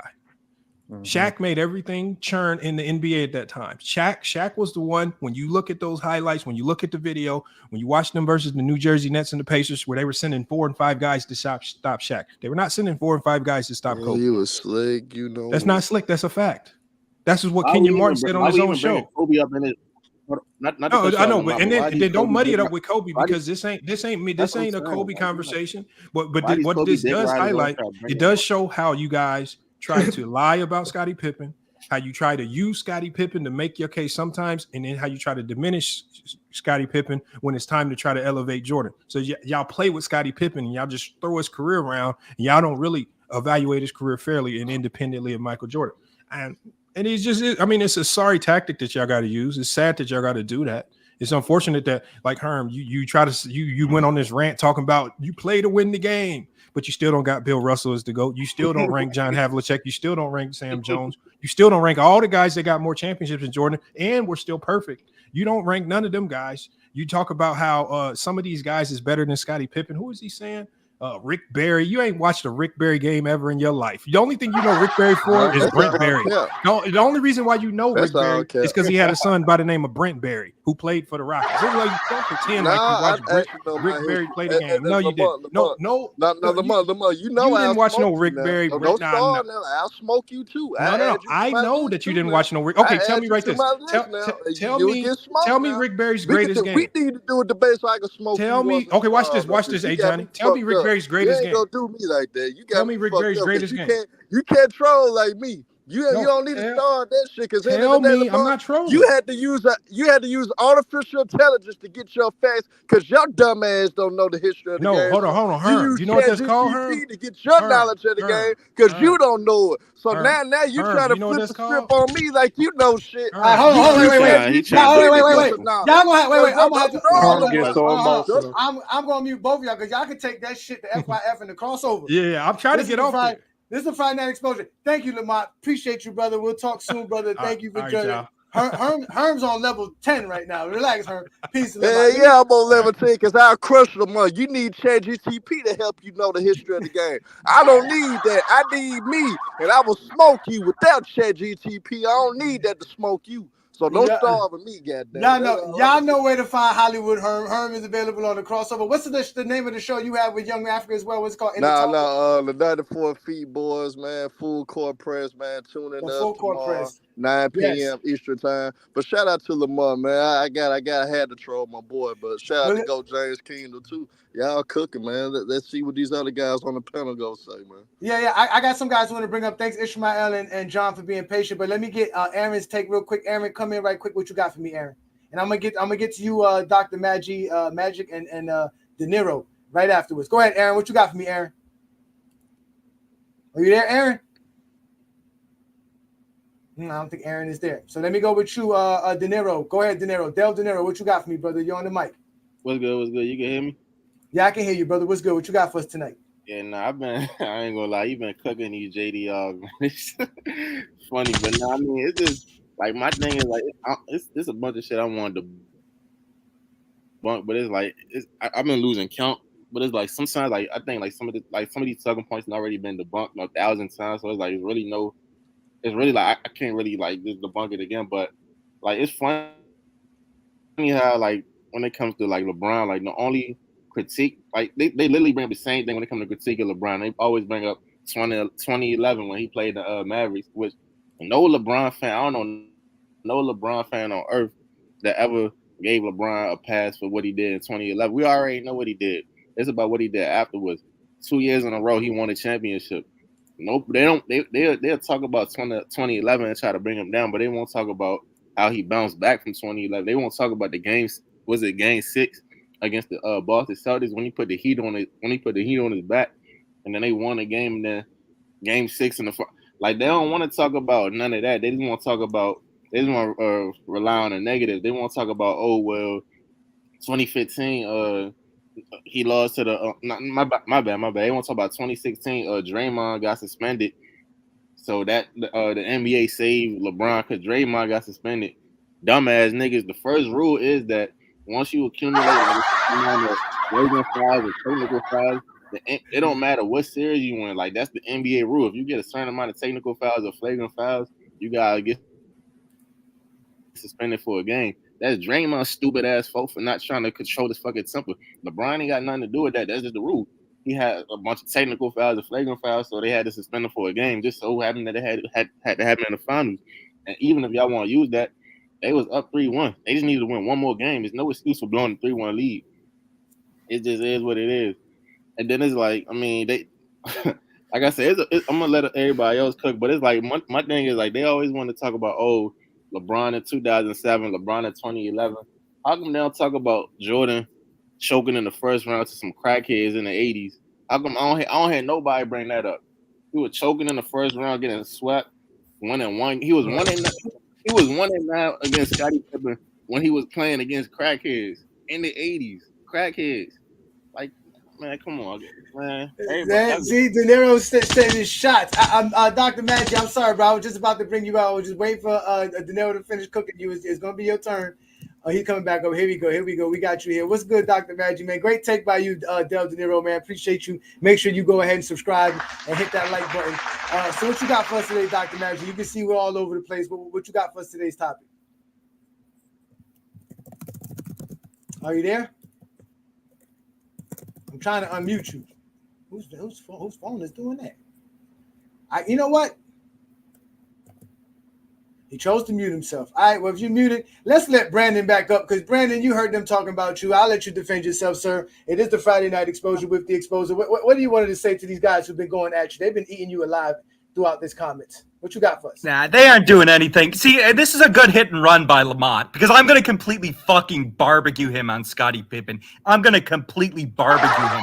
Well, it's interesting. He talks about Scottie Pippen in 98, and then he says Pippen was struggling in the early 80s. And he says, well, Brandon's just going to bring up the late 80s when Pippen was a young player, or he's going to bring up 98 when he had a back injury. Nope, that's not what I'm going to do. I'm going to talk about every fucking year the Bulls won a title, the last 3 titles. So when the Bulls won a title in 95, 96, Scottie Pippen shot 39% from the field. When the Bulls won a title in 96, 97, Pippen barely shot 40% from the field. And when the Bulls won a title in 98, Pippen was having significant back issues. He shot 41% from the field. He couldn't even finish games. Pippen had significant back issues after the 94 season. And so Scottie Pippen was not remotely close to his prime or peak in the late 90s. And Jordan carried the team 3 straight years. He won 3 straight titles. The best way of knowing that Scottie Pippen, who is a good player,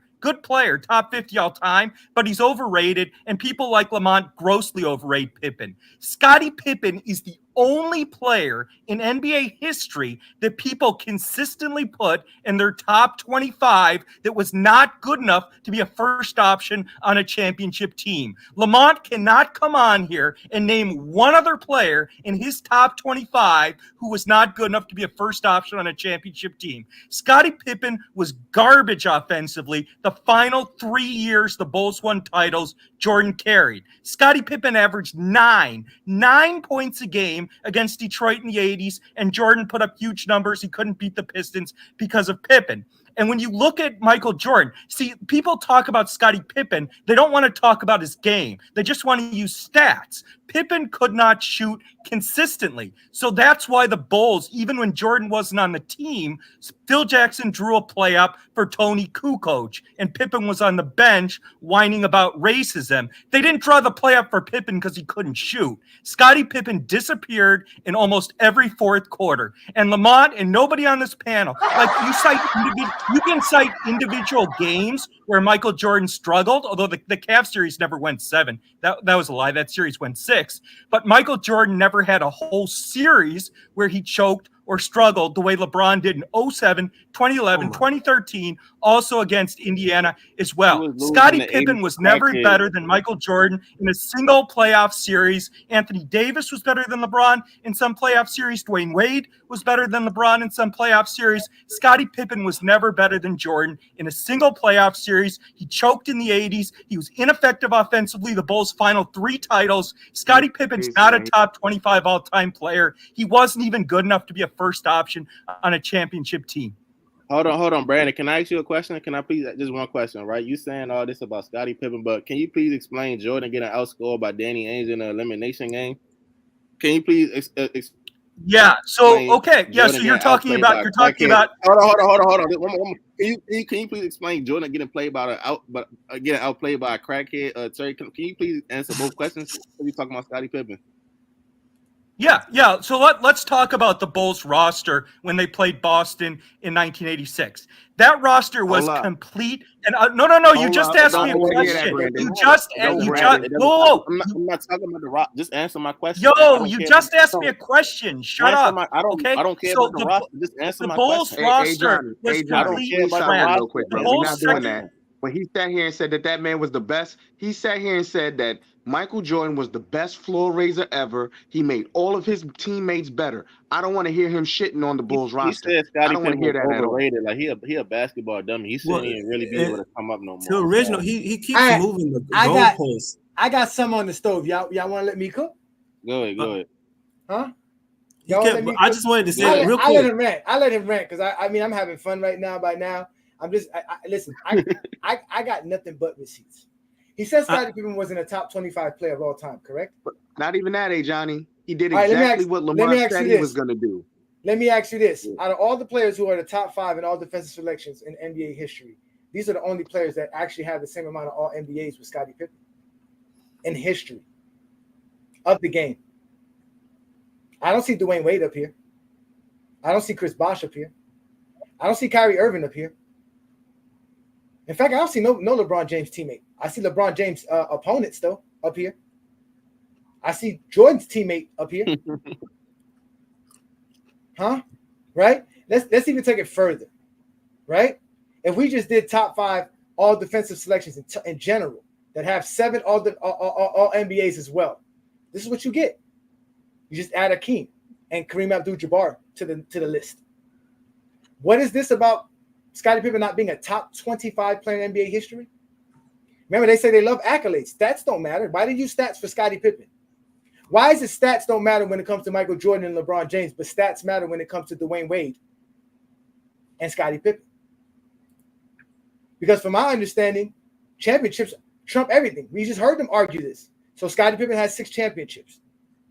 All I think Dwayne Wade has over over Scottie Pippen is All-Stars and 1 All-NBA selection. I mean, what does he have? He averages more points than Scottie Pippen for his career. Scottie Pippen's played more than him. But what makes Dwayne Wade better than Scottie Pippen? Where at? No. From what basis? Even if we did this, if we took Scottie Pippen and we put him against Kyrie Irving and Anthony Davis, this was 2 years ago. This was before the last 2 seasons. This is what Scottie Pippen did. These guys barely play an NBA season. Of course, your average is going to be good when you only played 600 games, 700 games for your NBA career. Scottie Pippen's played almost 1,200 games for his NBA career. You have to put Kyrie and AD together to be better than Scottie Pippen. What do these guys be talking about when it comes to Scottie Pippen? It's not overrating Scottie Pippen. It's just recognizing how great Scottie Pippen was. And like I told you, in NBA history, since the merger, only 6 teams have ever had 2 All-NBA players and 3 All-Defensive players on the same team in the same season. The Chicago Bulls had it happen twice during the 90s in their run. And like I told y'all, only the 76ers of 83 and the 96 Bulls had 2 All-NBA first teams, 3 All-Defensive first teams on the same roster the same season. And you can see everybody won a championship besides the 78 Blazers and the 06 Pistons, which the 06 Pistons lost to basically a super team. Because if you put Shaquille O'Neal together with Dwayne Wade, Gary Payton, Alonzo Mourning, Antoine Walker, Jason Williams, that's a super team. If Chris Bosh, Dwayne Wade, and LeBron James, just them 3 alone is a super team, me naming 6 players should make that a super team. But we use actual terminology. I'm using actual terms. I'm telling you how great a team is by using actual accolades, actual achievements. The All-NBA team matters. The All-Defensive team matters. Y'all claim that Jordan is better than LeBron defensively based off of 3 All-Defensive selections. So now Jordan having an All-Defensive team means nothing when he has the best defenders on the league on his team to help him.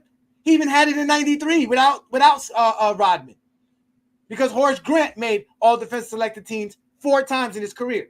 Hey, Johnny. I want to point out something. You see the contradiction in stay moving the goalpost? Brandon said that accolades. No, I'm sorry. Somebody else said that. My bad. I was wrong. about that. My bad. No, what I don't like, Ajani, is again the goalpost moving, and we can talk about Brandon. But yeah, he did have goalpost moving though. He did exactly what Lamont said he was going to do. He was going to talk about Pippen in the late runs, and he was going to talk about him in the 80s.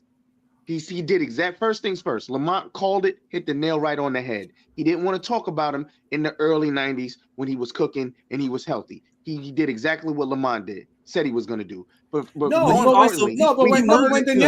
Niro asked him about why did he let Danny Ainge outscore him in an elimination game, he mentioned his teammates. Like, why are you going to – every time Jordan fails, they blame somebody else. They say it's someone else's fault.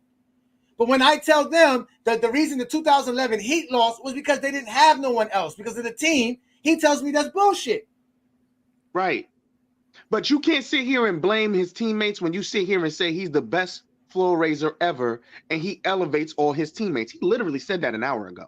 Yes, he did. I don't want to hear shit else about his teammates. And to be honest with you, the only teammate Scotty, the only one he did was Scotty. Because what other teammates did he elevate? What other teammates? Well, his original point was about that name some games that Jordan choked in or he wasn't clutch in his finals run. And then he turned it into later, he moved the goalpost into name a series that Jordan had choked in. You know, we named series. We did this. I know, but he keep moving the goalpost versus Detroit. Like, we did this already. We talked about this. This was 1988 before the Detroit Pistons game. Because I was telling you guys, Michael Jordan is known for choking throughout the 80s. It's nothing new. He was known for choking. They were telling him that he can't be the GOAT because he couldn't get over the hump. He couldn't beat the Detroit Pistons. This is nothing new. That's why when Magdef was talking about the expectations, he created those expectations for himself because everyone knew you could fill up the bucket, but you couldn't get to the finals. Wait, do you guys know that players didn't want to play with Michael Jordan in the 80s because they thought that they were going to get blamed for the Bulls losing? That was the same thing he tried to throw on LeBron James, saying that no one wants to play with LeBron James because people think he was going to lose, and they're going to blame him as tough playing with him because of the toxicity, the toxic environment that LeBron creates. Jordan had that same toxic environment with the Bulls because in 1988, for all that stuff that he was doing, he was supposed to take the Bulls to the finals. He was supposed to be there. He was supposed to do it. He didn't do it. But he wasn't even going to get out the first round if it wasn't for Scottie Pippen, and here's the proof. CBS Sports welcomes you again to the exciting 1988 NBA playoffs. After 3 periods of play, in which the winner will move on and the loser goes home, the deciding game of this first round, the Chicago Bulls outscore the Cavaliers 10-1 to take their first lead, and they did it with Michael Jordan on the bench. They have rallied from 18. Mike Sanders goes in and scores, and it's a 1-point game. We have talked about Michael Jordan hit only 2 of his first 6 from the field midway through the second period. Since then, 9 of 12 and 33 points. But Scottie Pippen has been the other man for the Bulls this afternoon. Well, right now, he is the man, the way he's performed in this second half of this Chicago team. 96-92 Chicago, under 4 minutes. That's the commentator who actually was watching the game. Unlike Brandon Katz, unlike Herm, y'all didn't watch those games. In 1988, how old were anyone of y'all? I'm 43. Is anybody here older than me? I am. Besides, I'm 41. I am. I'm And 41. remember, I'm from Chicago, so the game Yeah, was available to me. I know John is older than me. Anybody else? I'm 26. I'm 37. I'm 40. I'm 41, bro. 33. So that means whoever's 43 with me, we were 7 years old in 88. We were more worried about G.I. Joe, Smurfs, things of that nature, Voltron, Transformers. I was 5, bro. You was 5 years old. You was running around chasing us, running behind us. You see what I'm saying? So these guys are old. I can guarantee you, Brandon is not that old. I want to know how old are you, Brandon? What were you doing in 1988? Nothing. Probably wasn't even born yet. Adrian, shout out to you, Adrian. Peace. Adrian was old So enough to remember that. So James, I had a quick question. I ain't want to sit on the panel too long. I just wanted to ask a little thought-provoking question for y'all guys. Okay. So when y'all guys was talking earlier about the comparison, for your information, I do believe that Jordan is the GOAT, although I do listen to all compelling arguments about LeBron James. I don't deny the conversation. I just don't look at it that way. So that's just a disclaimer. But what I wanted to say to you guys is when you guys were comparing the numbers between LeBron James' total career versus Jordan's total career, what I wanted to know is, have you guys ever accounted for the missing years of Jordan when comparing those numbers? Yes, all of Jordan's career is included when we do the comparison. When we did our criteria, we included every part of Michael Jordan's career. We didn't eliminate anything. But even the missing years. So when we do this, right, we all understand that when we're looking at the totality of LeBron's numbers versus anybody, the longevity is going to outweigh anybody in NBA career in history. So the only argument we can do is say, if Jordan had a full career, this is the only way it could be even tangible to have this argument. So what you would have to do is use Jordan's career averages for the full seasons that he missed. So when you're accounting for, what was that season, 94, 95, or when he only played like a couple months, you can't really use it for that season? We're going to make up more numbers for Jordan beyond the numbers that were already made up for him? I mean, the whole GOAT conversation in itself is hypothetical. It's all based on opinions. So if we're going to use the argument, I'm just saying, if we're going to use the argument that, okay, Jordan is better, this is the only comparison, because if we got to compare apples to apples, there's no apples to apples when you're comparing a 13-year career to a 22-year career. It's just not comparable. It's 15. It's 15 years, and it's an illustrious career. Only 140 players in NBA history has played 1,000 games or more. Jordan has longevity. But nobody counts to LeBron. So it's always that's what I'm saying. As far as total numbers, so that would be another case and another category in which LeBron James is better than Jordan. Because even if we go to peak, LeBron James is better than Jordan by peak. Even if we go to, like you said, the 15-year span, LeBron James is still better than Michael Jordan. We don't have to. Why do we eliminate it to 15 seasons? Like, why is it then done to 15 seasons? Why do we have to supplement things for Jordan? Why can't Jordan be great enough to just be compared to everybody? Because of this is one of the things I don't. Totally one of the things I don't get. So hold on. We're going to argue averages, then we have apples to apples. But when arguing total numbers, it's skewed. And we all know that it's skewed. LeBron, in comparison to anybody in the NBA history, as total numbers, just total numbers, it's totally skewed. You're never going to win an argument against LeBron. But it doesn't negate the fact that Jordan is more accomplished. Jordan has achieved more in a quicker span.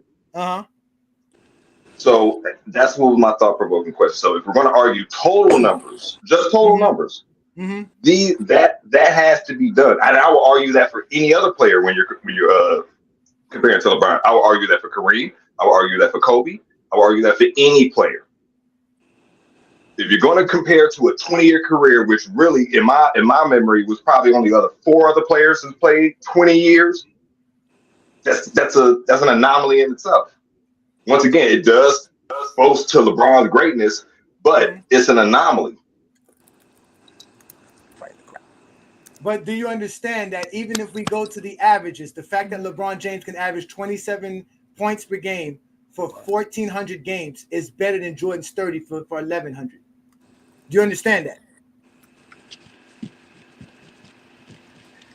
That his 27 over those games would be better than Jordan's 30.1 over the games he played?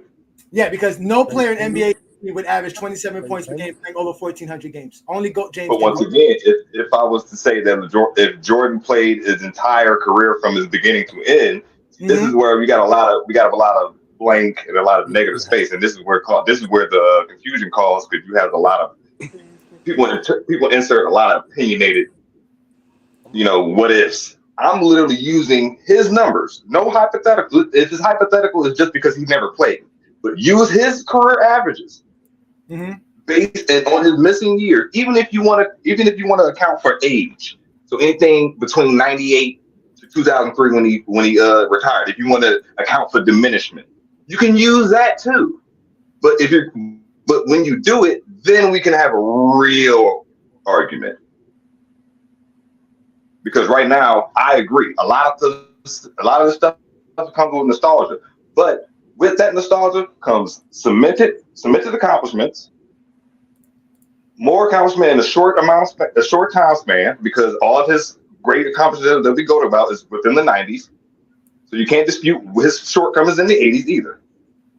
And that's also the same for LeBron. What point are you trying to make? His shortcomings. Not trying to cut you off, but what point is you trying to make? He's trying to say. My point is. Oh, go ahead. Go ahead. You can speak for yourself. Go ahead. Yeah. So my main point when I first came up is, if we're going to compare LeBron's 20+ year career to Jordan, and for the defense of Jordan, the only tangible way to do it is to account for his void years, because you can't logically compare a 20-year career to something sub 20. You have years of longevity. That's stat padding, right? That's not stat padding. That's called greatness. Let's look at a 15-year career. Their first 15 years, right? LeBron James and Michael Jordan. As you can see here, LeBron James shot better than Jordan did. Again, you do know he did not play a straight 15-year season career, right? You're not accounting void years when you do this. You do understand that Jordan couldn't play that. He could. He chose to retire in 93. No, he didn't. Like, Michael Jordan. He chose. No, he didn't. Michael Jordan retired in 93 because he said. You can talk semantics all you want. If he wanted to play, he could have played. Whether you want to say the NBA took him out or not. Magic, you're gonna have to let me. Magic, you're gonna have to let me speak. No, it's Magi. But go ahead. Magi, you're gonna have to let me speak. Michael Jordan retired in 93 because the game was grueling and exhausting for him. His words, not semantics. He said that. Those were the words that came out of his mouth. It was too hard for him. He couldn't play 10 straight NBA seasons. You want to give him more seasons? Do you want to make up seasons for Michael Jordan? If Michael Jordan would have played in 93 and 94, Michael Jordan probably doesn't play in 98. He probably doesn't show up in 2002 and 2003. Again, Michael Jordan could not play 1,400 NBA seasons. 1,400 games. He couldn't play 20 seasons. It was not in his ability. He couldn't do it. He did not have that ability. But the 15 seasons he played and the almost 1,100 games he played is an illustrious longevity career, more than most players in NBA history. And even if we take that and we include the playoffs, LeBron James still trumps him. He averages more rebounds, more assists. He shoots better from the field. These are all the things that LeBron James does better than Michael Jordan, even in the playoffs. He has more points than Jordan. All these things that he does, that's just 15 years. That's us reducing LeBron James by 25%. So even if we wanted to supplement some things for Michael Jordan, he just doesn't have the resume. The only thing you guys can hold to make Michael Jordan as the GOAT is the nostalgia, is the fact that he's popular, is the fact that people love Michael Jordan. He's adored. That's it. His resume is not GOAT resume. He was never the GOAT. They were making Michael Jordan the GOAT after one championship. They tried to make him the GOAT after 88.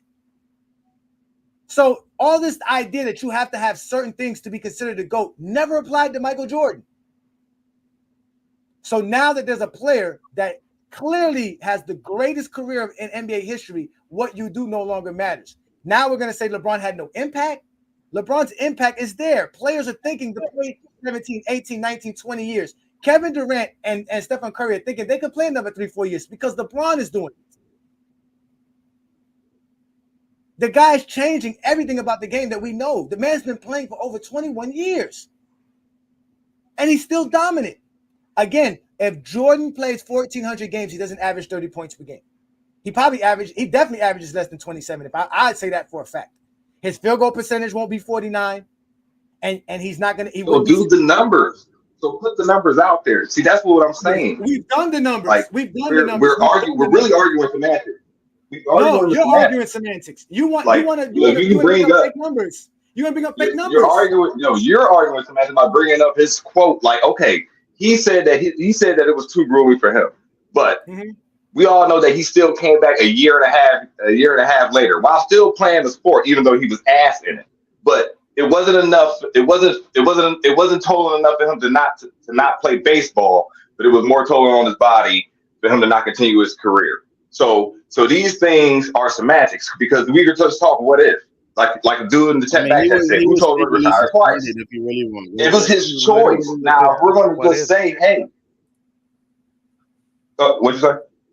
No. I mean, literally was just talking what if. You literally just sat here and said, if Jordan played those 2 years, he retired. You literally were talking. He made it seem like playing AAA baseball is grueling. This man was playing AAA baseball in the summertime. He was sitting in the outfield. He barely got on base. So he wasn't running. He wasn't exerting no energy. It was not tiring. It's not like playing 100 games in an NBA season. Jordan went to finals 3 years in a row, and it was grueling. It was tiring. He didn't even know how to. He started missing games. He missed 4 games in 93. He was known for playing 80-something games easily. But it was too much. He couldn't do it. Then you said he took a year and a half off. Imagine LeBron taking a year and a half off and coming back. Like, so you guys, come on, man. You guys, go ahead, Twin Man. I'm sorry. This is one thing I don't like, Ajani. This is one thing I don't like. When people talk about the 20-year career, it's not about him playing 20 years. Robert Parrish played 20 years. Vince Carter played over 20 years. We are not considering them the GOATs of NBA basketball because they don't have the numbers. At the end of the day, it's not about how many years you played. It's about the efficiency in which you played the game, your production. LeBron James' production from the moment he stepped on the court to now has either been the same or has increased. And in certain aspects of the game, it increased. So in elimination games, his averages all go up. That's to this day. So to sit here and pretend, oh, well, if you're going by the years, he's going to outdo everybody. It's not about the amount of years. Robert Parrish isn't better than Michael Jordan numbers-wise. He played more years than Michael Jordan. Is Vince Carter better than Michael Jordan? He played more years than Michael Jordan. It's about your efficiency and the numbers you put up. Please, y'all need to really stop saying that. Well, it's because he played 5 more seasons. No, it's not about the 5 more seasons. It's about the production in which he's put out there the last 5 seasons, the entire 20 seasons. What are we talking about here? Let me ask you this, Magi. When did Michael Jordan become the GOAT? Are you there, Magi? Well, personally, I would feel like he became the GOAT once he won 6. That's me, because I was born in 1990. So for you is when it was okay. So he became the title. The GOAT after the 6 championships. Okay, so after the 6 championships, that made him the GOAT. Why did you wait till the 6 championships? What did he accomplish at that time that made him the GOAT? I was 7 years old when he won a 6th ring in 1998. So this when I say after, it's like when I really became a basketball fan is when I was 14. So we're talking 2004, 2005. So this is post LeBron entering the league. So you So really once I can't even started say he's the GOAT accumulating because you never history seen him and really play. watching, oh no, I've seen him play. Oh no, I watched him play. But when you're talking about recollecting what I used to watch at You watched him play on 7, the 6 Wizards? years old, I can't. No, I watched him play on the Wizards. Yes, I definitely did. So, But also, I watched him play on the Bulls. but So I hold watched him on, play in not 96. to I cut watched him you play off, in 98, 97, and 96. not to cut, but you said that you said you watched him play on the Wizards, but not to cut you off. This is what you said. You said them last 2 years don't count. You said because he took breaks. That's what you said. Them last 2 years No, don't count. I didn't say they didn't count. I didn't say they didn't count. I just said link. I said link his career together. He basically saying we gotta add years. Yeah. So as an example, here we go. As an example, right? We did this again. We do this in GOAT James Kingdom. We attack the GOAT debate head on. There's not a word from a Michael Jordan fan that we have not heard. There's not a logic we have not heard. Twin Man can tell you this. We've been doing this for quite some time now. We did this. We gave Jordan these numbers that he said that we should give to Jordan. Now, we didn't give Jordan 93 because he retired, right? But let's just say Jordan played throughout his whole NBA career, and we kind of graded off of what he normally averaged. As you can see, when Jordan played his 20th NBA season, he would average 15 points per game. Now, we had him averaging 28 points per game and having 40,000 points. That's giving Michael Jordan all of these years that he said that Michael Jordan missed out, to give him 20 seasons. And I guarantee you that if this was Michael Jordan's career, Mad Giant here would be talking about Jordan's total of 40,000 points and not his 28 points per game, 5 rebounds, and 6 assists. The only reason the totals are not what they want to talk about, because they know Jordan's totals are really not it. But like we always tell you, the same way playing longer helps your totals, playing shorter helps your averages. No, I heard. So, playing short. Yeah, playing shorter helps it. Playing shorter helps your averages. So when Michael Jordan doesn't, so when Michael Jordan doesn't play an extra when Michael Jordan doesn't play an extra 300 games, so that his averages go down from under 30.1 points per game, then you guys can't sit here and say, because if Wilt Chamberlain is the all-time leading scorer by points per game, y'all gonna say no, but Jordan got 40,000 points. That would be what y'all would use. It's the same thing when a Kobe Bryant fan said that what if Kobe Bryant never had Shaq? Well, if he never had Shaq, he would have a bunch of stats. He would have a bunch of more recognition, but he would have less championships, and Kobe fans would be talking stats over winning. You guys are always playing the results. That's why you want to make up stuff at the end, because the results, if they're not good enough, at least let's add things. But if we added this, I guarantee you 40,000 points would be what Michael Jordan fans are talking about, and not 28 points per game. Because he definitely is not averaging 30 playing 1,400 games in his career. That's a fact. He's not going to do that. Because I would compare the apples to apples, and once I do that, you're right, and that's why I asked. See, that's why I'm a free thinker. I'm not pigeonholed into my thought process. I can be swayed when given the information I need. So when I asked you that, that's all I needed. Provide the information to give me that. You know what I'm saying? So like that. I got you. Now that I can see 40,000 points, we already know once LeBron ends, LeBron clears that. We also know that LeBron's way better at assists, a way better rebounder. We know that he, I would say, argumentatively is on the same when it comes to steals, just based on the numbers accumulated. But I'm pretty sure totals wise, he cleared that too, and definitely in the blocks. So with that being said, the only thing that we all know that Jordan got over LeBron is 2 3-peats. Technically, and one can argue. Technically, the only thing Jordan has over LeBron James is the fact that he does have the 6 championships. He has the 6 Finals MVPs, because again, it's about what Jordan has compared to everybody else. He is the only one with 6 Finals MVPs. He's the only one with 10 scoring titles. So like these are the things that he truly has as GOAT status. Now you can name a bunch of things that make him better than LeBron. That's easy. You can do that with anybody. There's a bunch of things I can do to list why somebody's better than Jordan, but we're not talking about why Jordan is better than LeBron. We're talking about why Jordan's the GOAT, why LeBron's the GOAT. So they have to have statuses that trump everybody, not just Jordan or LeBron. So and that's the hard part with Michael Jordan fans, because at the end of the day, they want to give Jordan credit for stuff, while if somebody else did it better than Jordan, they're going to ignore that and say, well, it really doesn't matter. It's because what Jordan did, it's his impact. You see what I'm trying to say? If I tell Jordan fans, if I tell Jordan fans, Will Chamberlain averages 30.1 points per game, which is his actual average, they're going to tell me, no, he doesn't. He does. He averages 30.1. If you go to his bio on NBA.com, they will tell you his per game average for his career is 30.1, not 30.07.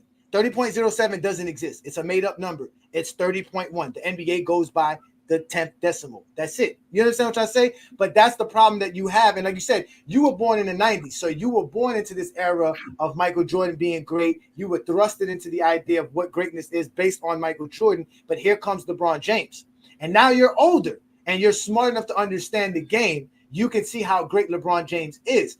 The longevity should not stop LeBron James from being the greatest player of all time. If anything, it helps bolster it, because a lot of players could not do what he did. And even the ones who did still didn't do it to his level.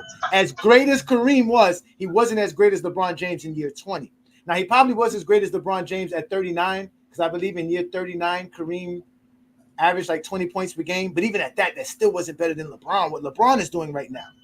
Kobe played 20 years. They act like Kobe didn't play 20 NBA seasons. Again, can we eliminate LeBron's bad seasons? Can we eliminate 2022 because he was injured? Can we eliminate 2019 because he was injured? You understand what I'm trying to say? Can we eliminate 2011 because he didn't have a team in 2011 like they do for Jordan and Kobe when Kobe didn't make the playoffs in his prime? You see what I'm trying to say? And blame the team? See what I'm saying? We don't have that luxury, Magi, to be like that. Like, we don't have the luxury to be subjective with LeBron. They don't let us be subjective. We have to be objective. I have to prove everything, like you see what I'm doing here. But ladies, listen, y'all. Dr. Magi is a Michael Jordan fan. I didn't put him in the dugout. I didn't mute him. I didn't tell him shut the fuck up. Why? Because he's having a conversation. He's talking the game. He came out and said, I'm a Jordan guy. I got Jordan as the GOAT. But he's listening, which means he wants to have a conversation. Now he's able to speak. Go ahead, brother. You can respond to me. No, Yeah. definitely perfect. Yeah. Because that was like literally my thing. I'm being from, and then that's that's why I am from Cleveland. So I do have a spot for LeBron. I truly do. Wait. Is that an angry spot a little bit? Like he still hurt your heart? No. Or is it like I got a spot because he brought us a championship?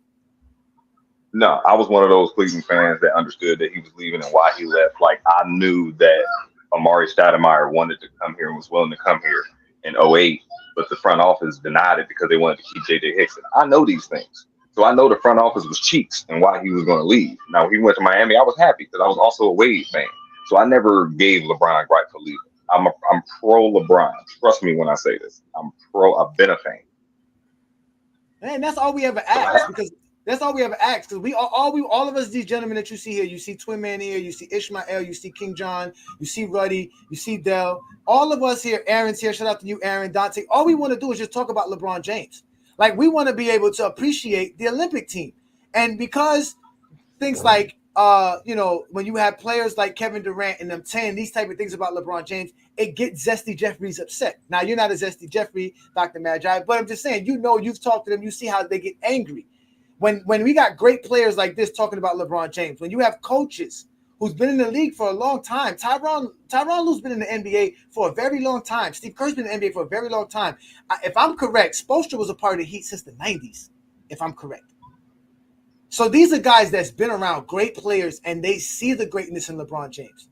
And we got a game Sunday, and they're going to try to root against LeBron James, all for the sake that for people like me, we can't be happy and praise LeBron James. Like you said, you can still have Michael Jordan as the GOAT and understand LeBron is great. You showing them every time. So I want to appreciate you. Thank you for doing that, Magi. Because we have too many of these guys. The only way they can make Michael Jordan look great is by talking bad about LeBron James. Brandon is a perfect example of it. He's really horrible. Hey, John. go James. John. Okay. Hold on, wait. We gotta have one. This is why I like to bring up one at a time. This is a little bit of a different show. I'm actually gonna get up out of here, so I'm gonna let everybody get their last take. But I want to get King John's take. King John, you've been very patient. Thank you for joining me. You are one of the greatest members of GOAT James Kingdom. What you got for today's topic, sir? Johnny, it's funny that you got somebody from Cleveland who believes Jordan to go, and you got somebody from Chicago who believes LeBron to go. That's crazy. Only here on GOAT James Kingdom, y'all. On FYF Sports Debate and GOAT James Kingdom. Y'all go ahead and follow us. We're on all these platforms: YouTube, Facebook, Instagram, TikTok, Twitter, Twitch, Discord. Shout out to Lamont and everybody on FYF. Y'all make sure to subscribe to the channel. Check out the GOAT James Kingdom membership and also the FYF membership. But go ahead, John. Yeah, I listen to everybody. I don't like the disrespect Scottie Pippen got today from people.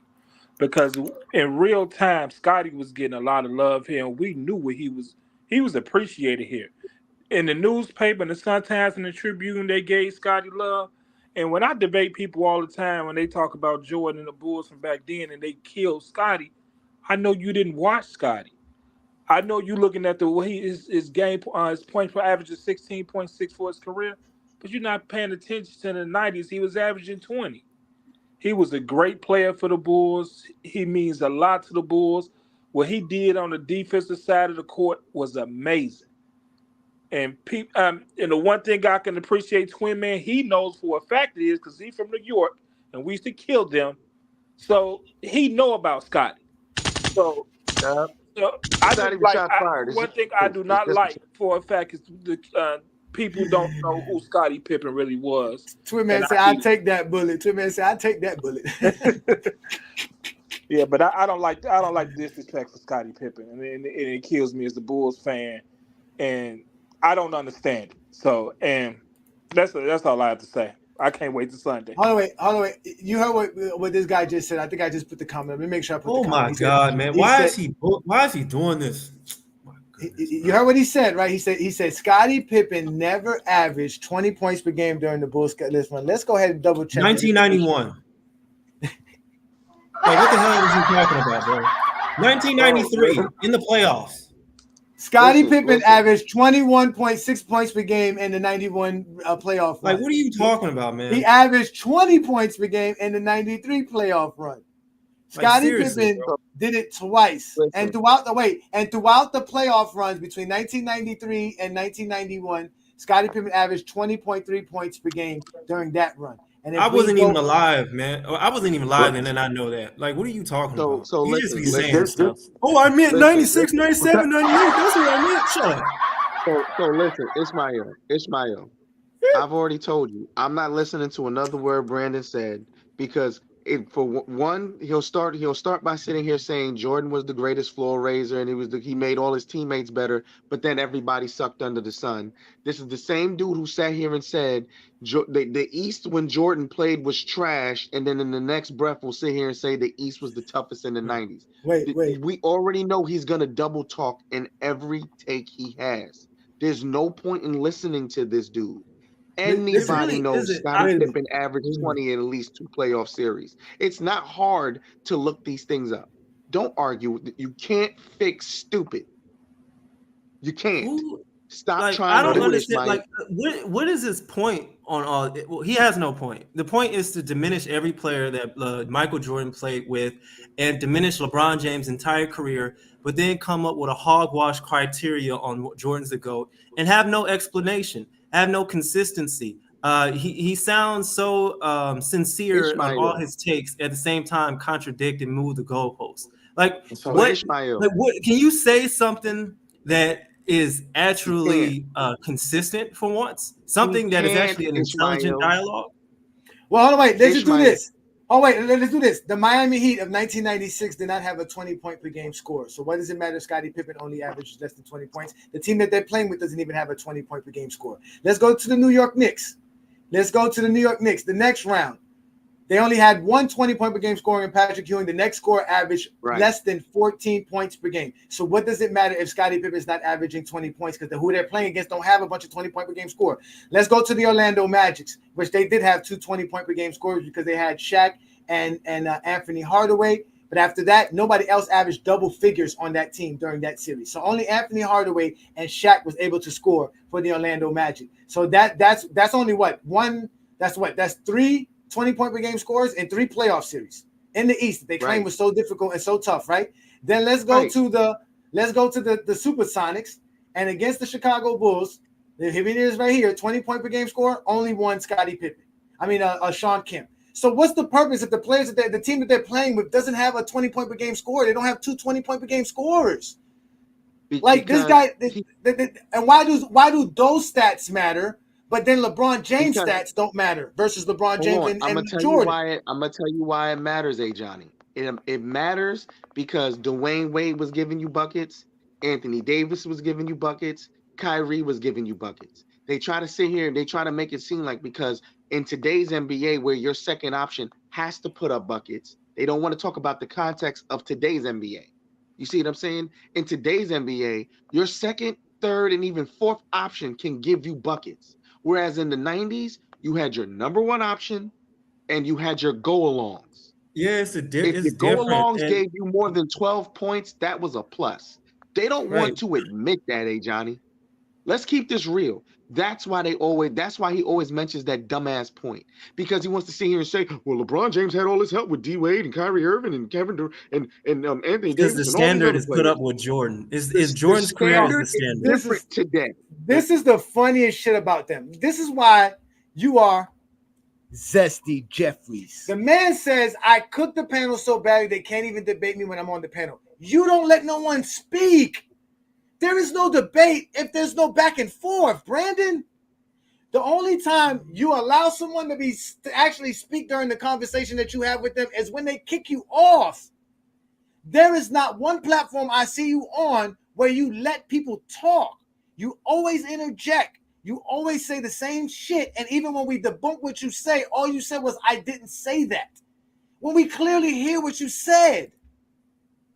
Like, you guys got to pointed out this. all the controversy he had in this conversation today. Just like Mr. Diesel King NPR. You're safe in the comments, my friend. It's not my fault that your knee pads are worn out talking LeBron James, and now you're mad GOAT James Kingdom exists, and we talk LeBron James better than you. Like, I don't get what your problem is. The link is available for you. You want me, I'm here. But you can just stay safe in the comments. Yep. My thing is I'm actually disappointed right now because I thought he would have a better criteria than that. I really thought that he was going to come up with something reasonable, but he said a bunch of hogwash. Here we go. That's the crazy thing. Here we go. I'm being hypocritical. Can somebody please tell me where I'm being hypocritical at? Johnny. They never first of all, they don't even let me say what I got to say. They put words in my mouth. Y'all see it all the time. They legitimately say things that I'd never said. They do it all the time. They do it all the time.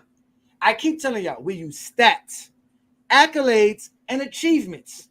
Achievements are milestones and records. Mm-hmm. That's what we use. We don't use narratives. We don't use impact. We don't use vague terms that have no definition and don't have nothing to back it up with. So when we talk the stats, we talk about everything that revolves around basketball, which is stat. That's your impact. What you do on the court, they're stats. Your accolades are the awards and honors you got because of your stats. Do you think Michael Jordan getting 5 MVPs, not averaging 30-something points per game? Do you think Michael Jordan was going to get that doing 15 points per game? No. Stats is what gets you your accolades and achievements. And your milestone shows how great you were for a very long time, which is very important. Because if that's the case, Gilbert Arenas is the top 20 player in NBA history. If we're not going to talk about longevity, we're just going to talk about how great you was for the little short time that you were great. He averaged more points than Scottie Pippen. He averaged more points than Tim Duncan. He averaged more points than Tracy McGrady. You were talking about averages, right? So, again, you guys don't want to talk the game of basketball. That's what today's show was about. I knew this was going to happen. Brandon started it. Shout out to you, Brandon. It was a good job by you doing that. But at the end of the day, you guys, all you do is lie, and then you call me a hypocrite. You talk about me. Why are you talking about me? Talk about the information I provide. Yeah, it makes no sense, bro. You literally came up here, starting it off, talking about the lineups they need to put in. I haven't seen one person come up here and debunk that. The only thing I will say on that is in your starting lineup, I would change out Tyrese Halliburton for Drew Holiday. I'd say that.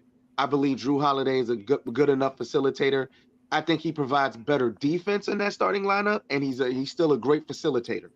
And he's, in my opinion, a better rebounder than Tyrese Halliburton, and will provide better defense. The reason I have Halliburton, I think Tyrese. I think either way you're good, But if you put Drew Holiday in that starting lineup, that lineup would be fire.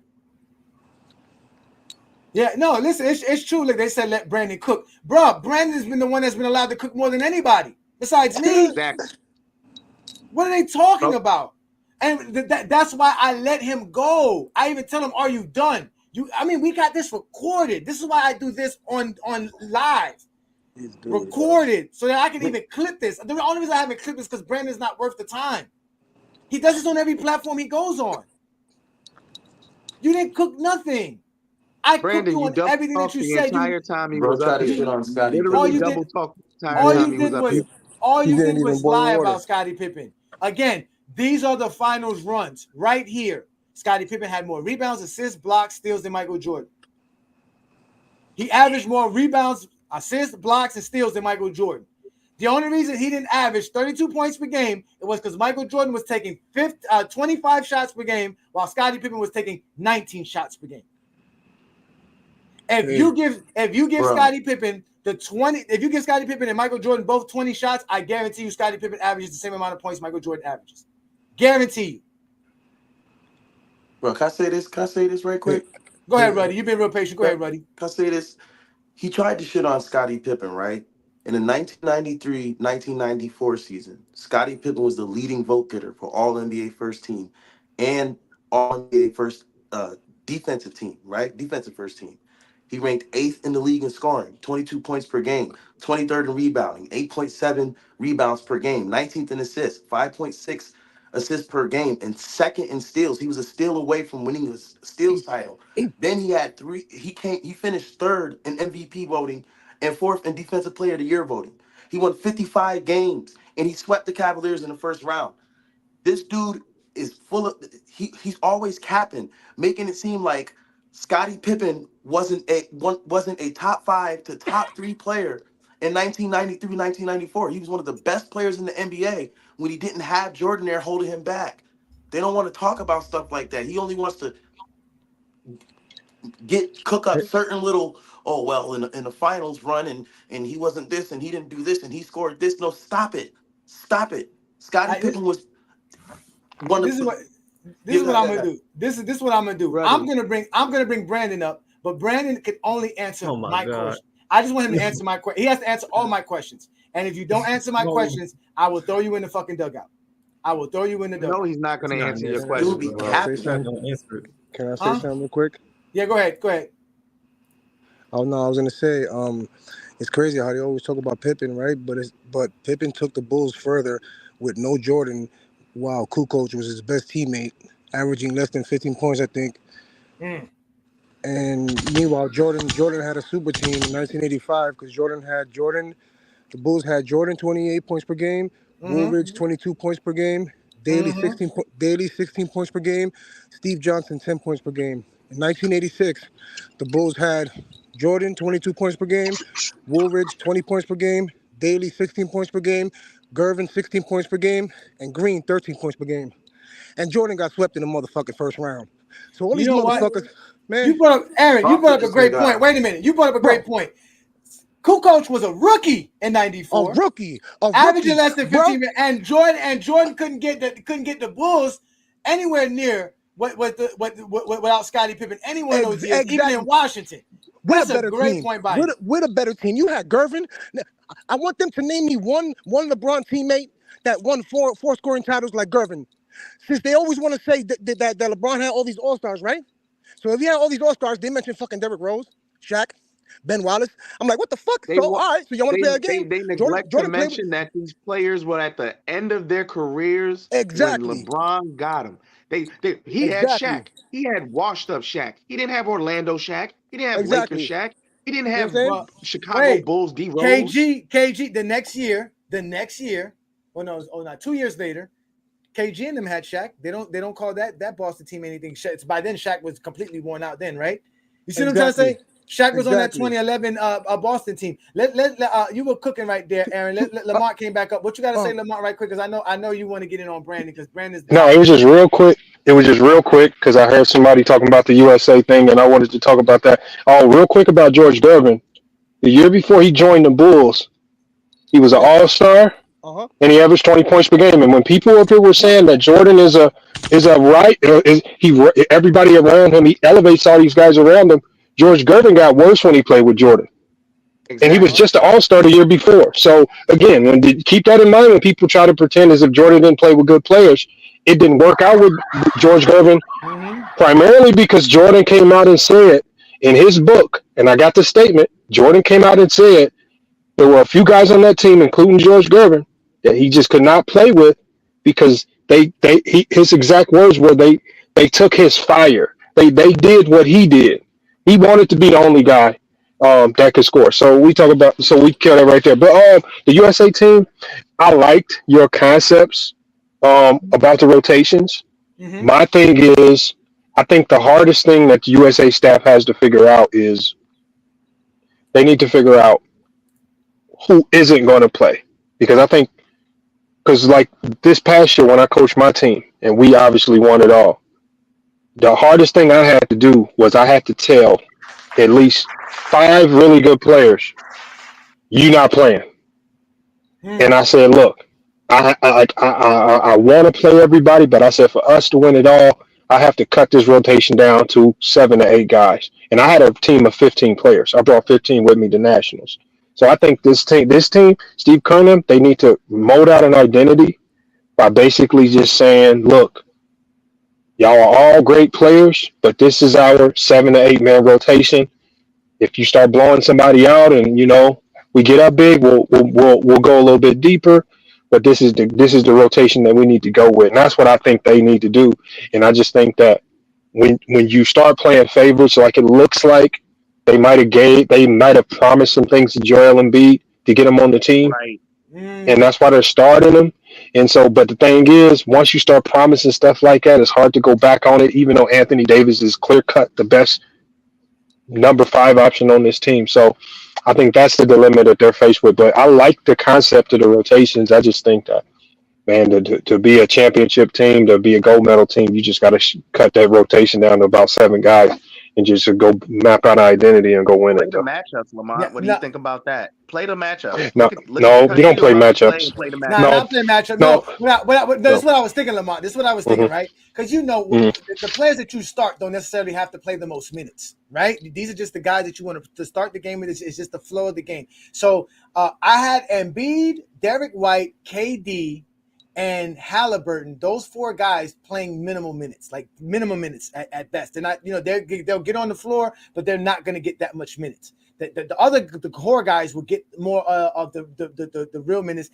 I just wanted to bring these, like you said, I know the politics with Embiid, just like Curry with Curry. And obviously I say Halliburton because I think that, again, like you said, you need a team. So you need that ball facilitator, the guy that's not trying to demand shots, is not trying to look for his shot, like a Halliburton, and you can have that. That's why I say that. But they wouldn't play more than 10, 15 minutes, to be honest with you.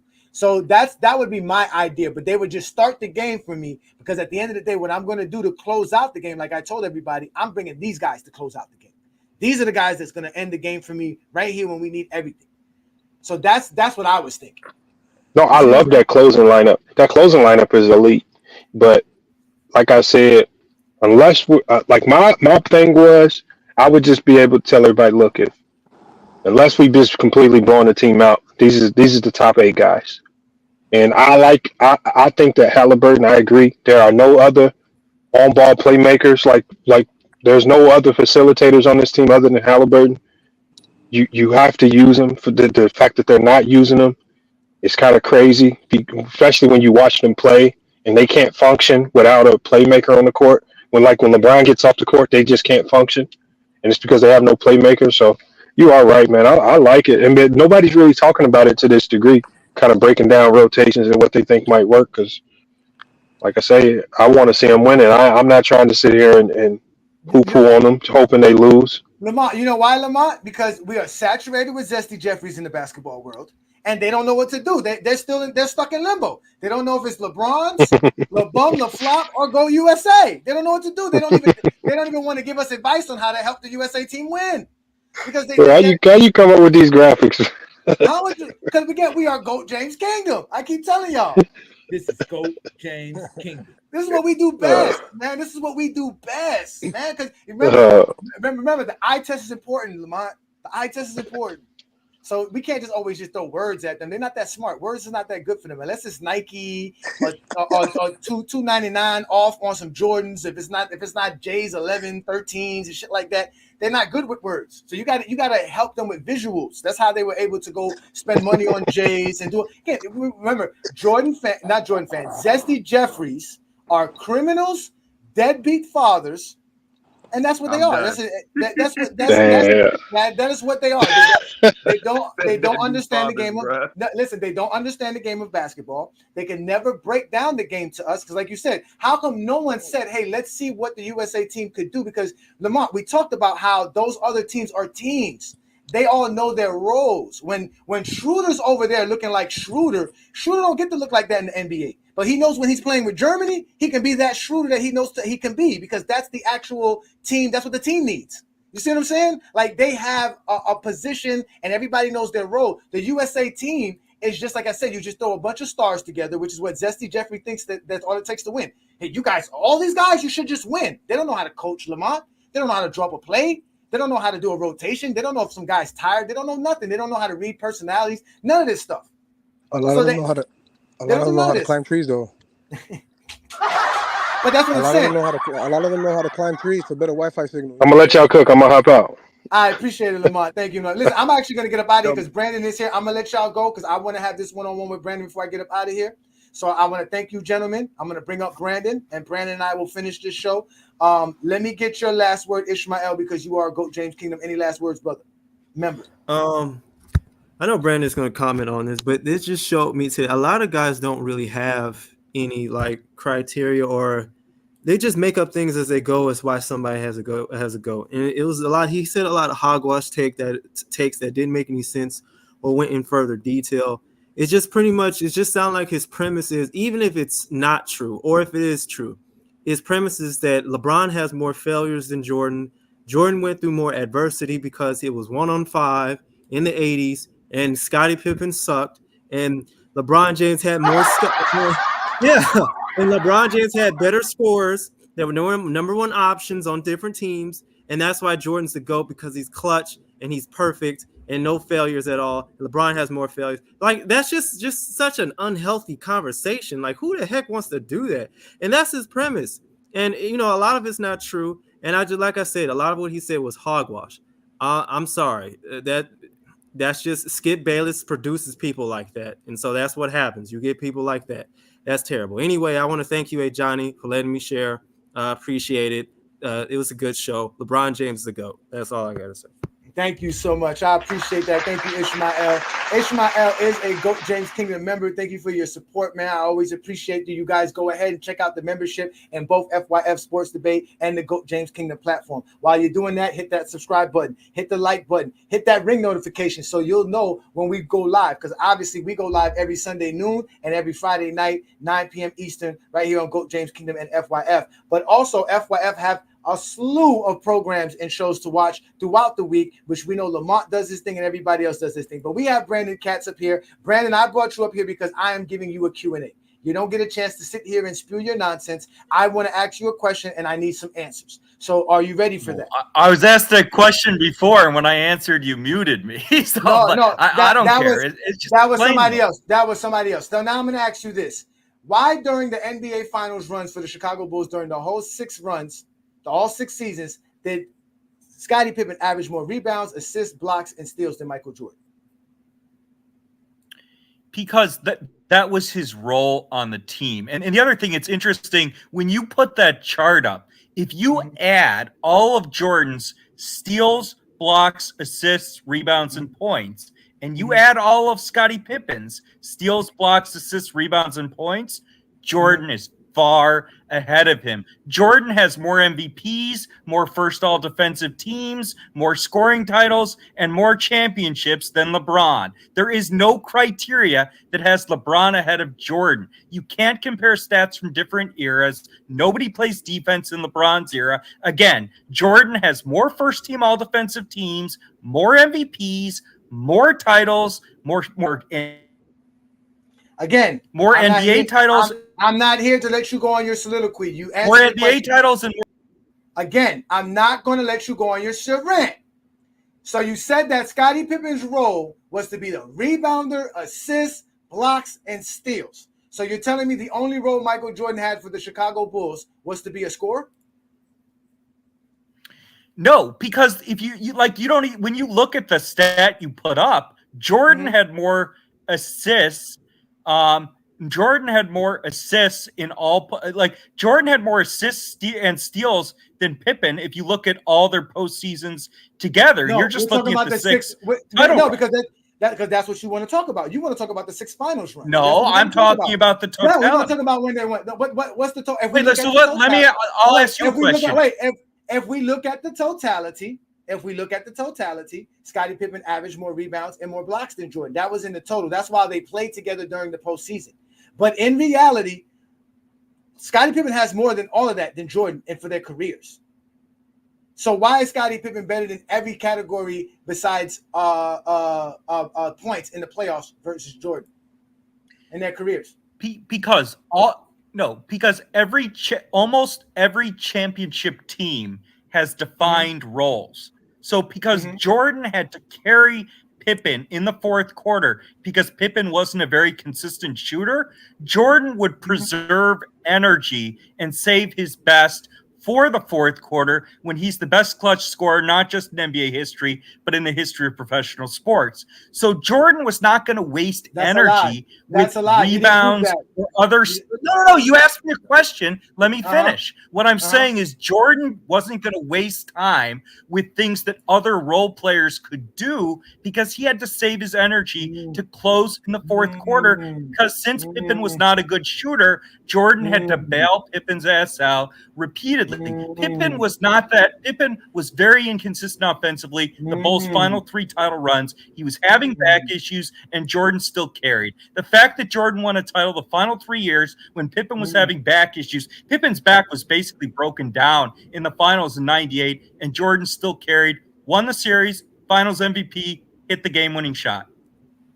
Okay, so now, all those were basically lies. Here we go. So now, we have this. You guys just say that. You don't. You didn't prove nothing. You didn't prove Jordan's the most clutch. You keep saying that. But here goes games where he was way more clutch than Michael Jordan. He was way more efficient than Michael Jordan. You keep bringing up lies when we showing you games where Scottie Pippen was way much more efficient than Michael Jordan.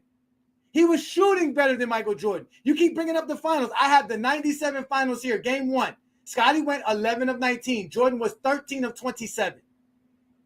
There's a game 2 in 1998. Scottie went 7 of 13. Jordan was 14 of 33. There's a bunch of games we have here. So I ask you again, why are you lying on Scottie Pippen's name when Scottie Pippen clearly helped the Chicago Bulls win championship after championship? Scottie Pippen never once shot better than 41% from the field his final 3 years. Now, his rebounding and defense absolutely had an impact, but he was a very inconsistent offensive player in his prime, and he was having, again, significant back injuries the final 3 years of his career in Chicago. And I'll ask you a question. Name one series in Jordan and Pippen's career together where Pippen was the better player for the whole series. Name one. Again, you're asking me to name Cooked. No, you're not. I can name series LeBron was. Again, you keep asking me to name series where Scottie Pippen outplayed Michael Jordan. We have them. You won't accept it because you're going to say Michael Jordan outscored him, which is basically saying Michael Jordan just outshot him. When I'm showing you here throughout their finals runs that Scottie Pippen was doing more than Jordan. This is it right here. I got 6 playoff series of Scottie Pippen outplaying Michael Jordan. What are you talking about? Well, give me the series. Give me the series. Pippen was better than Jordan. Give me the series. Don't say I have stats, I have this, I have that. Give me the series. Give me the team, or give me the year, or shut the fuck up. Give me the series. Listen, I'm not going to shut the fuck up because I'm going to keep proving you wrong. Give me the series. Give me the. You're not a politician. Give me the series. Give me the series. I gave you the series. I gave you. No, you didn't. You put games up. Put the series up. We put up the 1993 series, the 1993 Knicks, the 1996 series. I mean, 1993 versus the Knicks. Scottie Pippen was the man who won that series for them. That's the point. You don't want to admit that. You're going to talk about Jordan scoring points, but you're not going to talk about Scottie Pippen doing everything else. Jordan scoring more points don't mean he outplayed him. You're going to talk about Scottie Pippen's shooting efficiency as if Jordan never shot back. Let's talk about that series against the Knicks. No, we're not going to talk about that series. We're going to talk about what I want to talk about because it's my show, and this is what we're going to do. Jordan averaged 4 points per game. Again, I'm going to prove to you why Scottie Pippen was better than Michael Jordan. I ask you again, how come Michael Jordan was only able to beat teams when he had better records versus them? Why he could never beat no teams that had better records than him? Why is Michael Jordan under 500 versus teams that have better records than him? LeBron James has beaten more teams with better records than him than Jordan has actually played against. Why is that the case? Because LeBron played on much better teams for most of his career than Jordan did in 1989. All these teams that LeBron James beat had a better record than LeBron James's team. So don't bring up the LeBron James team was better. He's not facing the same teams Jordan faced. He's facing tougher competition. If all these teams that LeBron James were better, then all these teams were better than LeBron James's teams. So why did Jordan not beat as much teams as LeBron James beat that were better than his team, that had better records?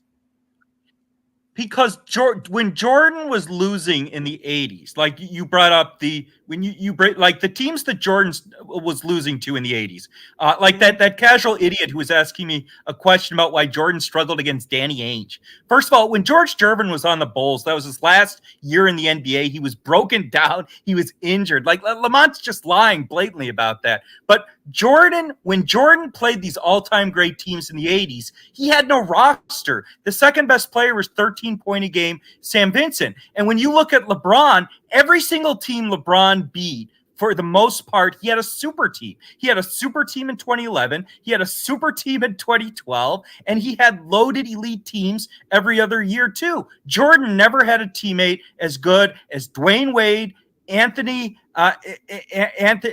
either, or even prime Kyrie, when Kyrie's best years in Cleveland were better than Pippen's best years. But Jordan never had a player as good as prime Anthony Davis or prime Dwayne Wade. And you can't name a single team. I'm done. You're lying. Tell me the players that LeBron James has played with that have this resume. Tell me and show me the players that LeBron James had as a teammate that has this resume. This is what Scottie Pippen resumes is. There's only 8 other players who've done what Scottie Pippen has done for their career. Show me the player that LeBron James played with that did this for their career, like Scottie Pippen. Okay, so let me ask you a question. Who's better, Scottie Pippen or Anthony Davis? Scottie Pippen. Who's better? Scottie Pippen. Pippen. Come on. Come on. That's fucking criminal. Say another motherfucking word, and this shit is over. And I ain't playing, nigga. Sit your ass down. I don't give a fuck what you think, Brandon. I can prove it. I can prove it. I can prove it. Anthony Davis does not have 9 all-defensive selections throughout any era. He has less all-defensive selections than LeBron James. Anthony Davis is nowhere near as good as Scottie Pippen. If you take Anthony Davis and Kyrie Irving's career together, that's how you make him better than Scottie Pippen. They're not better than Scottie Pippen. What are you talking about? What are you talking about? All you guys do is lie. You never bring up the reality, the truth. I asked you a simple question. I asked you a very simple question. I asked you to show me the player that LeBron James played with that has this on his resume. Matter of fact, can you tell me how many times LeBron James played with a teammate that made the All-NBA and the All-Defensive team in the same year? First of all, Michael Jordan averaged more points, rebounds, and assists in 93 against the Knicks. Answer the question, Brandon. You blatantly lied about Pippen being better than Jordan in that 93 series. Brandon, but Dwayne Wade and I said you were going to bring up points. I already said you were going to bring up points because you don't want to talk about nothing else. We already mentioned that Scottie Pippen did everything else. Why are you expecting Scottie to outscore Jordan when you say that's what Jordan's supposed to do? Why do you keep bringing up the points when Scottie Pippen didn't shoot like Michael Jordan? He didn't have time. He didn't have the ball in his hand like that. You said Scottie Pippen had to do everything else. He was conserving his energy. He didn't have time to shoot the ball like Michael Jordan because he was conserving his energy. You keep lying on GOAT James Kingdom. And this is why you get exposed by the exposer. This is why you get put in the dugout. Because when Scottie Pippen was the player of the game and Michael Jordan's first playoff series win, you're not going to give him his credit when he's the reason why the Bulls are making runs. All you do is lie. I keep bringing up facts about Scottie Pippen. You say Dwayne Wade. This is Scottie Pippen and Dwayne Wade's career right here. What makes Dwayne Wade better than Scottie Pippen? Where? Dwayne Wade shoots 48%. Scottie shoots 47%. So are you telling me Dwayne Wade was a bad shooter like Scottie? Wait, but okay, so I'll respond directly to you. So first of all, in the 93 series against the Knicks. Answer the question. Is Dwayne Wade's 48% shooting mean that he's a bad shooter because it's only 1% better than Scottie Pippen? No, because Wade's last couple years in the NBA. His three-point shooting. Dwayne Wade doesn't shoot as good as the Scottie Pippen from the three-point land. Does that mean Dwayne Wade is a bad shooter just like Scottie Pippen? So if I replace Wade in 06 with Pippen, do the Heat win the title, yes or no? Yes. Oh my God, just close the fucking stream down. This is what they do, ladies and gentlemen. They bring up hypotheticals, then get mad at my response to a hypothetical question. You can't prove me wrong. You put 94, 93, 95, 96 Scottie Pippen on the 2006 Miami Heat. They're winning a championship. Again, that Miami Heat team was built around Shaquille O'Neal, not around Dwayne Wade. Because when Shaquille O'Neal bounced, the Heat had the worst record in the NBA. Where was this Dwayne Wade then? Scottie Pippen never played on a team that had the worst record in the NBA in his prime. Never. Never. Dwayne Wade had the worst record in the NBA in 2008 with the Miami Heat. And don't bring up that he was injured. He played 50-something games. They still had the worst record almost in NBA history in 2008. What are we talking about here? All you guys do is lie. Scottie Pippen is that man. Dwayne Wade doesn't have this resume. Dwayne Wade does not have 10 all-defensive selections. Dwayne Wade's not top 5 in any category. Scottie Pippen is a top 5 in all defensive selections. Scottie Pippen has an all-star MVP, all-star game MVP. He has a steals title. He has 6 NBA championships. The only thing Dwayne Wade has over Scottie Pippen is the fact that he made more all-star games. And that's because there's more stars in today's NBA than there was back in the 90s. But Scottie Pippen made seven all-stars throughout the 90s. That's great. You're not going to find somebody with 7 all-stars you're going to call a horrible player. Not one player in NBA history who has 7 all-stars is going to be considered a bad player. 7 all-NBAs. So you trying to tell me Scottie Pippen has 7 more all-defensive selections over Dwayne Wade? 7 more all-defensive selections. 3 more championships than Dwayne Wade. Went to the finals more than Dwayne Wade. He has better numbers than Dwayne Wade. His career is better than Dwayne Wade's career. He's not cooking shit. He's a liar. He said, talk about their game. Scottie Pippen could do everything Dwayne Wade could do on the basketball court. The only difference is that Dwayne Wade was taking 18 shots per game. Scottie Pippen was taking 13. That's the difference. That's the only difference. Scottie Pippen shoots better from the three-point land than Dwayne Wade does. What are you guys talking about? You guys don't want to give Scottie Pippen his props because Dwayne Wade never did none of this. I just showed you the numbers with Dwayne Wade and LeBron James. He wasn't doing what Scottie Pippen was doing. He wasn't doing this. He wasn't doing this. Dwayne Wade wasn't doing this. Dwayne Wade never made the Heat a super team like the Bulls were a super team. Never. Never. Even here in 2011, look how many teams the Miami Heat had to play that had a better record than them. 3 out of the 4 years, the Heat didn't even have the best record. Look how many games Michael Jordan is playing against teams that don't have a better record than his team.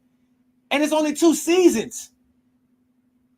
So out of the 10 seasons he's played with Scottie Pippen, the Bulls have basically played against were the better team majority of the time. And Jordan still choked series. Because we already showed you Jordan choking series. We showed you all the lies. How Jordan couldn't perform when it mattered the most. He keeps blaming Jordan's teammates for Jordan losing, which means that it's Jordan's teammates is why they win, not Jordan. Those are all facts, and all Brandon did was lie. And I'm not gonna let him keep lying because I'm gonna get out of here. I'm gonna enjoy the rest of my evening. I'm gonna get the hell up out of here because I don't got time to keep proving him wrong. He won't answer my questions. He won't do nothing. He won't prove anything that he says. There is no way to prove if Scottie Pippen could win a championship on the Heat or not. There's no way. If a matter of fact, if Dwayne Wade was on the Bulls, they don't win 6 championships because Dwayne Wade's not going to score. And Dwayne Wade's not going to be the elite all-around player like Scottie Pippen is. So what is Dwayne Wade's role playing with Michael Jordan? Pass the ball to Jordan, let him shoot? He's definitely not going to shoot because Jordan's shooting. So what is Dwayne Wade's role? Dwayne Wade can score with LeBron because LeBron passes. LeBron allows his teammates to score. He understands he needs his teammates to win. Jordan never understood that. So Brandon didn't cook shit. He got cooked like he cooked. Like I cook him every Friday. You have now been exposed by the exposer. But I'm gonna get the hell up out of here. And like I told y'all, y'all know what to do. Y'all hit that like button, hit that subscribe button, become a member of the channel. We are the GOAT James Kingdom platform. We go live every Sunday noon. We go live every Friday night, right here on the FYF Sports Debate and the GOAT James Kingdom platform. But go check out our GOAT James Kingdom membership. We got 3 different tiers. There's different perks for you guys. Become a member of the channel, and will you support what we do here? And we're going to continue to expose Zesty Jeffreys left and right. Because Brandon, you're a liar. But we go live every Sunday, Brandon. If you really want to smoke, Brandon, come on Sunday. Come on Sunday show where Brandon and I go live, and you guys can catch us noon Eastern time on the GOAT James Kingdom show with the exposer and the sports analyst. And we have other people that show up. It's a more of an open panel. It's not like this right here. This is one-on-one. I do this to have one-on-ones versus people. But you cowards are safe in the comments. Like I always tell you guys, you're always going to be safe in the comments. But I'm the exposer, and I'm going to be back next Friday night doing the same shit, exposing Zesty Jeffreys. I already proved today that they'd rather watch the USA team lose than to actually root for LeBron James and the USA team win. Because you's a fuck nigga. Every last one of you. Zesty Jeffreys. That's what you are. That's what you always going to be. But here on GOAT James Kingdom, we talk the game like none other. We don't sit here and lie about shit. So when y'all get a chance, y'all go ahead and hit that like button, hit that subscribe button, become a member of the channel. Let everybody know that the GOAT James Kingdom platform ain't going nowhere. Ajani ain't going nowhere. And this has been another great Friday night exposure with the exposer. You have now been exposed by the exposer. If you're a basketball fan and you're tired of basketball shows that talk about fake narratives and using non-basketball terms like killer instinct, playoff translation, gravity, come to GOAT James Kingdom.